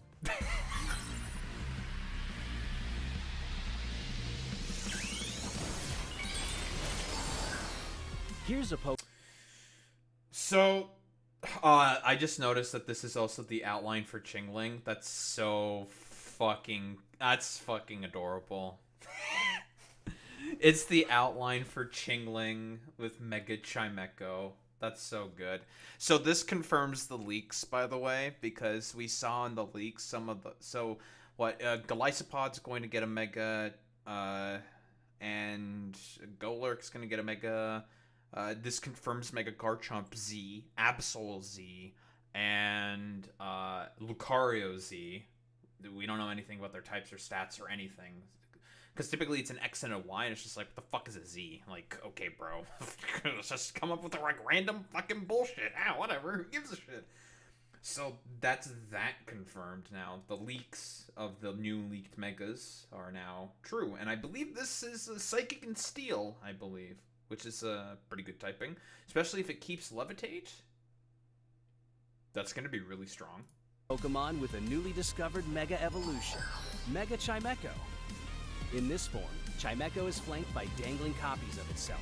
When they resonate with each other, they can unleash mighty soundwave attacks. Sure, man.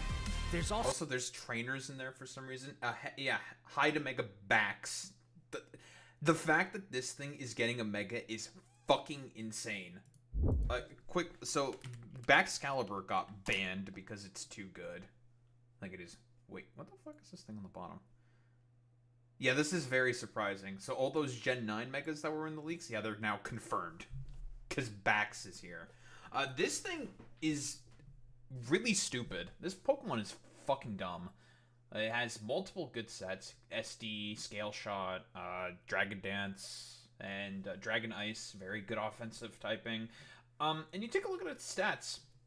How do you fuck up with these stats? Because it's getting plus 100. It's probably going to get at least 20 here.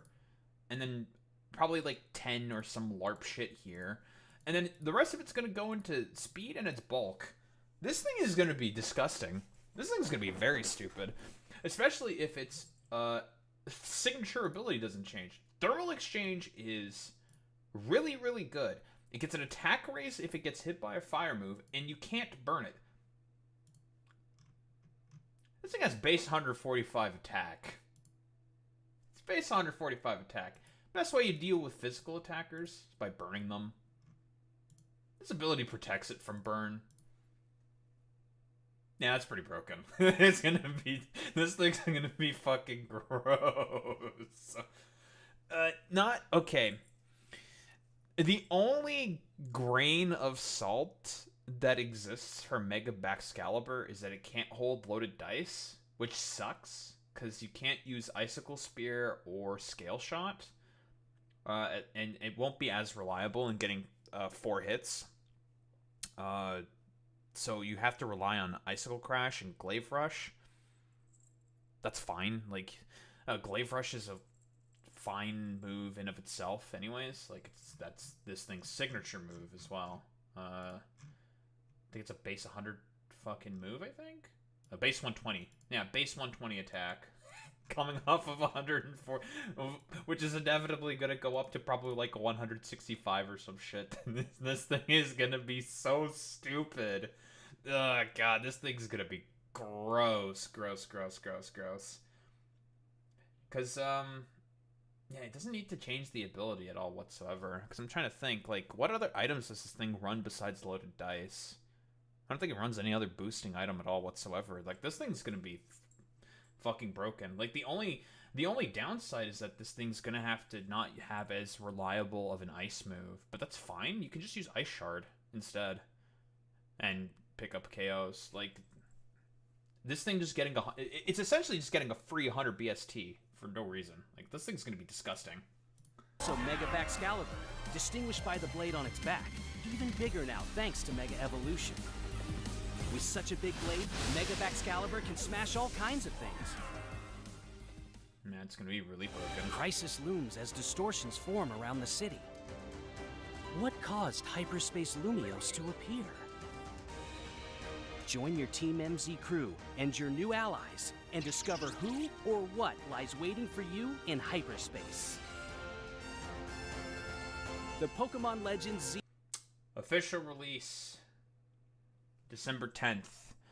And also, we are going to be getting updates on the DLC. I believe the first update is going to be on the 19th, which is going to be about a month before, 4 weeks before. Yep, 19th, 10th. Yep, it's about 4 weeks before the release of the DLC. So I would anticipate there... 3 weeks, rather. Yeah, 1, 2, 3. Yeah. Not 4. 3 weeks before the release of the game, so I would anticipate there'd probably be another update, probably on the 3rd, if I were to take a guess. And, well... things... Yeah, it doesn't matter about all the other shit. Oh, here, this is where I wanted to get to. The only way you can get Mega Bax, its Mega Stone, is by doing the fucking PvP, so they're doing the exact same fucking shit as before. Kind of fucking cringe, which is probably why it's also coming out at about December 10th, because it is in line with all of these.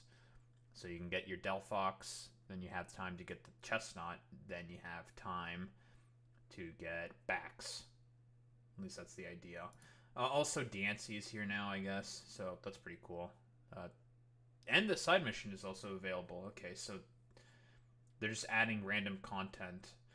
Okay, the only criticism that I obviously have of this is, dog, why was this shit not released before? Like, what the fuck? Was this all, like, cut content? Is this, like, a similar thing? Oh, it also shows the Mega Raichu shit. Okay, whatever. We'll get to that eventually. Was this all just cut? And we just didn't put it in? Because of, like, funding issues? Because we know in the past that Game Freak has had funding issues in the past, so it's just like, oh, okay, bro, nice fucking meme. So we're just putting in all the extra content before via patches. Alright, nice meme. What is this?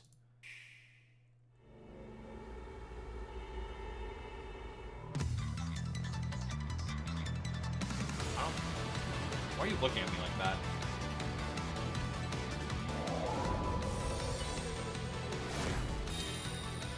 Those, I believe, were for Bax and Chimeco. Or it could have been for Raichu. Whatever.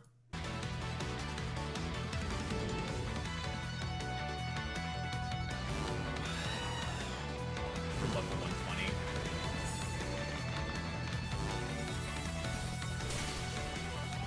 We're getting owned! We need to eat some fucking donuts.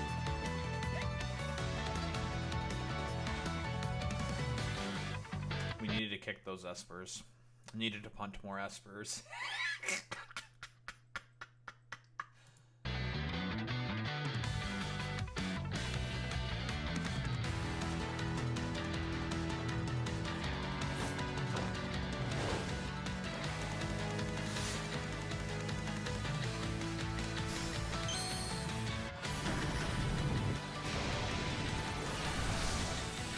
I think Usharna and Goler are getting Megas, I think.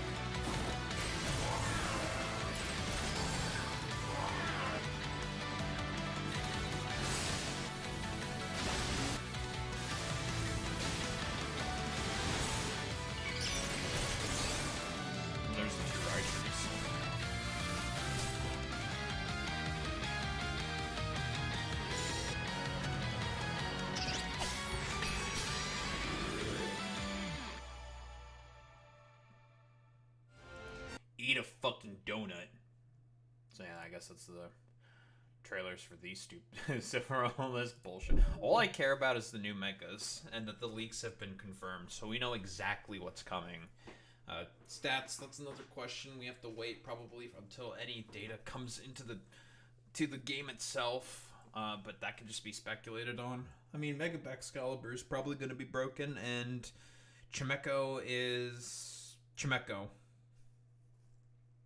I mean, it's getting part steel types. That's good, I guess, to represent all the bells. I mean, it makes sense, but it's Chimeco. It's a really bad Pokemon. Like, it gets Levitate. Psychic Steel type with Levitate could be pretty good.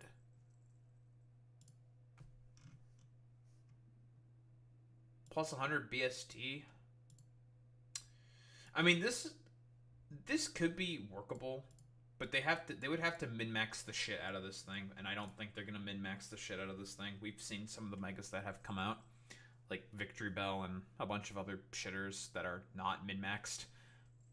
We know about like fucking Scolipede, and that thing is terrible. Same with Dragalge. That thing is also pretty bad. And they really need to min-max the fuck out of this thing if it wants to even be like halfway fucking usable and decent. It getting part steel typing is definitely a good start. If it keeps Levitate with that, then that's definitely going to be pretty strong. But this thing is just not inspiring anything, unless for like whatever reason they take like 30 points or something away from the attack. Okay, then that take a bunch of points away from attack, crank up all these. Okay, now we're talking. Then we might be talking here. But this thing also does not have a good move pool, if I recall correctly. Yeah, this thing has a bunch of psychic moves. That's cool. Some fairy moves. Taunt, Grass Knot. It's got Dazzling Gleam, Energy Ball. Does it have a way to hit steel types? Because if this thing can't hit steel types, then this thing's completely fucking worthless. No, it does not. It does not have a way to hit steel types. Alright, this thing's gonna be dog shit unless it gets a way to hit steel types. But Meganium got like Earth Power, and a bunch of other shitters I think got Earth Power. So if it gets Earth Power, then this thing will probably be pretty decent depending on the stat distribution and other stuff that they do. Otherwise, this thing's not going to be... It's going to be like boring Calm Minder number 57 or something. And it won't be very good. It's got good utility moves, and the move pool is just... The move pool is just not good enough. It just needs... It just needs a ground move or a fire move, and then it'll probably be okay. Bax is going to be broken. That thing's going to be busted. So, yeah. That thing will be very, very fucking broken. I'm getting attacked by the Phlegm Demons right now, dude. Anyhow. Our boy Ezra Klein.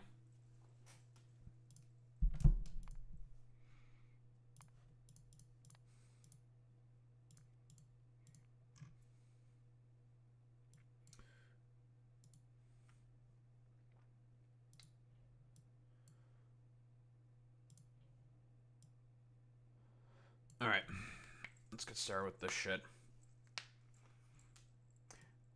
Alright, so I came across this video, and I was instantaneously curious because it popped up in my recommended feed.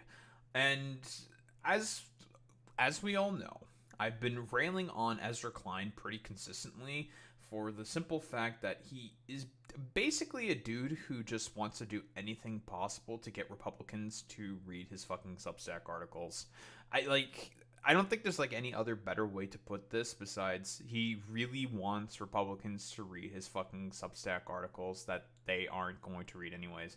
We all know with like the fucking Abunda bullshit, all the other like nonsense that he keeps pushing for, like we should run pro-life Democrats in more red states, and it's just like that's a really fucking stupid idea because it just ignores a lot of the liberals that are living in there, And also, this is an experiment that's already been done, where a bunch of pro-life, more conservative Democrats were run in a lot of these deeper red states and districts, and they all lost. Because, Ezra, what you need to think about is, why would a Republican want to vote for a Republican light when they can vote for the real deal?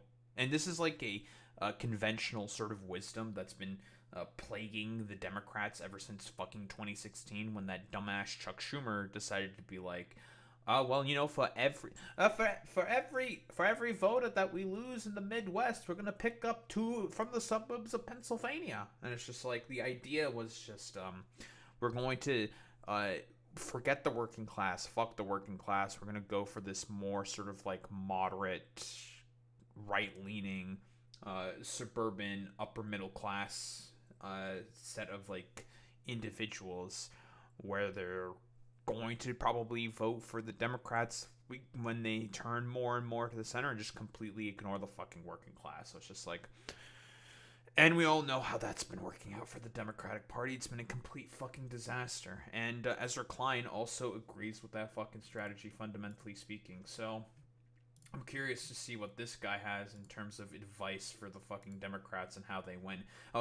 Keep in mind, this is coming off of the heels of Zoran this video came out the day before Zoran Mamdani's resounding fucking victory in New York, and a bunch of other progressive candidates also having resounding fucking victories in their races as well. So let's take a look. I wonder what Ezra Klein is going to say here in particular. Democratic Party, its back rooms and its group chats and its conferences and its online flame wars, an increasingly bitter debate has taken hold over what the party needs to do to become capable of beating back Trumpism. Do Democrats need to become more populist, more moderate, Yes. more socialist?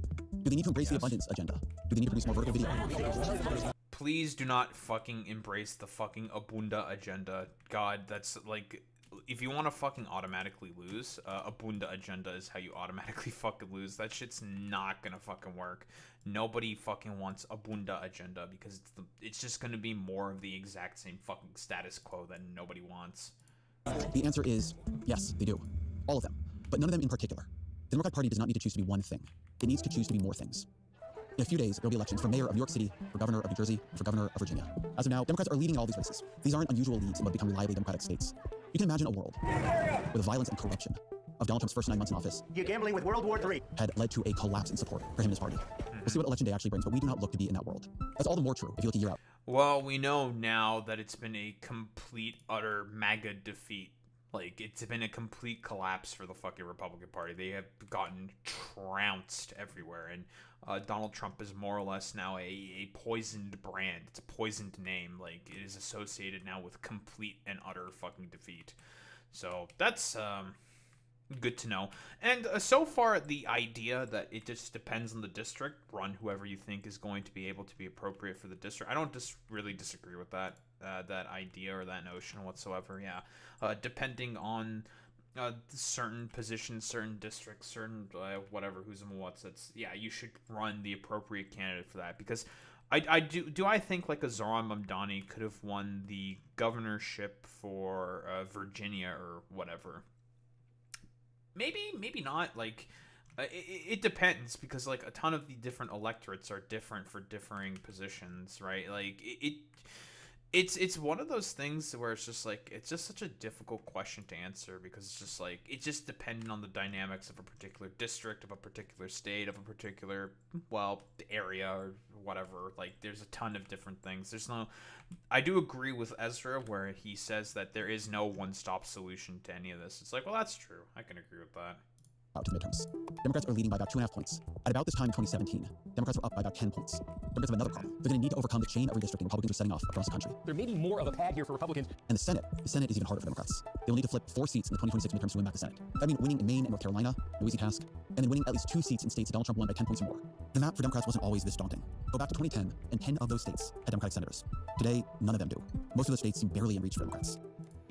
Well, that's mostly because of Democrats themselves, right? And just how terrible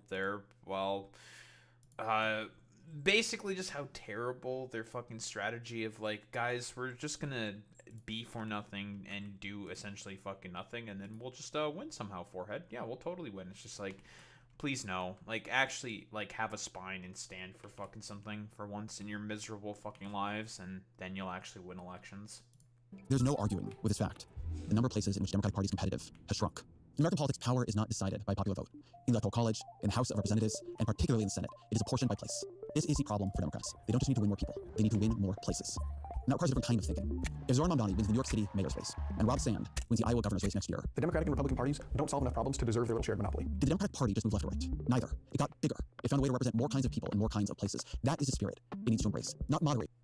I wholeheartedly fucking disagree with this. No. This is part of the problem that got the fucking Democrats here to begin with. The fact that they are now representing even more fucking people. Absolutely the fuck not. Like, because here's the thing. It eventually is just gonna fucking start to loop back around. Like, this is what got Democrats into this fucking position to begin with. Trying to represent so many fucking different people that you end up representing no one in the end.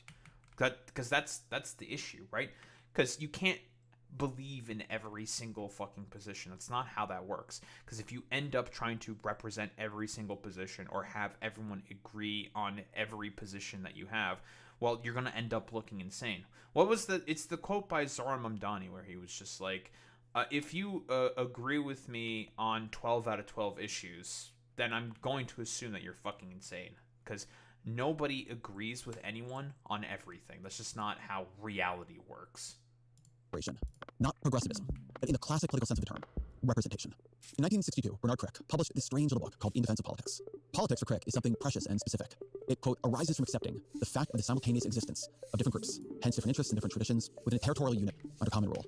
I know that's a mouthful, but that fact of difference he is pointing out, the reality of difference, is not always accepted. There are other forms of social order, like tyranny or oligarchy, that actively suppress it. But to practice politics, as Crick defines it, is to accept the reality of difference. That is to say, it is to accept the reality of other people, of how different other people are from you. Politics involves genuine relationships with people who are genuinely other people, not tasks set for our redemption or objects for our philanthropy.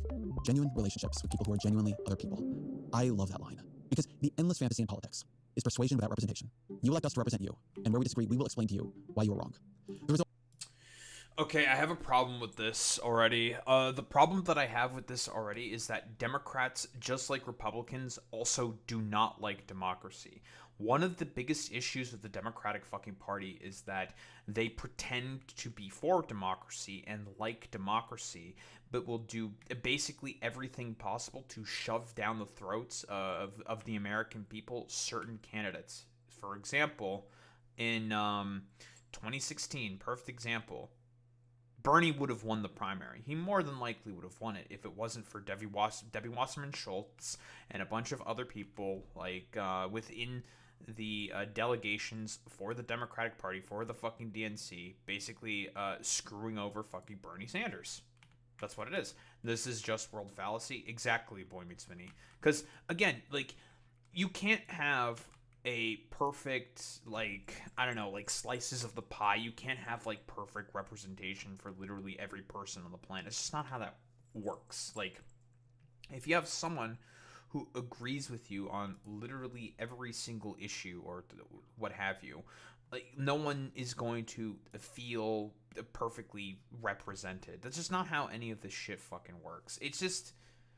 It's really, really fucking annoying and silly to just be like, oh yeah, dude, you know, if you just have all these people, Heck and Reno, believe in all these like different things, like you can perfectly have like a perfect representation of everyone, bros. That's just totally how that works. It's like, no, that's not how that works, man. Like, it's not gonna work out like I think how these motherfuckers seem to think that it's going to work. Like, you can't have like the absolute perfect, ways to represent every single person. That's just not how that works. That's just not how reality works. And that's like the biggest problem that I have specifically with what the Democrats' current electoral strategy is.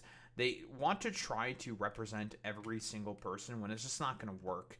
And they decided to want to also like represent, probably I would say, I think this is pretty fair to say, probably some of the worst in terms of like moderate fucking Republicans for some reason, when they should not be having any representation for those people whatsoever. Like, it's complete fucking nonsense, man.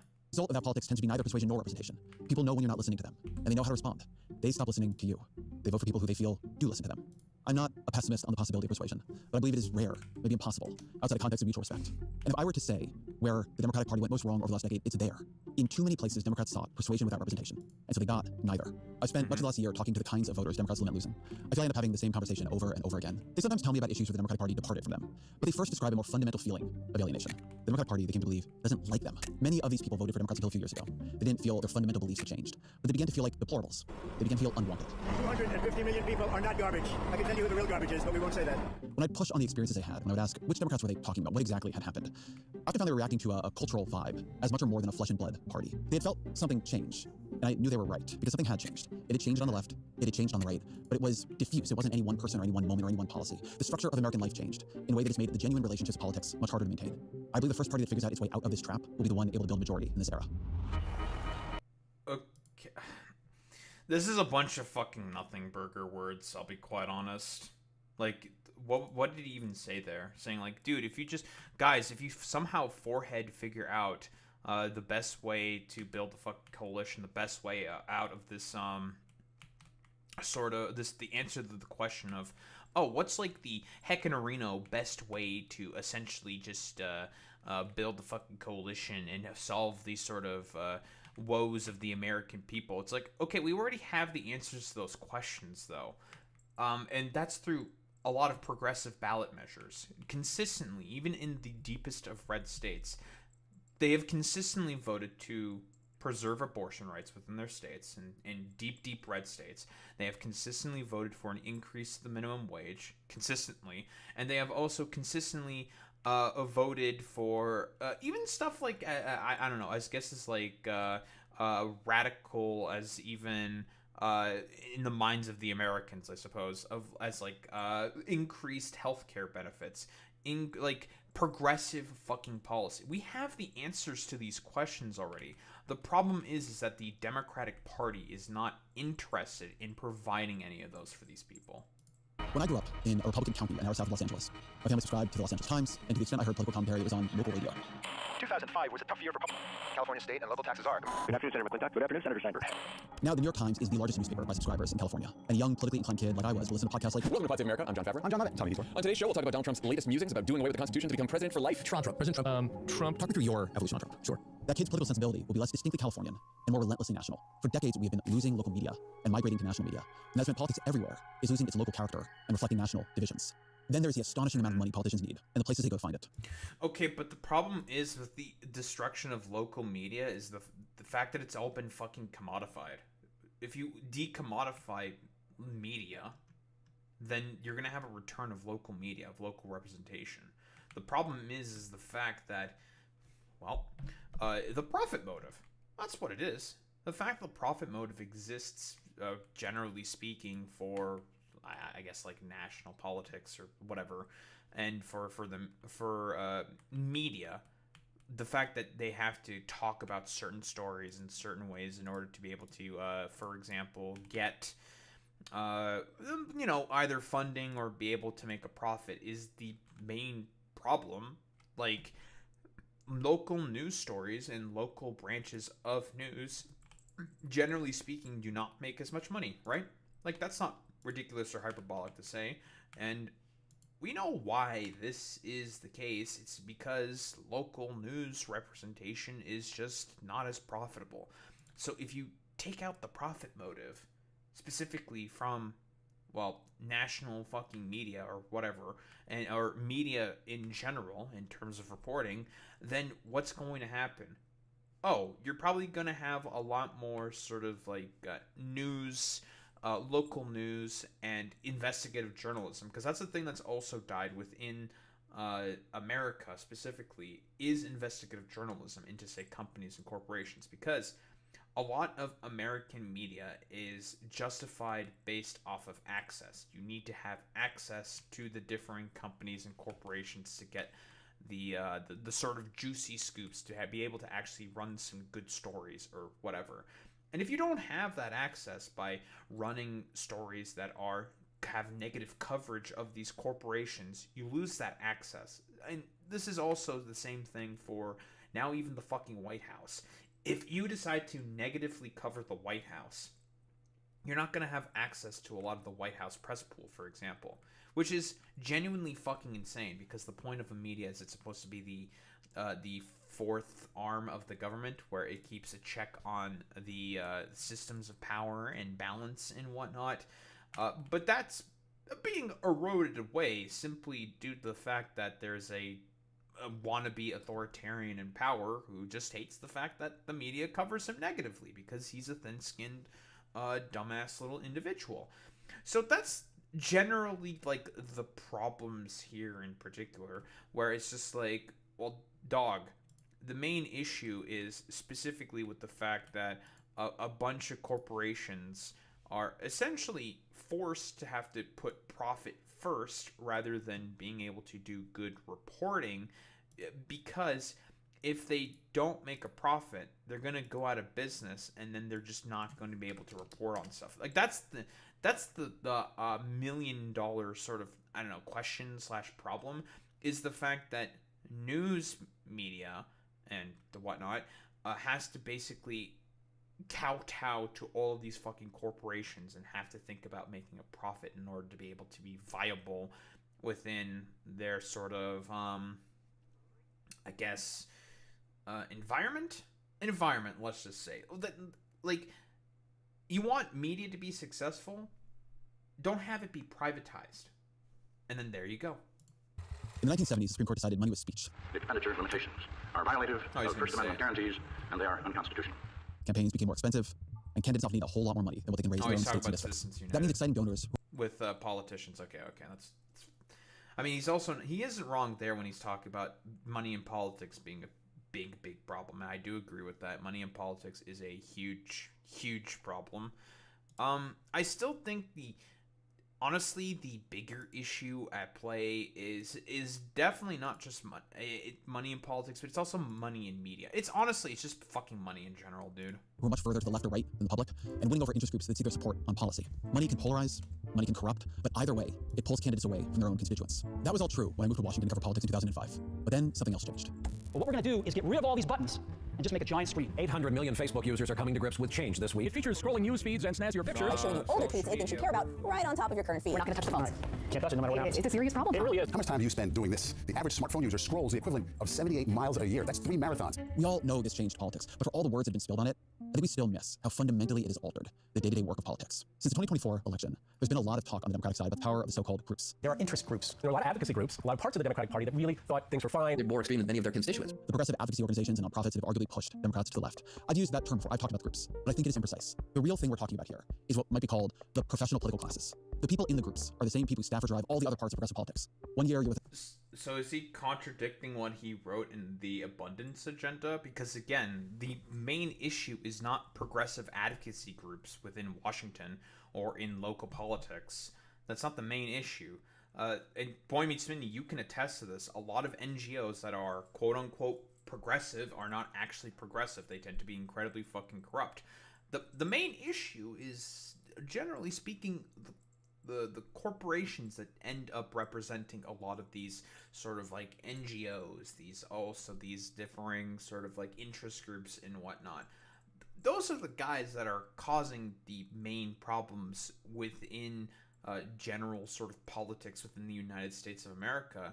Is, well, as he even mentioned himself, and I do agree with Ezra on this, is specifically with a bunch of interest groups, the Citizens United, the fact that money is speech, all that other fucking bullshit. With a nonprofit, then you're on a campaign, then you're in the White House, then you're back at a group. You're followed on X or Blue Sky by left-leaning journalists like me, by producers at MSNBC, or by breaking news reporters at Politico. It's not a bunch of groups. It's a professional community that exists largely online. And so that professional community's culture and its attention is governed not by its own values or goals, but by the decisions of the corporations and oligarchs who own the social media platforms, who design them to further their own profits or their own politics. The conversations pulsing across these platforms are shaped not by civic values, but by the hacks that keep people scrolling. Nuanced opinions get compressed into viral slogans. Attention collects around the loudest and most controversial voices. And the algorithms, they love conflict and inspiration and outrage and anger. Everything's always turned up to 11. Social media has thrown everyone involved at every level of politics, in every place, into the same algorithmic thunderdome. It collapsed distance and profession and time, because no matter where we are or when we are, we can always be online together. We always know what... Yep, hyper-commodified media is really, really bad. And again, like I've been consistently saying now at this point, This is a byproduct of commodified media. This is the main problem. It is the fact that corporations basically say, like, we can just dictate whatever people say on particular platforms, and just whatever they have to say about certain things in speech. Yeah, fuck it. If we want certain things to be said, fuck it. We'll just have our platforms that we own be the main things that do the talking for us, which is bad. Like, it's I refer to him consistently because everything that Mark Fisher has said about hyper commodification perfectly pertains also to social media, and perfectly pertains also to all the commodified everything that we have right now. It's capitalist realism.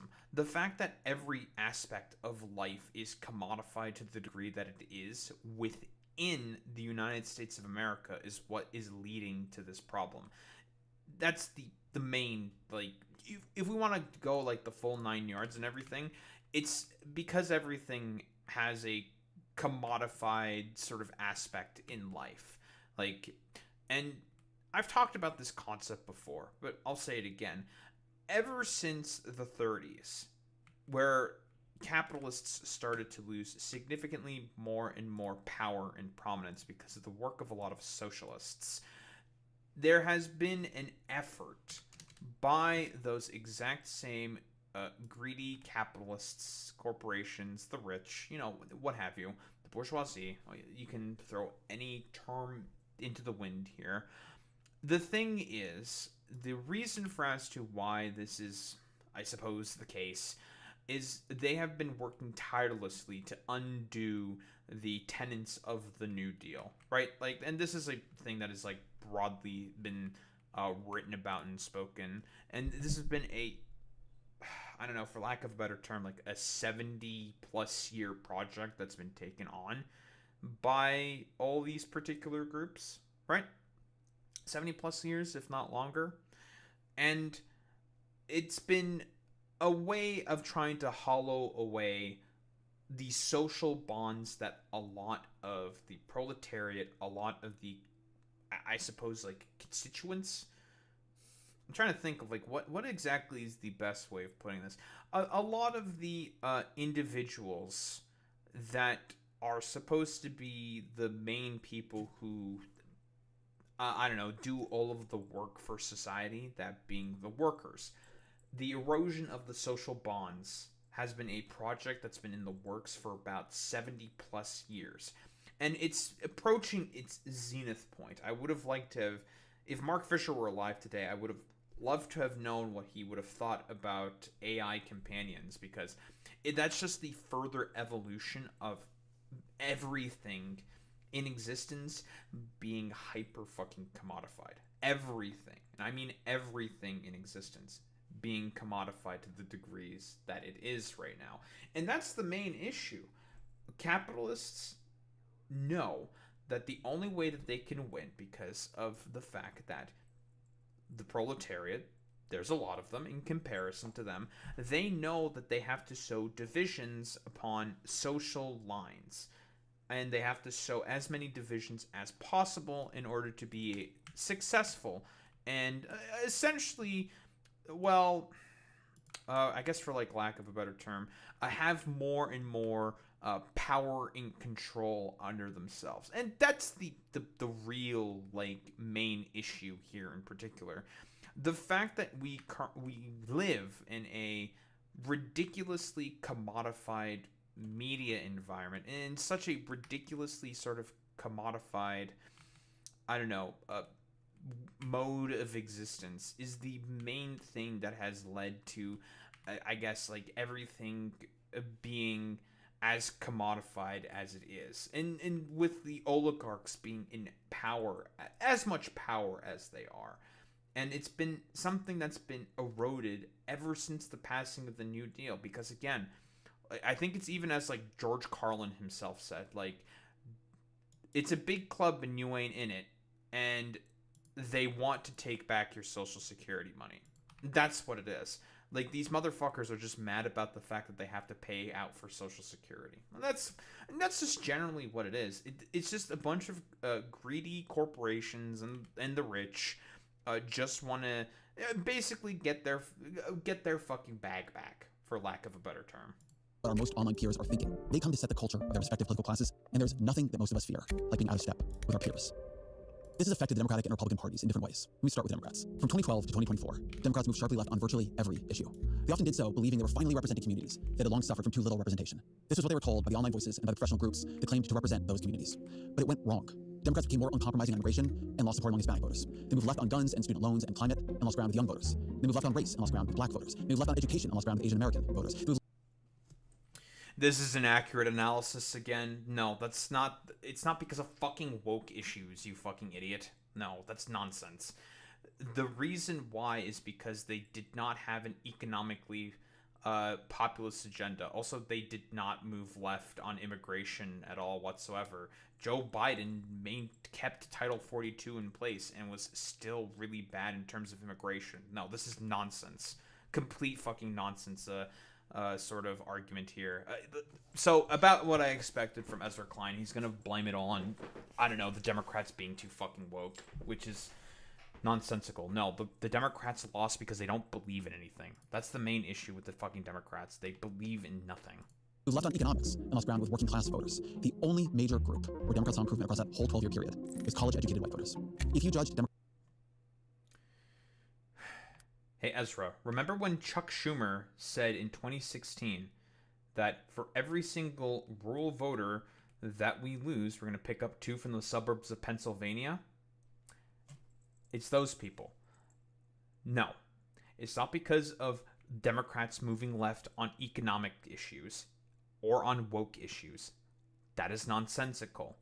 It is because they decided to move towards the fucking center more and more, and they tried to represent every fucking position and ended up representing absolutely fucking nothing.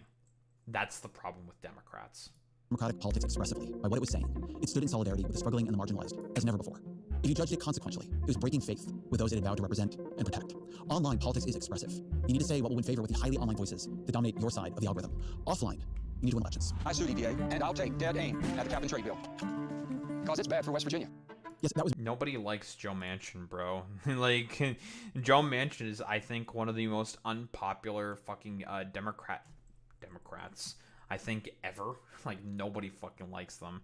Like, if the analysis is just like, oh, it's because they moved left, that's how you know, wallahi, this shit is fucking cooked, bro. Was Manchin shooting the cap and trade bill the Democrats have been trying to pass with a rifle. But Manchin, 12 years later, was the key vote to pass the Inflation Reduction Act, the single largest green energy investment in American history. This is a great day, because this is a balanced bill. Expressively. Well, no, it's because... Don't fucking give Joe Manchin any fucking credit. No, Joe Manchin was not allowing the passing of the Inflation Reduction Act and a lot of green energy incentives because he's a fucking coal baron. He's a coal guy. He has investments in fucking coal. Like, this is nonsense, dude. Manchin was just a constant irritant. Consequently, he was the Democrats' most remarkable overperformer. He made the majority possible by winning elections no Democrat should have been able to win. In a state that the president in the previous election won by 42 points, the opposite party wins. Never happened. Never happened. The most important question the party needed to be asking in that era was, where do they find more Joe Manchins? How do they make more Joe Manchins possible? But today's Democratic... Please do not make more fucking Joe Manchins. Absolutely the fuck not. No. Absolutely. If the Democrats want to permanently fucking lose, they would get more fucking Joe Manchins. Yeah, this is fucking nonsense, dude. No, absolutely not. Do not make more Joe Manchins. It's just that West Virginia is a complete conservative, backward shithole of a fucking state. Like, that's what it fucking is. It's not because of Joe Manchin being a particularly stellar fucking candidate. Like, no, he's not. He's not a stellar fucking candidate. He fucking sucks.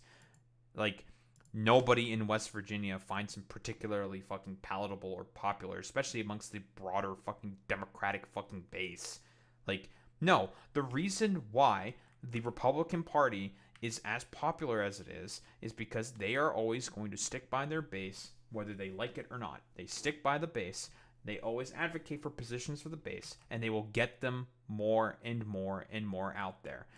It's because West Virginia is just fucking cooked. Let's be honest here, Boy Meets Mini. It's just like, if the Democrats want to win, they talk about fucking populist ideas.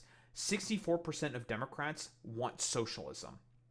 9% of fucking Democrats approve of the actions of Israel. You want to win elections? That's how you fucking win elections, Ezra. You talk about socialism because that's what the constituency wants. They want socialism. They want the Democrats to no longer fucking support Israel. That's what they fucking want. None of this fucking, I don't know, idiotic fucking bullshit, bro, where it's just like, if we just keep moving more right and don't talk about fucking woke issues, could the Democrats actually win then, guys? It's like, no, dude. Absolutely not.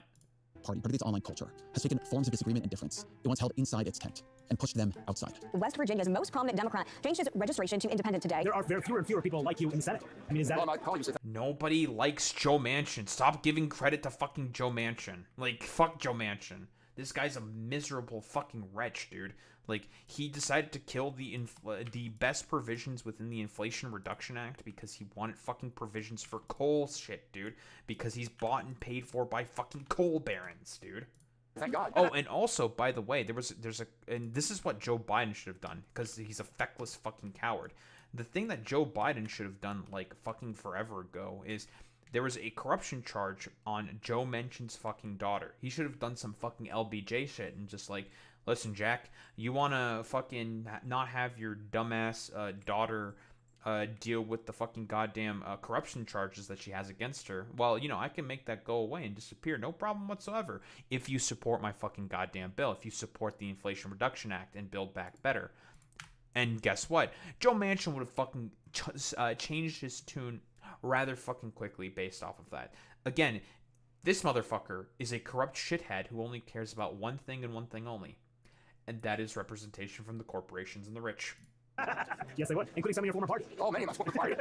In 2010, when the Affordable Care Act passed, the crucial vote in the Senate came from Ben Nelson, a pro-life Democrat. After winning fresh concessions to limit the availability of abortions. Oh my god, he's gonna fucking... It's gonna be the same argument where he's gonna talk about running pro-life fucking Democrat. Dude, I don't know how many times this needs to be said. No one wants pro-life Democrats. Nobody wants them. Nobody wants them. Nobody in the Democratic Party wants them. They've, like, did this fucking dumbass win his fucking re-election? Did he? I don't think he fucking did. I think he probably got fucking trounced because not Obergefell v. Hodge, but Roe v. Wade is a settled issue within the fucking Democrats. People like abortion within the fucking goddamn Democratic Party. Like, he's gonna advocate for running pro-life Democrats, isn't he? Because the strategy, it doesn't work. It's a strategy that, simply put, just does not fucking work. Like, period, end of story. So, it's just nonsensical to just be like, well, if we just need to run more pro-life Democrats, guys, then we'll totally be able to win. It's like, no, dude, please, for the love of all that is good and holy, don't fucking advocate for this position. But I would have not voted for this bill and would not vote for this bill without those provisions. There were then roughly 40 pro-life Democrats serving in the House. Crafting compromises across these disagreements was hard, but Democrats were able to pass Obamacare, which expanded reproductive health coverage and remains the greatest Democratic policy accomplishment of the 21st century. That same Democratic Party, with all of its internal disagreements, it had the votes to confirm Supreme Court justices who would, and did, in their time, protect Roe. I've been in a debate recently about whether Democrats should run pro-life candidates in red states in much the way that Republicans run pro-choice candidates like Susan Collins and Larry Hogan in blue states. I think I was taken aback to hear people say in response to this argument that I just want to throw reproductive rights overboard. So I want to say this clearly. No, I don't.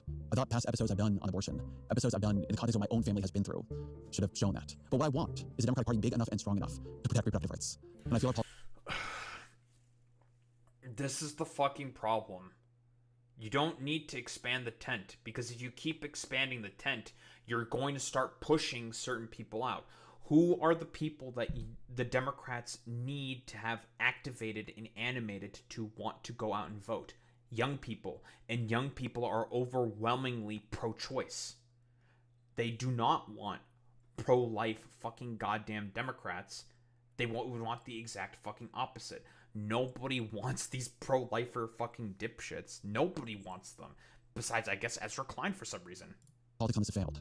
Because they have failed.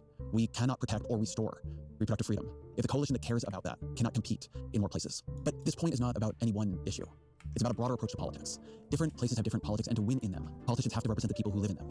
That means representing views Democrats now find to be anathema on immigration, or guns, or trade, or climate, or trans rights. But one worry I have about Democrats right now is that they do not want to confront how much of the country truly, deeply disagrees with them.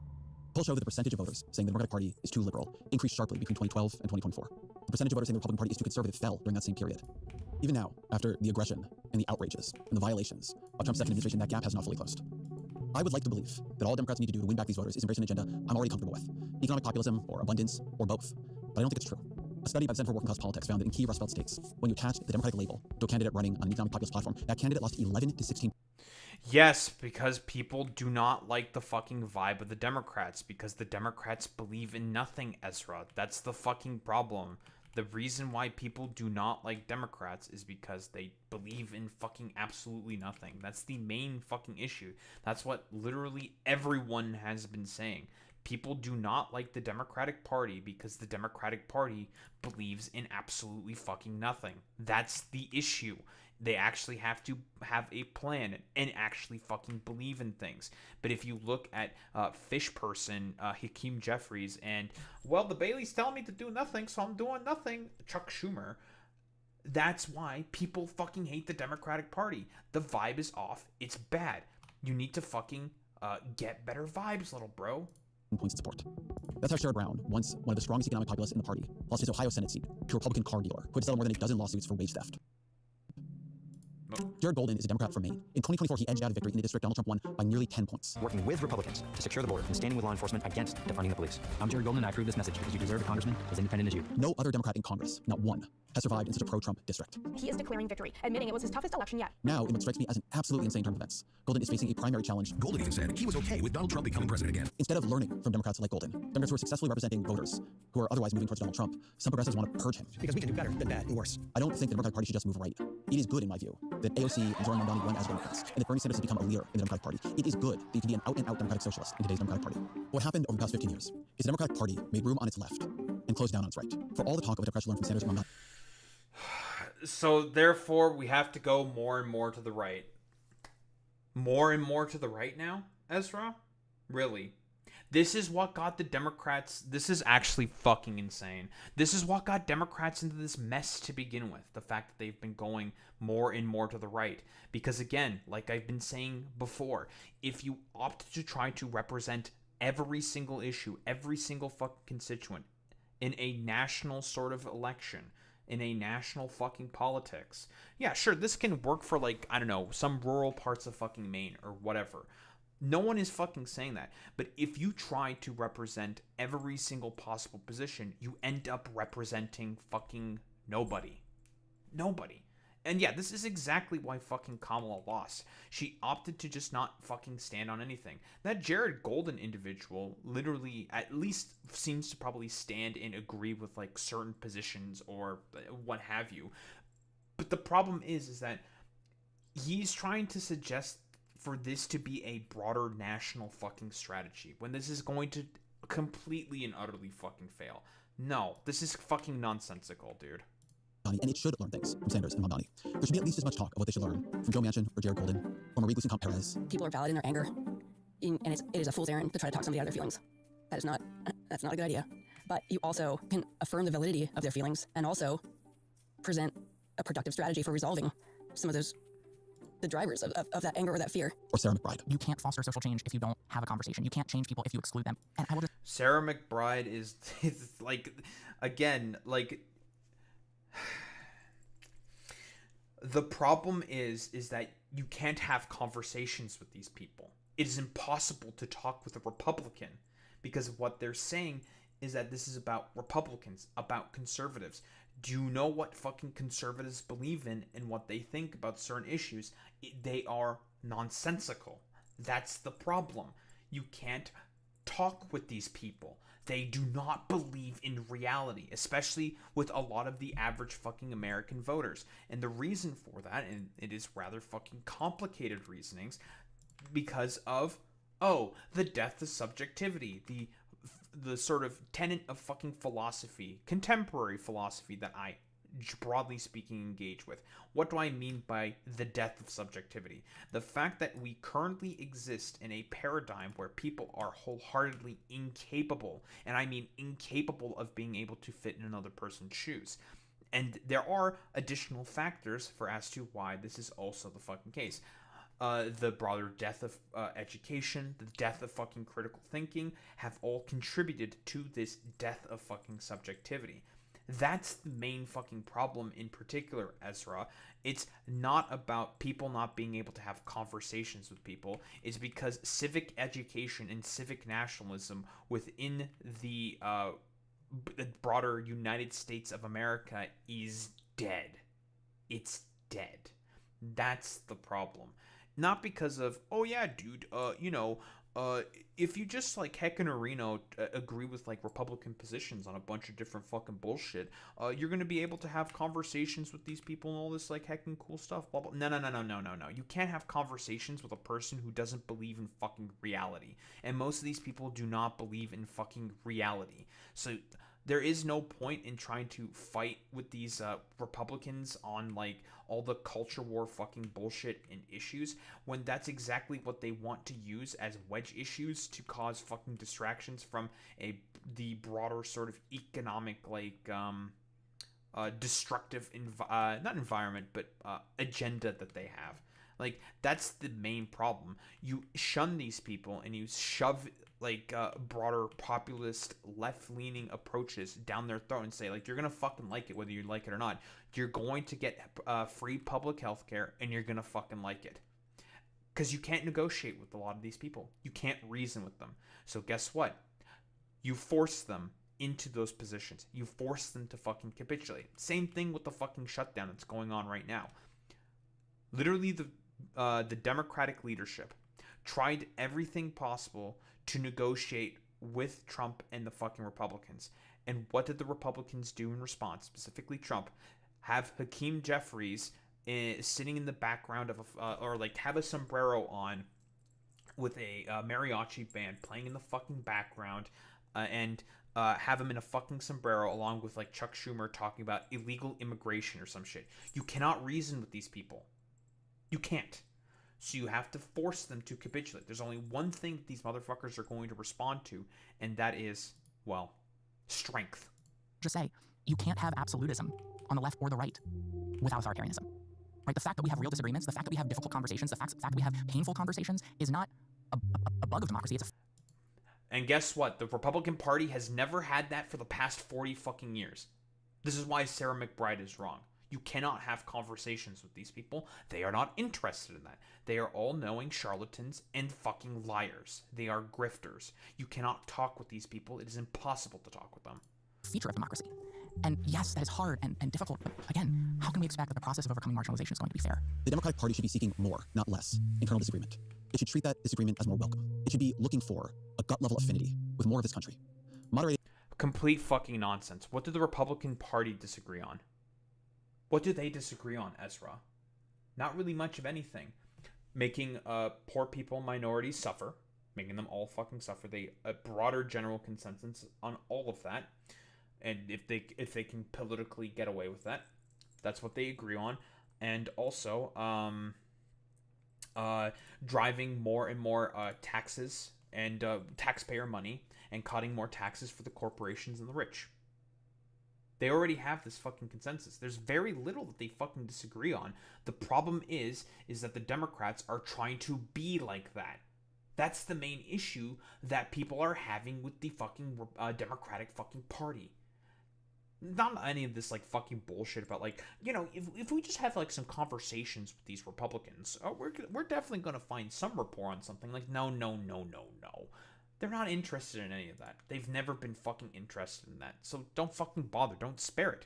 Like, focus on the things that you really stand for, and that is what the constituents of the broader Democratic base has.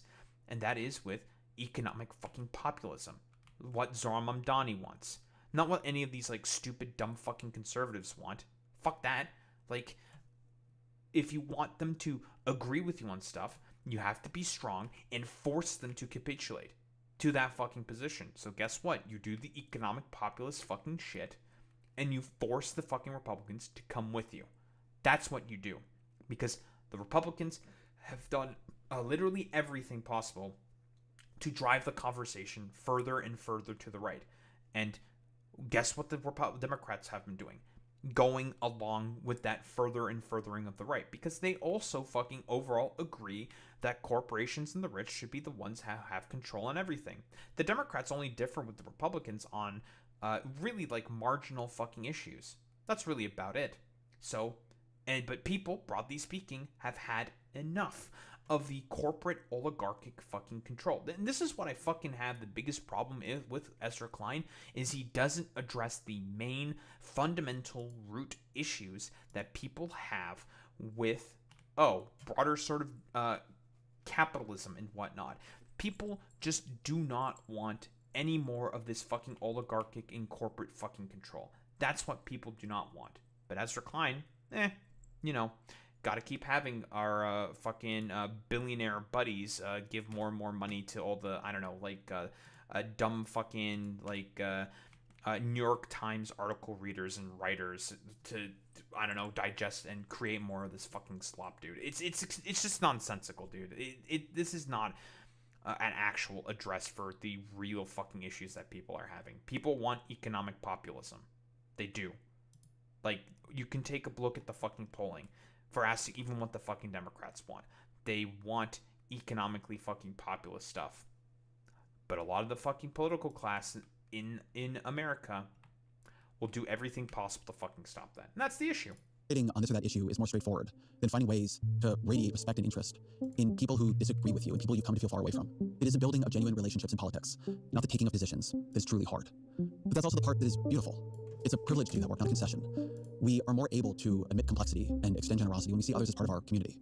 Working to widen that circle of empathy, to widen our circle of belonging, is both morally and politically good.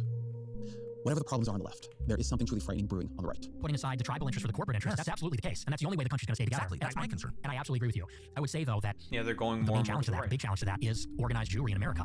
Paul Ingrassia, President Donald Trump's nominee to lead the Office of Special Counsel, not a small job, said on a text thread leaked to Politico that he had a, quote, Nazi streak. A separate text thread of young Republican leaders leaked to Politico had messages about sending enemies to the gas chambers, and one saying, quote, I love Hitler. Ingrassia had to withdraw his nomination. But Vice President J.D. Vance has dismissed coverage of the young Republicans' messages as pearl clutching. And I really don't want us to grow up in a country where a kid telling a stupid joke, telling a very... Yeah, we know that this is the inevitable thing that Republicans were always going to do. They were always going to go further and further to the right. This has been the case since Ronald Reagan. Yeah, they're Nazis. They are Nazis. Like, I'm going to say this again. They are Nazis. Offensive stupid joke is cause to ruin their lives. Look, I don't want to ruin anybody's life either, but these were recent statements by adults who are vying for leadership in political organizations with official ties to the Republican Party. There is no rule of civic generosity or political practice that Trumpism has not broken. And for many I know on the left, it's created a sense that there is no sense in trying to appeal to the median voter. No sense in moderation. No, it's not about wanting to appeal to the median voter. That's not the problem that people are having. No one wants to appeal to fucking Republicans. Nobody wants to appeal to those motherfuckers because they're just not interested in being appealed to. No sense in any of the old rules of politics. Look at how extreme the right has become. Yet they've thrived. And it's telling that Trump understands what the Democrats don't. Nothing matters anymore except attention. But a few things are wrong with that. Trump did moderate the Republican Party in crucial areas. Medicare, Social Security, trade. And the simple truth is, Democrats... No, the fuck they did not. No, they didn't. Did you take a look at the One Big Beautiful Bill? What the fuck are you talking about? They got moderated on fucking Medicare and Medicaid. They literally are cutting that in the One Big Beautiful... This is nonsensical. This is why I fucking hate Ezra Klein, dude. Like... Yeah, the Republican Party has moderated on Medicaid and Medicare and on trade and all this. No, the fuck they did not. That is non-fucking sensical, bro. Absolute... This is why I fucking hate this guy, dude.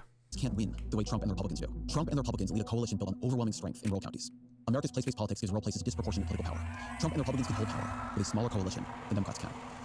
And then there's yeah, and that's a problem with the current function of the Electoral College and with the electoral system that exists within America, Ezra. Like, that's a problem with the Electoral College and all that shit, Ezra. Like, that's the problem, Ezra. People want to actually feel represented, Ezra. Like, that's the issue, especially with a lot of fucking Democrats. Why they also have an issue specifically with the Electoral College, Ezra. It's just... why is he like this, dude? It's all just the worst possible prescriptions on the fucking planet, dude. God. Yes.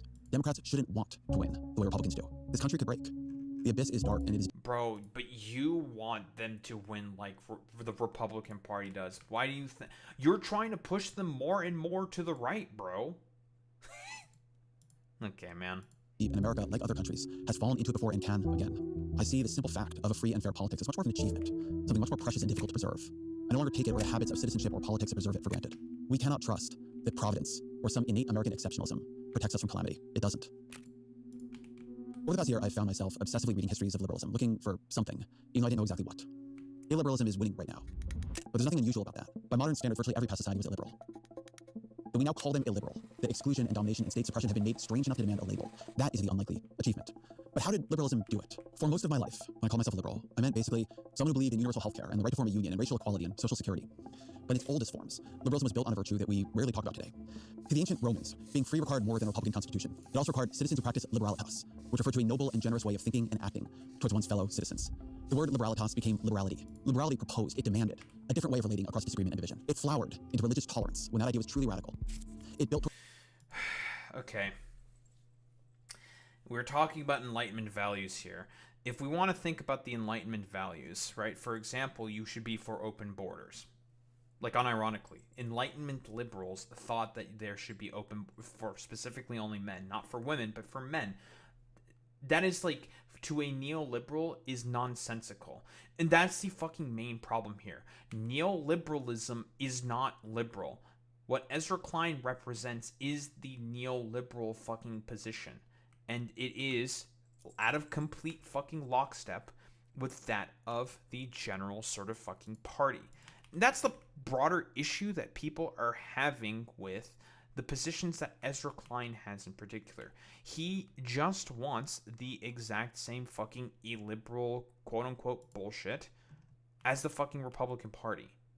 These people are extremely fucking similar. I've said this before, but the main problem, that issue that people are generally having with the broader Democratic fucking Party is the fact that they are just uninterested in moving more and more to the left, and are actually not interested in representing real fucking liberal positions.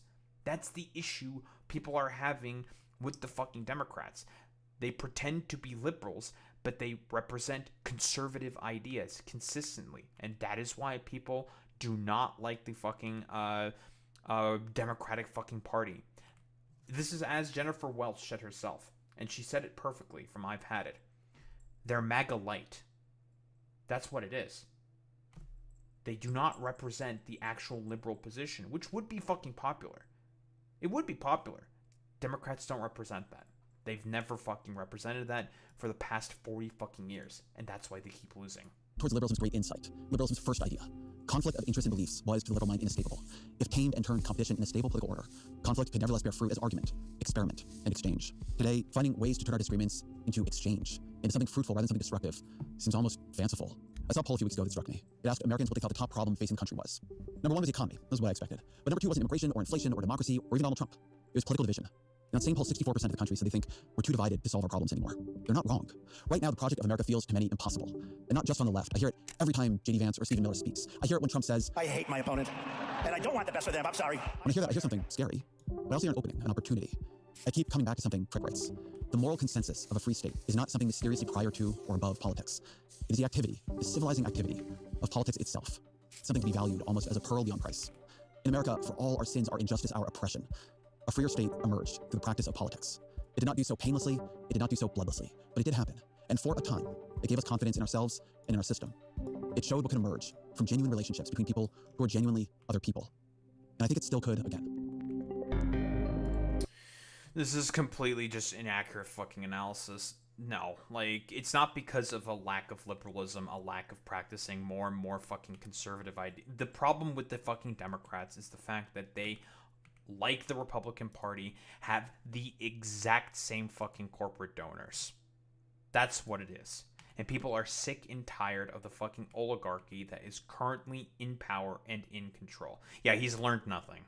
This is the exact same fucking failed fucking analysis consistently from Ezra fucking Klein. Like, he's learned exactly fucking nothing, Boy Meets Minnie. Like, this is the continued exact failing of his initial fucking analysis. in the Abunda agenda. It's the exact same fucking failed bullshit. And this is why people are just not fucking taking Ezra Klein seriously. And Democrats should not follow this advice. They should listen to what the broader fucking constituency wants. They want life to become more affordable. That's why the blue wave happened, by the way, where the Republicans were talking about like complete utter fucking nonsense, for lack of a better term. The Democrats were actually focusing on agenda of affordability. That's what they were fucking focusing on. None of this like stupid namby-pamby like Republican fucking bullshit. People have had enough of the further corporate fucking consolidation that has been going on for, at this point, the latter part of 40 fucking years. People have had enough, and they want something better, Ezra. That's what they fucking want. None of the exact same fucking bullshit like you've been saying consistently over and over and over again. Like, guys, you know, if we keep, like, not addressing any of the material conditions on the ground and whatnot, and, you know, if the Democratic Party practices a good, like, I don't know, style of politics, that ultimately doesn't challenge the corporate sort of like oligarchy that exists within the United States of America, that means, and we try to have conversations with people who are not honest actors, then we're going to actually have a much better politics. That's non-fucking-sensical. It's nonsensical. That's not how any of this shit works. People are not interested in finding rapport with the conservatives. What people want is for the corporations and the rich to get the absolute living shit taxed out of them, and they want an improvement to their fucking material conditions. And if the fucking Democrats run on an unabashedly populist fucking messaging and program, they're going to win. And they're going to crush, even in all these red states that Ezra pretends to, want to soy the fuck out over for the vaunted sort of like Republican fucking median voter that all these motherfuckers have been simping for consistently for a very, very long time. You want to actually get those people? You want to know what's going to work? Economic fucking populism is what's going to work with these people. But Ezra Klein's not interested in fucking economic fucking populism. So, you know, instead of having,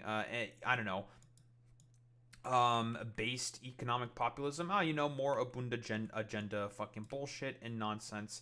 And if we just keep playing more and more to the center as much as fucking possible, that's what's probably going to be the most effective. No.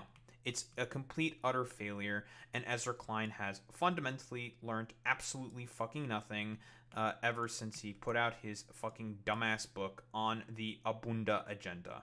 So, you know, if Democrats want to lose, they would follow this advice. Like, no cap. I'm being so fucking serious when I say this. If the Democratic Party wants to lose, they follow this fucking advice, and it's going to be fucking over.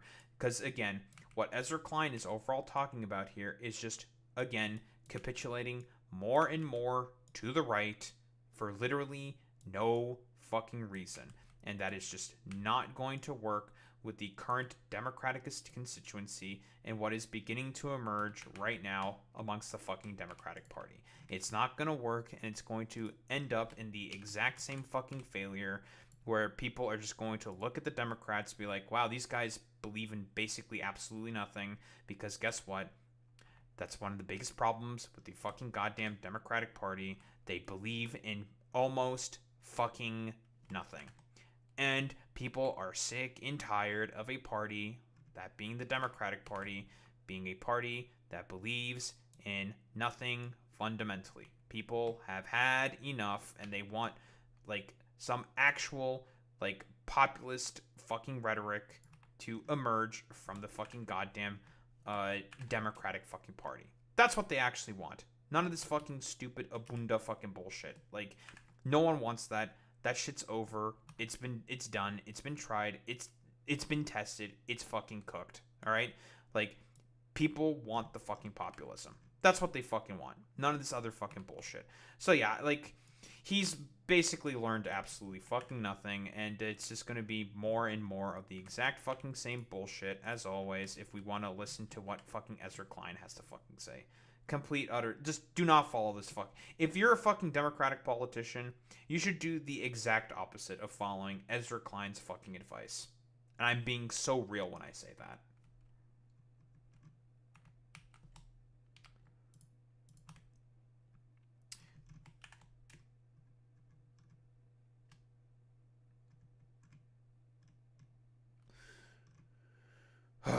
It's always the exact same fucking bullshit, isn't it, Boy Meets Minnie? With people like Ezra fucking Klein, dude.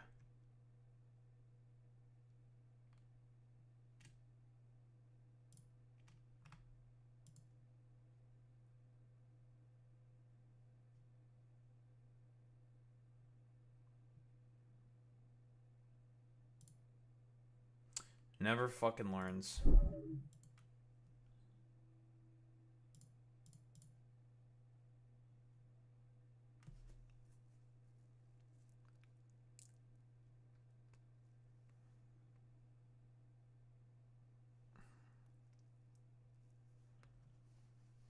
God damn it, I just fucked up. I need to fix all my bullshit.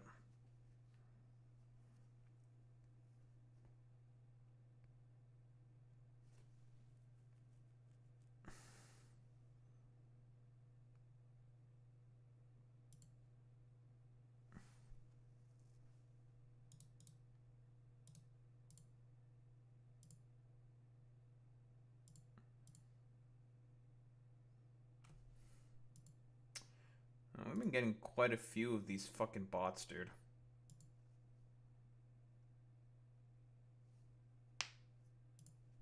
Go away.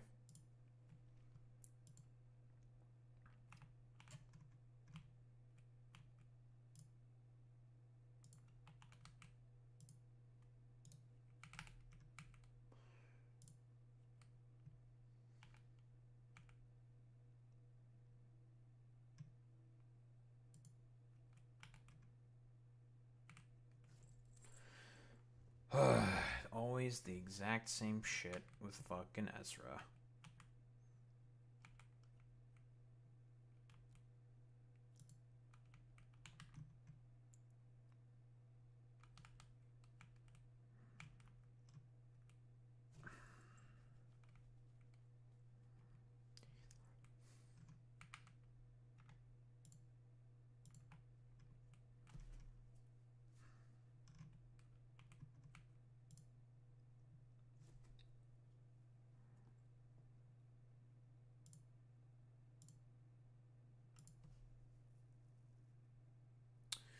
Okay, so,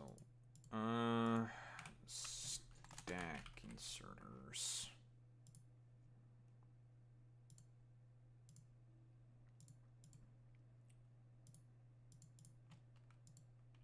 Carbon fiber.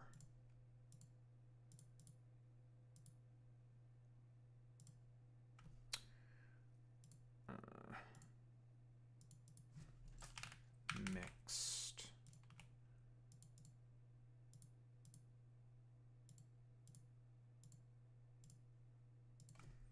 Mixed.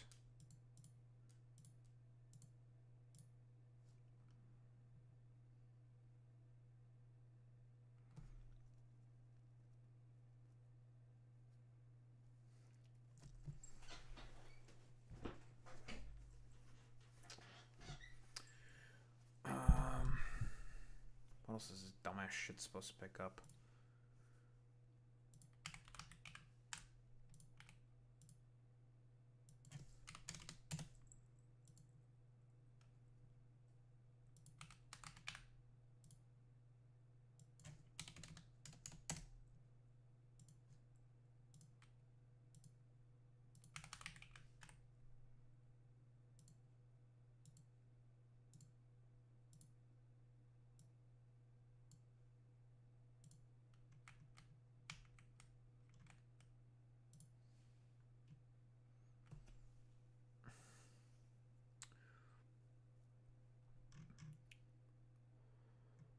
Lovely.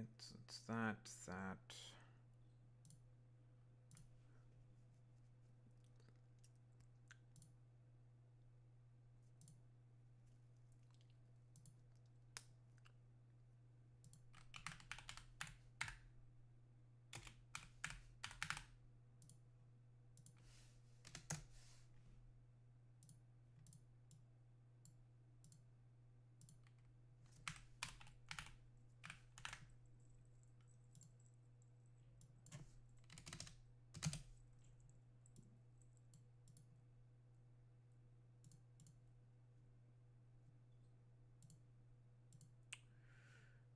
Gleba.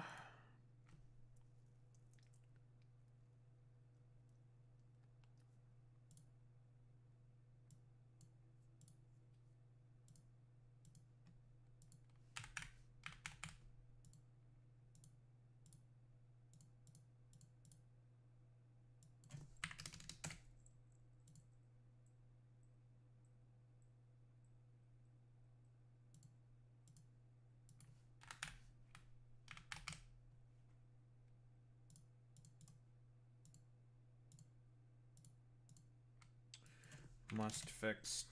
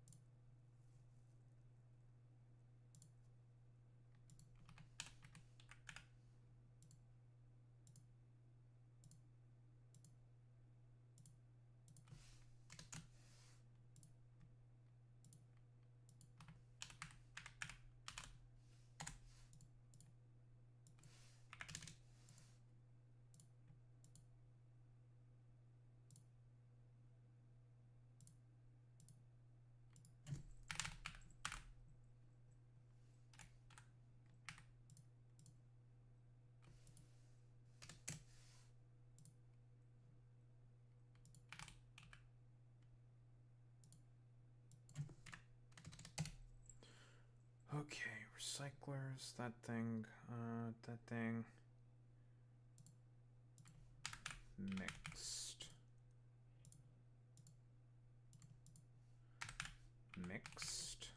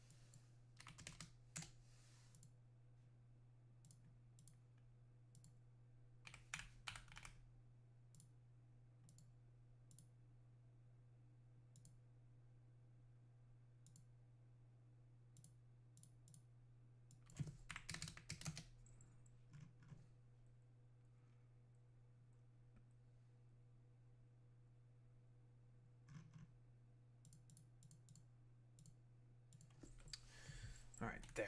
Now you should be fixed. Man, that free Steam recipe turned out to be complete fucking dog shit. Terrible recipe. So it shall never be used again.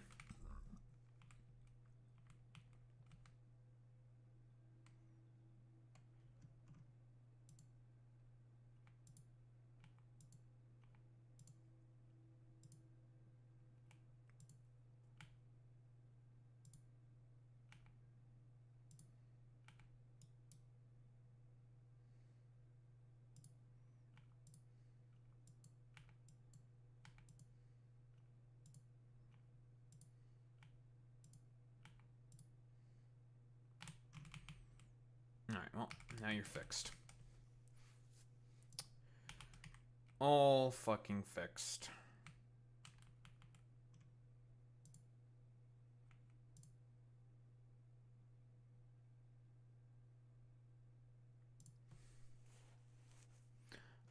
And this shit's finally picking up all the other stuff I needed to pick up. Jesus Christ. Alright, lovely. Let's get on with this shit. Oh, it's almost 3 in the morning. Fuck my life. Alright, anywho. What do we have here? So, guys, did you know that a lot of the bullshit that Trump is doing with the economy right now is because he thinks that he can just do whatever the fuck he wants with tariffs? I know it's a bit of a shocker. I know that the criminal fucking dumbass president that's currently in power right now just seemingly believes that he can just do whatever the fuck he wants. That's cool. That's great. So right now there has been I suppose, a bit of a ruling going on right now with the Supreme Court where they're talking about I would say the constitutionality of what he is doing with the tariffs specifically, because I don't know if you guys can believe it or not. What he is doing is functionally illegal. The idea behind what Congress is supposed to do is Congress is supposed to be the ones that have the power of the purse. And a tariff is a tax, effectively speaking, right? It is the consumers that pay the tax that is tariffs. Now, the Trump administration has argued that, well, there's currently an emergency that's going on because they are using a 1977 law called the IEEPA, I think is what it's called, something like that. Basically, it gives the United States the ability to have a lot of, well, the executive branch specifically, have a lot of sway over what it can do in terms of, I was going to say policy. No, in terms of tariff policy specifically, during national emergencies and wartime. I'm going to ask you this question. What war and what national emergency is the United States currently having right now? I mean, I guess you can technically say that it's currently having a national emergency because of just how much of a fucking idiot Donald Trump is in terms of causing the economy to shit the bed. So I guess technically speaking, there's a national emergency in that sense. But no, there is basically no like war that the U.S. is currently fighting right now. They don't have any adversaries that they need to tariff this badly. No, the only reason why he is doing all this tariffing stuff and bullshit is because he has like an autistic fixation right now. And I think this autistic fixation that he has with like William McKinley and tariffs specifically is due to the fact that, and this may sound rather ridiculous, but it's because of the assassination attempt that happened on him. Because if you take a look at what happened during William McKinley's sort of, I was going to say rise, but that's not accurate to say. But what happened to William McKinley specifically is he got fucking assassinated as well because of a lot of the same idiotic fucking bullshit that he was also pulling. He was not a very popular fucking president. So yeah, he ended up getting fucking killed as well. So I guess Trump now sees himself in William McKinley. So he thinks like, oh, I have to do all the same stuff that William McKinley did. We're probably just going to try to go through some of the fucking arguments, because the arguments that the Trump administration is basically saying is that like, oh, we can do this because we're part of the executive and we just think that we can do this, even though the Supreme Court generally has been saying like, yeah, I don't think that this is exactly how that works in terms of your interpretation of this law, because what is the point of having Congress if you can just if the executive can just do whatever the fuck they want in terms of like tariffs and taxing policy? So U.S. Supreme Court has questioned U.S. President Donald Trump's authority to use emergency powers to impose sweeping tariffs on trading partners around the world. In a closely watched hearing on Wednesday in D.C., conservative and liberal Supreme Court judges appeared skeptical. Is that how you spell skeptical? I guess that is how you spell skeptical. I thought it was okay, whatever. About Trump's tariff policy, which has already had ramifications for U.S. car makers, airlines, and consumer goods importers. Yeah, and because of the government shutdown that's happening right now, it's actually getting worse, much worse. In terms of the tariffing policy, like it's not looking good, folks. You know, we're having a rough time at it right now. You know, we're getting kind of owned in the QRTs at the moment, but you know, eventually we'll pull out a victory. We'll pull out a victory royale just this one time, folks. Let me tell you, it's gonna be great.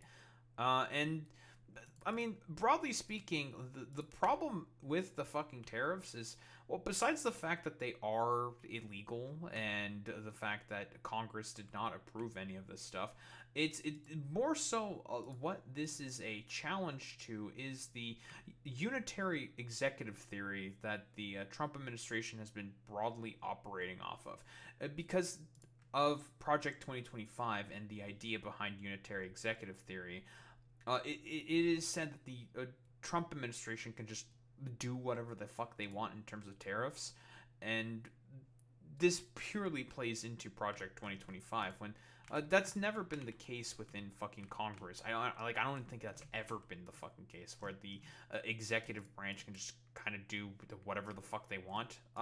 No. In fact, I don't think that is the case. I think that is a fucking lie. U.S. President had earlier claimed that his trade tariffs, which have been central to his foreign policy since he returned to power earlier this year, will not affect U.S. businesses, workers, and consumers. Nonsensical. The labor market is shitting the bed because of the tariffs. Businesses are not going ahead with certain decisions, not because partially also because of the shutdown, but also because of the tariffs. How he does the tariffs and backs off the tariffs, and does the tariffs and backs off the tariffs, and does the tariffs and backs off the fucking tariffs. Because if there's one thing that markets really like, guys, it's instability. But a legal challenge by a number of small American businesses, including toy firms and wine importers, filed earlier this year, has led to lower courts in the country ruling that Trump's tariffs are illegal. In May, the Court of International Trade based in New York said Trump did not have the authority to impose tariffs, and the U.S. Constitution grants Congress exclusive authority to regulate commerce. Seems pretty obvious. Of course, he appealed that immediately, and now it's at the Supreme Court. Now the Supreme Court, the country's top court, is hearing the issue. Last week, the small business leaders who are being represented by Indian-American lawyer Neil Katyal, boy meets Minnie, it's one of your boys, told the court that Trump's import levies were severely harming their businesses and that many have been forced to lay off workers and cut prices as a result. Okay, so I do think, if I can narrativize a little bit, I do think this is ultimately going to fail. And or rather the appeal that Donald Trump is going to do, I think, is going to ultimately fail, for clarification. And the reason is because of, we're going to use a little bit of conventional wisdom here. The fact that this is hurting small businesses and businesses in general. Yep, exactly. When the business leaders are mad, that's bad for Trump. And generally speaking, the court has sided with businesses. Historically speaking, the Supreme Court very, very often was rather bipartisan in terms of its support of corporations and the rich. In terms of a lot of, I guess, quote-unquote, fucking woke issues or whatever, social issues, that's where you're generally going to get a lot more divide from the court. But in terms of the needs and serving of capital, pretty much a fucking uniparty right there. Like, which is why I ultimately do think that this is going to fail rather fucking miserably. I'm gonna be quite honest. Like, it's because the corporations and the rich are the main things that are hurting here. But a legal challenge of nope, we said that already. In a post on Truth Social, Trump described the Supreme Court case as one of the most important in history of the country. If a president is not allowed to use tariffs, we'll be at a major disadvantage against all other countries throughout the world. That's not the argument that you're trying to make. The argument you're trying to make is that you're the only one who can do tariffs. It's like, no, that's not what anyone fucking believes. That's nonsensical. What happened in Wednesday's Supreme Court hearing? What could happen if the court rules against Trump's tariffs? What do we know? What was discussed at the Supreme Court on Wednesday? So during a hearing for nearly 3 hours, definitely not going to go through the whole thing. The Solicitor General John Sauer argued that the president's tariff policy is legal under the 1977 national law called the International Emergency Economic Powers Act, IEEPA. So that's the thing that I described earlier. So again, it gives the president the ability to have a lot of sweeping powers in terms of tariff policy, in terms of a lot of economic policy. But again, like I said before, ask yourself this question. Under what war or what duress or what position is the U.S. currently under at the moment that necessitates them to have, well, broader fucking tariff powers. Oh, it's none. It's none. It's nonsensical. They're just doing this because Trump thinks he can have absolute power for himself. That's why. According to U.S. government documents, IEEPA gives a U.S. president an array of economic powers, including to regulate trade, in order to deal with any unusual or extraordinary threat, which its source in whole or substantial part outside the United States to the national security, foreign policy, or economy of the United States, if the president declares a national emergency with respect to such threat. Like I said before, what current emergency is there that would fit that sort of statute? Oh, it's none. So, of course, he invoked it in February to levy the 25% tax, and then he did it to do his reciprocal tariffs everywhere. Sauer argued that Trump had imposed the tariffs using IEEPA since our exploding trade deficits have brought us to the brink of an economic and national security catastrophe. Obviously, that's nonsensical. Like, that doesn't make any fucking sense. The United States of America is the strongest economy in the world right now. They can afford to have fucking trade deficits, and it's not even that fucking big of a deal in terms of a fucking trade deficit. It's like the idea that these motherfuckers, or this motherfucker Trump, thinks like oh, we're having it's a complete disaster for us. Our economy is gonna fail because of all the fucking trade deficits that we have. It's I don't think I really need to say just how completely fucking nonsensical it is. Like, you're the strongest economy in the fucking world. You can have a bit of a trade deficit with other people, and it's fine for there to be trade deficits with other countries because of the fact that since the US dollar is the current global reserve currency, it is as strong as it is valuable for a lot of these other countries, smaller countries specifically, to have a lot of US dollars so they can trade with them and leverage them on other countries. That is a sign of soft power and of strength of the US economy and its reliability. But Trump is an idiot and he doesn't understand how the economy works. So we're here now. Very, very cool. He also told the court that the levies are regulatory tariffs. They're not revenue-raising tariffs.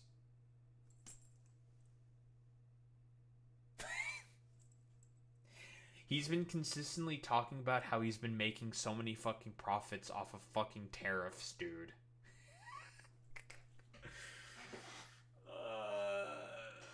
Well, okay, I think that's a wrap. Just from that line alone, I think it's a fucking wrap, Boy Meets Mini. Like, he's been constantly bragging about how they've been making trillions upon trillions of dollars. So, does that mean they're regulatory? I thought they were not supposed to raise revenue or something. Although that's a little fucking weird, but okay, bro. Yeah, they're regulatory. Sure. But Neil Katyal, the lawyer for the small businesses that have brought the case, countered this. Tariffs or taxes, Katyal said, they take dollars from Americans' pockets and deposit them into the U.S. Treasury. Our founders gave that taxing power to Congress alone. Whoa, crazy. Who would have thought? What the judges say about tariffs. The judges raised another sticking point. Also under the U.S. Constitution, only Congress has the power to regulate tariffs. Justice John Roberts noted that the IEEPA statute did not use the word tariff. Ooh, the conservatives are coming out against this. That's not a good look. I mean, like I said before, businesses are fucking hurting. I mean, yeah, that's like pretty fucking clear right there that the IEEPA doesn't say anything about tariffs. So, yikes. That's already not a good fucking look. And we all know, like, what the reasoning he is doing this for. It's because he just, like, I don't know, thinks that we have to do all the constant tariffs. We have to do as many tariffs as possible. It's so very important for the U.S. national security. We have to fucking do it. Gotta go after them. And he's just doing this because he just wants to be an incredibly fucking transactional fucking president, because that's what it is in reality. He is incredibly fucking transactional and very, very fucking corrupt. That's why he's trying to do all the fucking tariffs that he's trying to pull right now, because of the fact that he thinks that, well, you know, if we just keep doing all the tariffs, we're gonna have all these countries begging to want to come to the U.S. and do business with us, so, you know, that's gonna be a good thing for us overall, isn't it? It's just like, okay, bro. And he's just also trying to use it as a way to also, and I think this is an important factor, Go after his fucking perceived political opponents. We all know about how much the Trump administration and people within the Trump administration hate Europe and hate a lot of these more liberal fucking democracies that are more fair and equitable in comparison to the United States of America. That's what it is. There in the leaked Signal group chats, we know that J.D. Vance has contempt for Europe. Same with Pete Hegseth has contempt for Europe, and that's generally speaking why they want to punish a lot of these like European countries and a bunch of allies as well, because they just hate the fact that they are way more fucking liberal than them.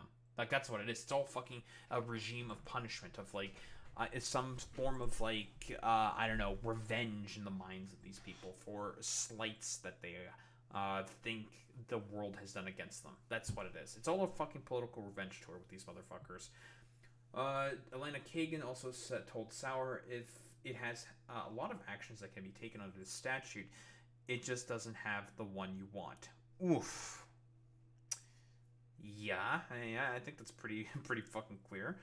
Conservative Justice Amy Coney Barrett, who was appointed by Trump during his first term as president, asked Sauer, is your contention that every country needed to be tariffed because of threats of the defense and industrial base? That's a really good fucking point. I mean, Spain, France, I could see it with some countries, but explain to me why as many countries needed to be subject to the reciprocal tariff policy.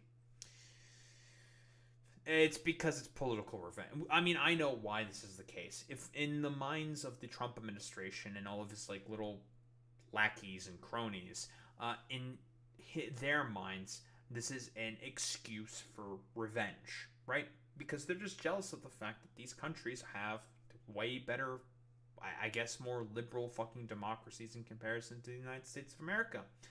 That's what it is. Sauer replied, there's a sort of lack of reciprocity, it's asymmetric treatment of our trade. Okay, it's because they're mad about the fact that Europeans don't want to fucking buy their dog shit fucking products that are barely fucking regulated and prefer their country's products in comparison to shitty American ones. I don't know how many times this has to be said. If you want people to buy your shitty products, don't make shitty products. A shocker, I know. With respect to foreign countries, that does run across the board, and reiterated the Trump administration's power to use IEEPA. Liberal Justice Sonia Sotomayor took issue with the notion that tariffs are not taxes, as asserted by Trump's team. She said, you want to say that tariffs are not taxes, but that's exactly what they are. According to recent data released by U.S. Customs and Border Protection Agency as of the end of August, IEEPA tariffs had generated $89 billion in revenues to the U.S. Treasury. Wah, wah, wah, wah. I thought there was trillions upon trillions of dollars that were being made by the fucking tariff revenue. What happened? What happened? Okay, bro. During the Kurt's arguments on Wednesday, Justice Roberts also suggested that the court may have to invoke major questions doctrine in this case after telling Sauer that the president's tariffs are the imposition of taxes on Americans and that always has been the core power of Congress. Oh, yeah, this is actually a great reminder because I completely forget about this when doing this like fucking tariff analysis. Yeah, Donald Trump, I think, has said multiple times in differing rallies and other like press conferences and stuff that he wants to use tariffs as a way to replace fucking income tax. It should go without saying why that is completely nonsensical. Again, these tariffs have generated a maybe $89 billion in fucking revenues. Income tax brings in trillions upon trillions of dollars.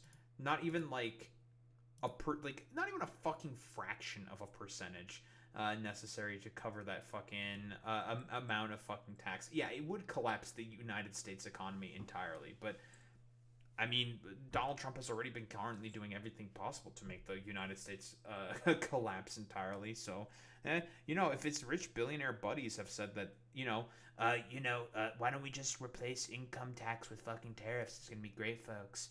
And that's what he's gonna fucking try to do.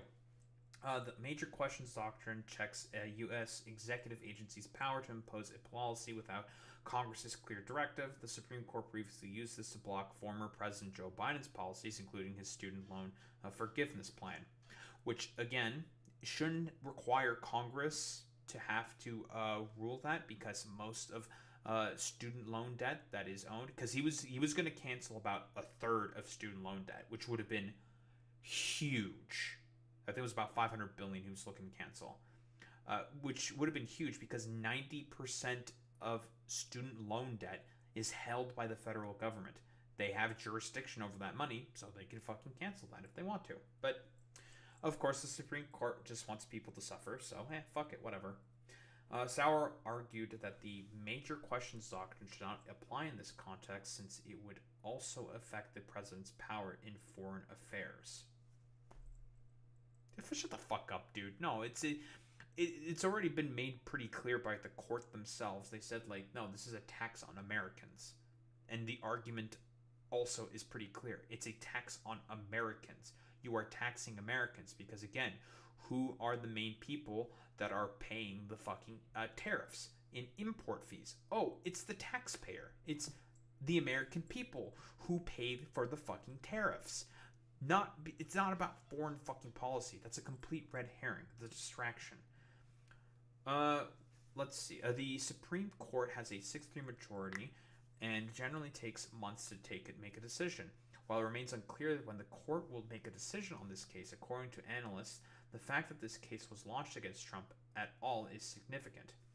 In a recent report published by Max Yoeli, senior research fellow on the U.S. and America's program at the UK-based think tank Chatham House, this said the Supreme Court's outcome will shape Trump's presidency and those that follow across executive authority, global trade, and domestic fiscal and economic concerns. That's a really, really good point, actually, because of how much Trump is just doing complete belligerent nonsense, executively speaking. Thank you, Obama, for concentrating more and more power in the fucking executive, giving it to this complete utter buffoon, because that's why we currently find ourselves in the position that we have, or that we are in. But I digress. Ultimately, the reason for as to why this is happening is because he just thinks that he can just do whatever the fuck he wants, because of the idea that Obama was also just basically doing whatever the fuck he wants. Same with like Biden, he was also trying to do like whatever the fuck he wants because of a lot of concentration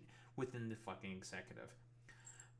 It is likewise a salient moment for the Supreme Court, which has empowered Trump and showed little appetite to constrain him. Oh, 1000%. In terms of like a lot of social policy, whatever. You want to racially profile stuff? Well, who cares? You want to fucking arrest certain deport like certain Venezuelan migrants? Yeah, whatever. Who cares? And generally speaking, in terms of like, and I've said this before, in terms of the Supreme Court's rulings on what benefits capital, Supreme Court will typically rule all the fucking time in favor of capital, very, very consistently. But when it comes to social issues, they're going to be very, very partisan about that consistently. And it's a 6-3 majority, and as a result, well, a lot of Trump's terrible deportation policy, they're allowed to fucking do that more. Penny Nass, acting senior vice president at German Marshall Fund's Washington, D.C. office, told Al Jazeera that the verdict will be viewed by many as a test of Trump's powers. At a first, impact will be the most direct judicial restraint at the highest level of presidential power. After a year testing the limits of his power, President Trump will start to see some constraints on his power. Well, that's pretty cool. I do hope that ultimately happens, because given the fact that the court seems to be extremely fucking skeptical right now of Trump, I think they're going to fucking rule against him. In terms of the time frame, I do believe, from what I've heard, they're probably going to come up with a ruling on this relatively fucking soon, because it's been expedited by the courts to have a ruling on this particular case specifically. Because again, like I've said before, in terms of ruling in favor of the corporations and the rich, generally speaking, the court is a uniparty in that they are going to be consistently ruling in favor of businesses, corporations, the rich.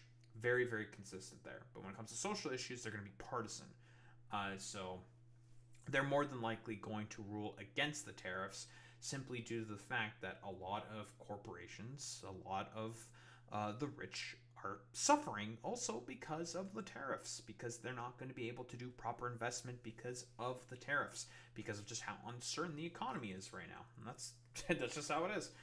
After the imposition of U.S. reciprocal tariffs in April and again in August, several countries and economic blocs, including the EU, UK, Japan, Cambodia, and Indonesia, have struck trade deals with the U.S. to reduce tariffs.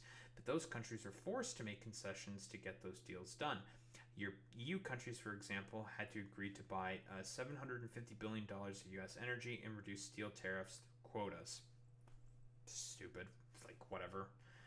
Singh pointed out that an adverse Supreme Court ruling could bring into doubt the perceived benefit of concluding deals with the U.S. Good. Honestly, like, a lot of these countries should not have as big of a reliance with the United States of America. If you could just have, like, a complete fucking dumbass in power doing just, like, pressing all the big red buttons just kind of randomly and just doing random shit, why deal with someone like that? Why should you? Fuck that. Absolutely not. Why deal with that shit? Go find someone else to fucking trade with who's going to be more reliable. Like the Chinese or some shit. Like, unironically, because he's just a complete belligerent moron. And who knows if another guy, if the Republicans get elected again, is going to be about as fucking stupid. You can't fucking risk that. Further, trade partners who are currently negotiating with the U.S. will also have to adjust their negotiating objectives in light of the ruling and how the administration reacts to it. Other countries, including India and China, are currently actively engaged in trade talks with the U.S. Trade talks with Canada were terminated by Trump in late October over what Trump described as a fraudulent advertisement featuring President Ronald Reagan speaking negatively about trade tariffs, which was being aired in Canada. It also aired in the United States of America. We talked about that $75 million ad buy from my fucking tax dollars done by Doug Ford in, like, Republican states, for fuck's sake, talking about tariffs. Incredibly fucking stupid, and he terminated trade talks because of that. It's genuinely fucking insane. Following Wednesday's Supreme Court hearing, U.S. Treasury Secretary Scott Bessent, who was at the court with Secretary of Commerce Howard Lutnick, told Fox News that he was very optimistic the outcome of the case would be in the government's favor. Massive fucking copium huff. They seemed like, even Chief Justice John Roberts was very skeptical. Kavanaugh was skeptical. Amy Coney Barrett was fucking skeptical. The liberal justices obviously are fucking against this because it's just illegal.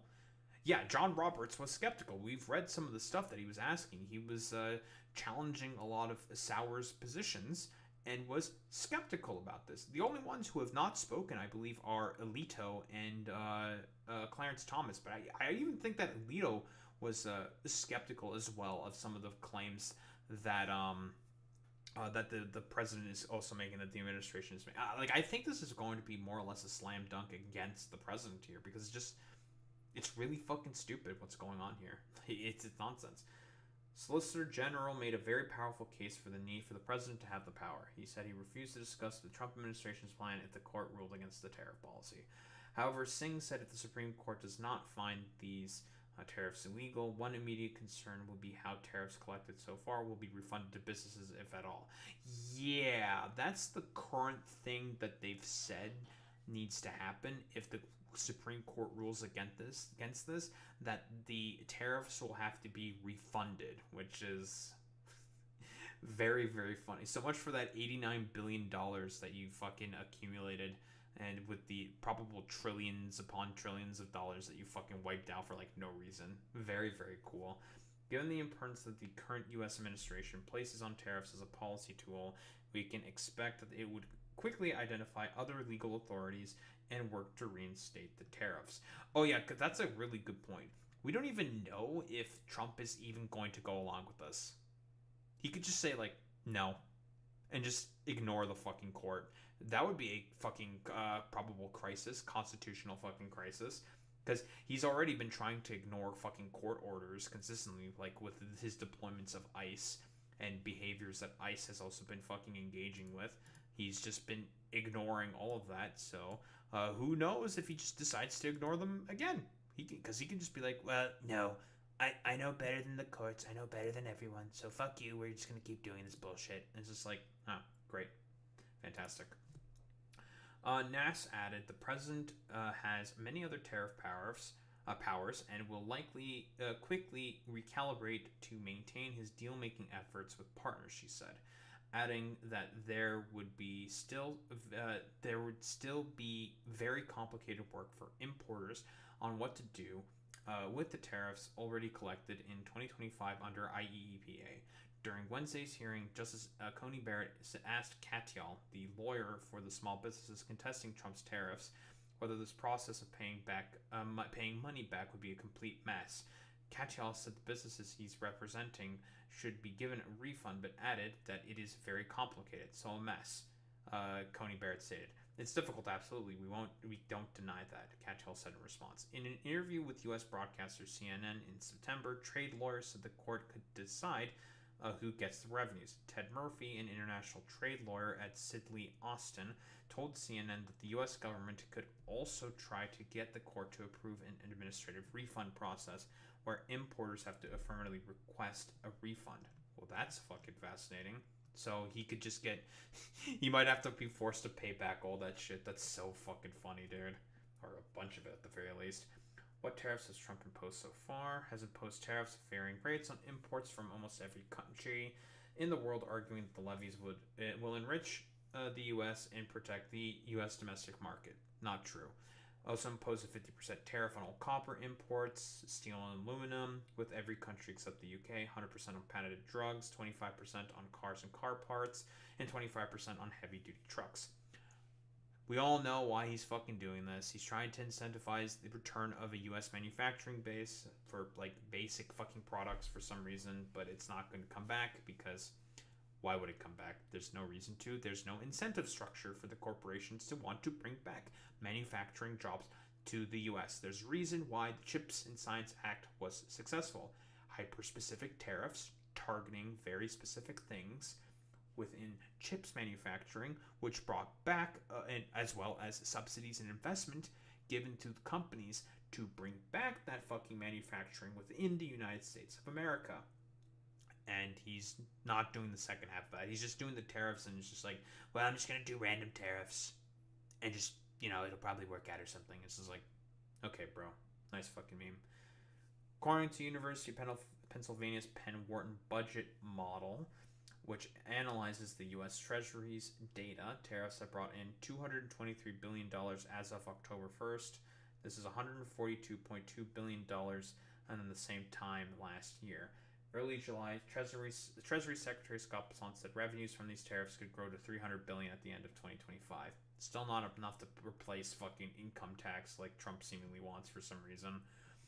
But in an August 7 report, the budget at Yale's University estimated that all 2025 U.S. Tariffs plus foreign retaliation lowered the real U.S. GDP growth by 0.5% percentage points each over calendar years 2025 and 2026.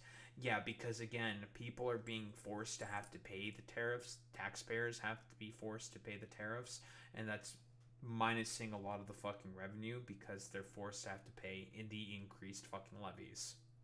So again, like, it's just not working. In terms of like profitability, it's either going to be neutral or net negative, and it's been mostly net negative. Meanwhile, according to Reuters news agency tracker, which follows how U.S. companies are responding to Trump's tariff threats, the first quarter earnings season shows car makers, airlines, and consumer goods importers take the worst hit from tariff threats. Levies on aluminum and electronics, such as semiconductors, also led to increased costs. Reuters reported that as tariffs hit factory orders, big manufacturing companies around the world are also struggling. In its latest World Economic Outlook report released last month, the International Monetary Fund said the effect of Trump's tariffs on the global economy had been less extreme. To date, more protectionist trade measures have had a limited impact on economic activity and prices, it said. However, the IMF warned that the current resilience of the global economy may not last.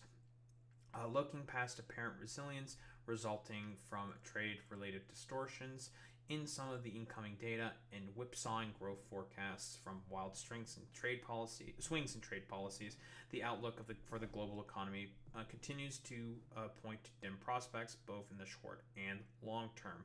And the reason why this is the case is because, again, in terms of, like, I suppose the ascendant economy, a recovering economy rather, that Trump inherited because of a lot of the policies from the Biden administration, that's why a lot of these sort of values have not gone into the shitter.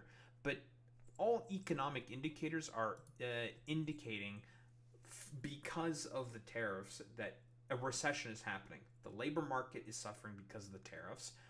A lot of prices and inflation is going up because of the fucking tariffs. And as a result, the Federal Reserve is being forced to have to lower interest rates. Every economic indicator that is pointing towards stagflation is pointing towards that specifically. The only thing that's up right now is the fucking stock market, but that's because it's currently in a bubble right now because of speculative investment within AI. So that is already incredibly fucking unstable. If that bubble pops, it all comes crashing down. It'll be over for the fucking economy. It might, like, I think the speculative investment that's going on right now is like either 4 or 5 times worse in comparison to that of the 2008 recession. It is trillions upon trillions upon trillions of dollars of speculative fucking investment. And we all know why this is the case, because of, like, the general abstractions that have been happening more and more and more within the fucking economy, because of all of essentially a bunch of dudes randomly pulling fucking levers on a fucking slot machine and just gambling away with trillions upon trillions of money that doesn't actually exist. So once it is found out and indicated that this is money that doesn't actually exist, it's all going to evaporate away instantaneously, and there's going to be a giant fucking crash as a result. So that's pretty cool. So yeah, like, I don't know, like, what else is there to really say besides a lot of these sort of, like, tariff policy coming into challenge here, specifically from the Supreme Court. I do think that this is ultimately probably not going to result for a positive ruling for the Trump administration, given the fact that the Supreme Court, generally speaking, rules in favor of a lot of fucking corporations, and they do not like the tariffs, generally speaking. And even the Supreme Court justices, a lot of the conservatives are highly skeptical of the administration's arguments, saying, like, yeah, I don't know about that one. I don't think you can do, like, sweeping powers like this. And it's going to be a help to the economy if these tariffs do ultimately get fucking struck down. Because the reason, again, why this challenge is even happening to begin with is because the Senate recently voted to limit, in a 51 to 47 vote, recently decided to limit a lot of Trump's tariff fucking policies, because it's causing adverse effects to the economy. Again, labor market's shitting the bed. Small businesses are shitting the bed. The dollar shitting the fucking bed.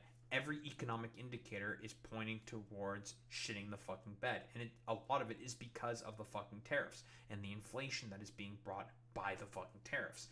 Every single economics, I guess, like, advisor and expert has been saying, like, this is just going to cause inflation and problems within the labor economy, or labor market rather, and that's exactly what they've been doing. And as a result, the U.S. economy is significantly fucking weakening, and inflation is going up. Prices are soaring. Affordability is getting much, much, much worse, and it's because of this dumbass who has no idea how to run an economy, because he's also bankrupted 6 fucking businesses. Do you really expect for me to believe that the dude who, like, bankrupted 6 fucking different businesses is going to know how to run the most powerful economy on the planet? Yeah, right. Nice fucking meme, dude. Of course not.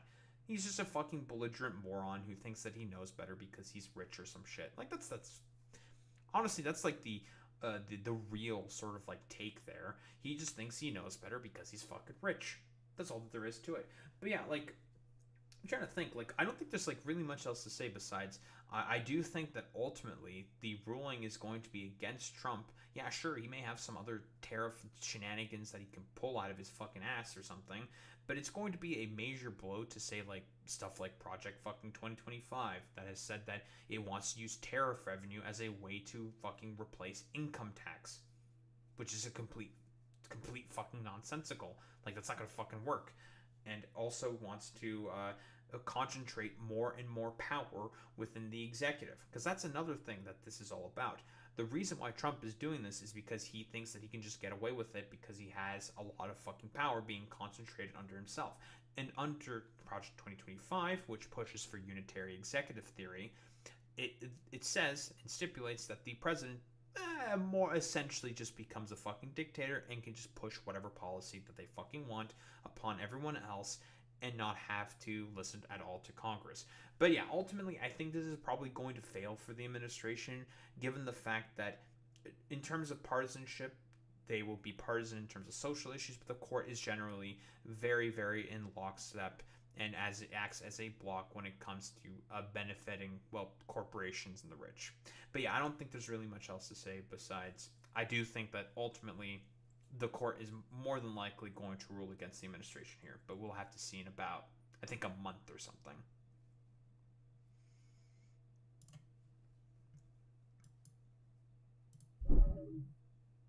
It's 3:30 in the morning. We are so Dunsky.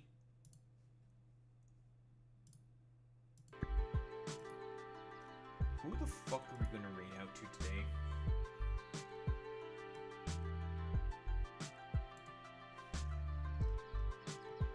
Glorp.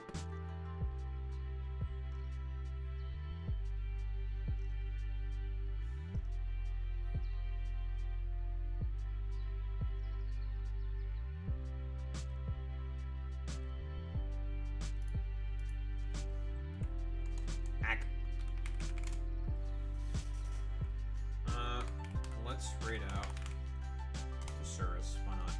Alright, idiots. Raid messages. You know what to do, you know what to say. Transcribe with the raid butt. If you're a sub, if you're a non-sub, you do the WoW with the raid butt. That's how we show appreciation. That's for in case gamers. I will be back tomorrow, and we will be doing New Planet. New Planet tomorrow. Hooray. Because we built the fucking ship and shit. Very cool. Anyway, I will be back tomorrow. New Planet. Yapping about more shit. More than likely. More news. We love news. Anyway, I'll be back tomorrow though, gamers. Same time, same place, same face.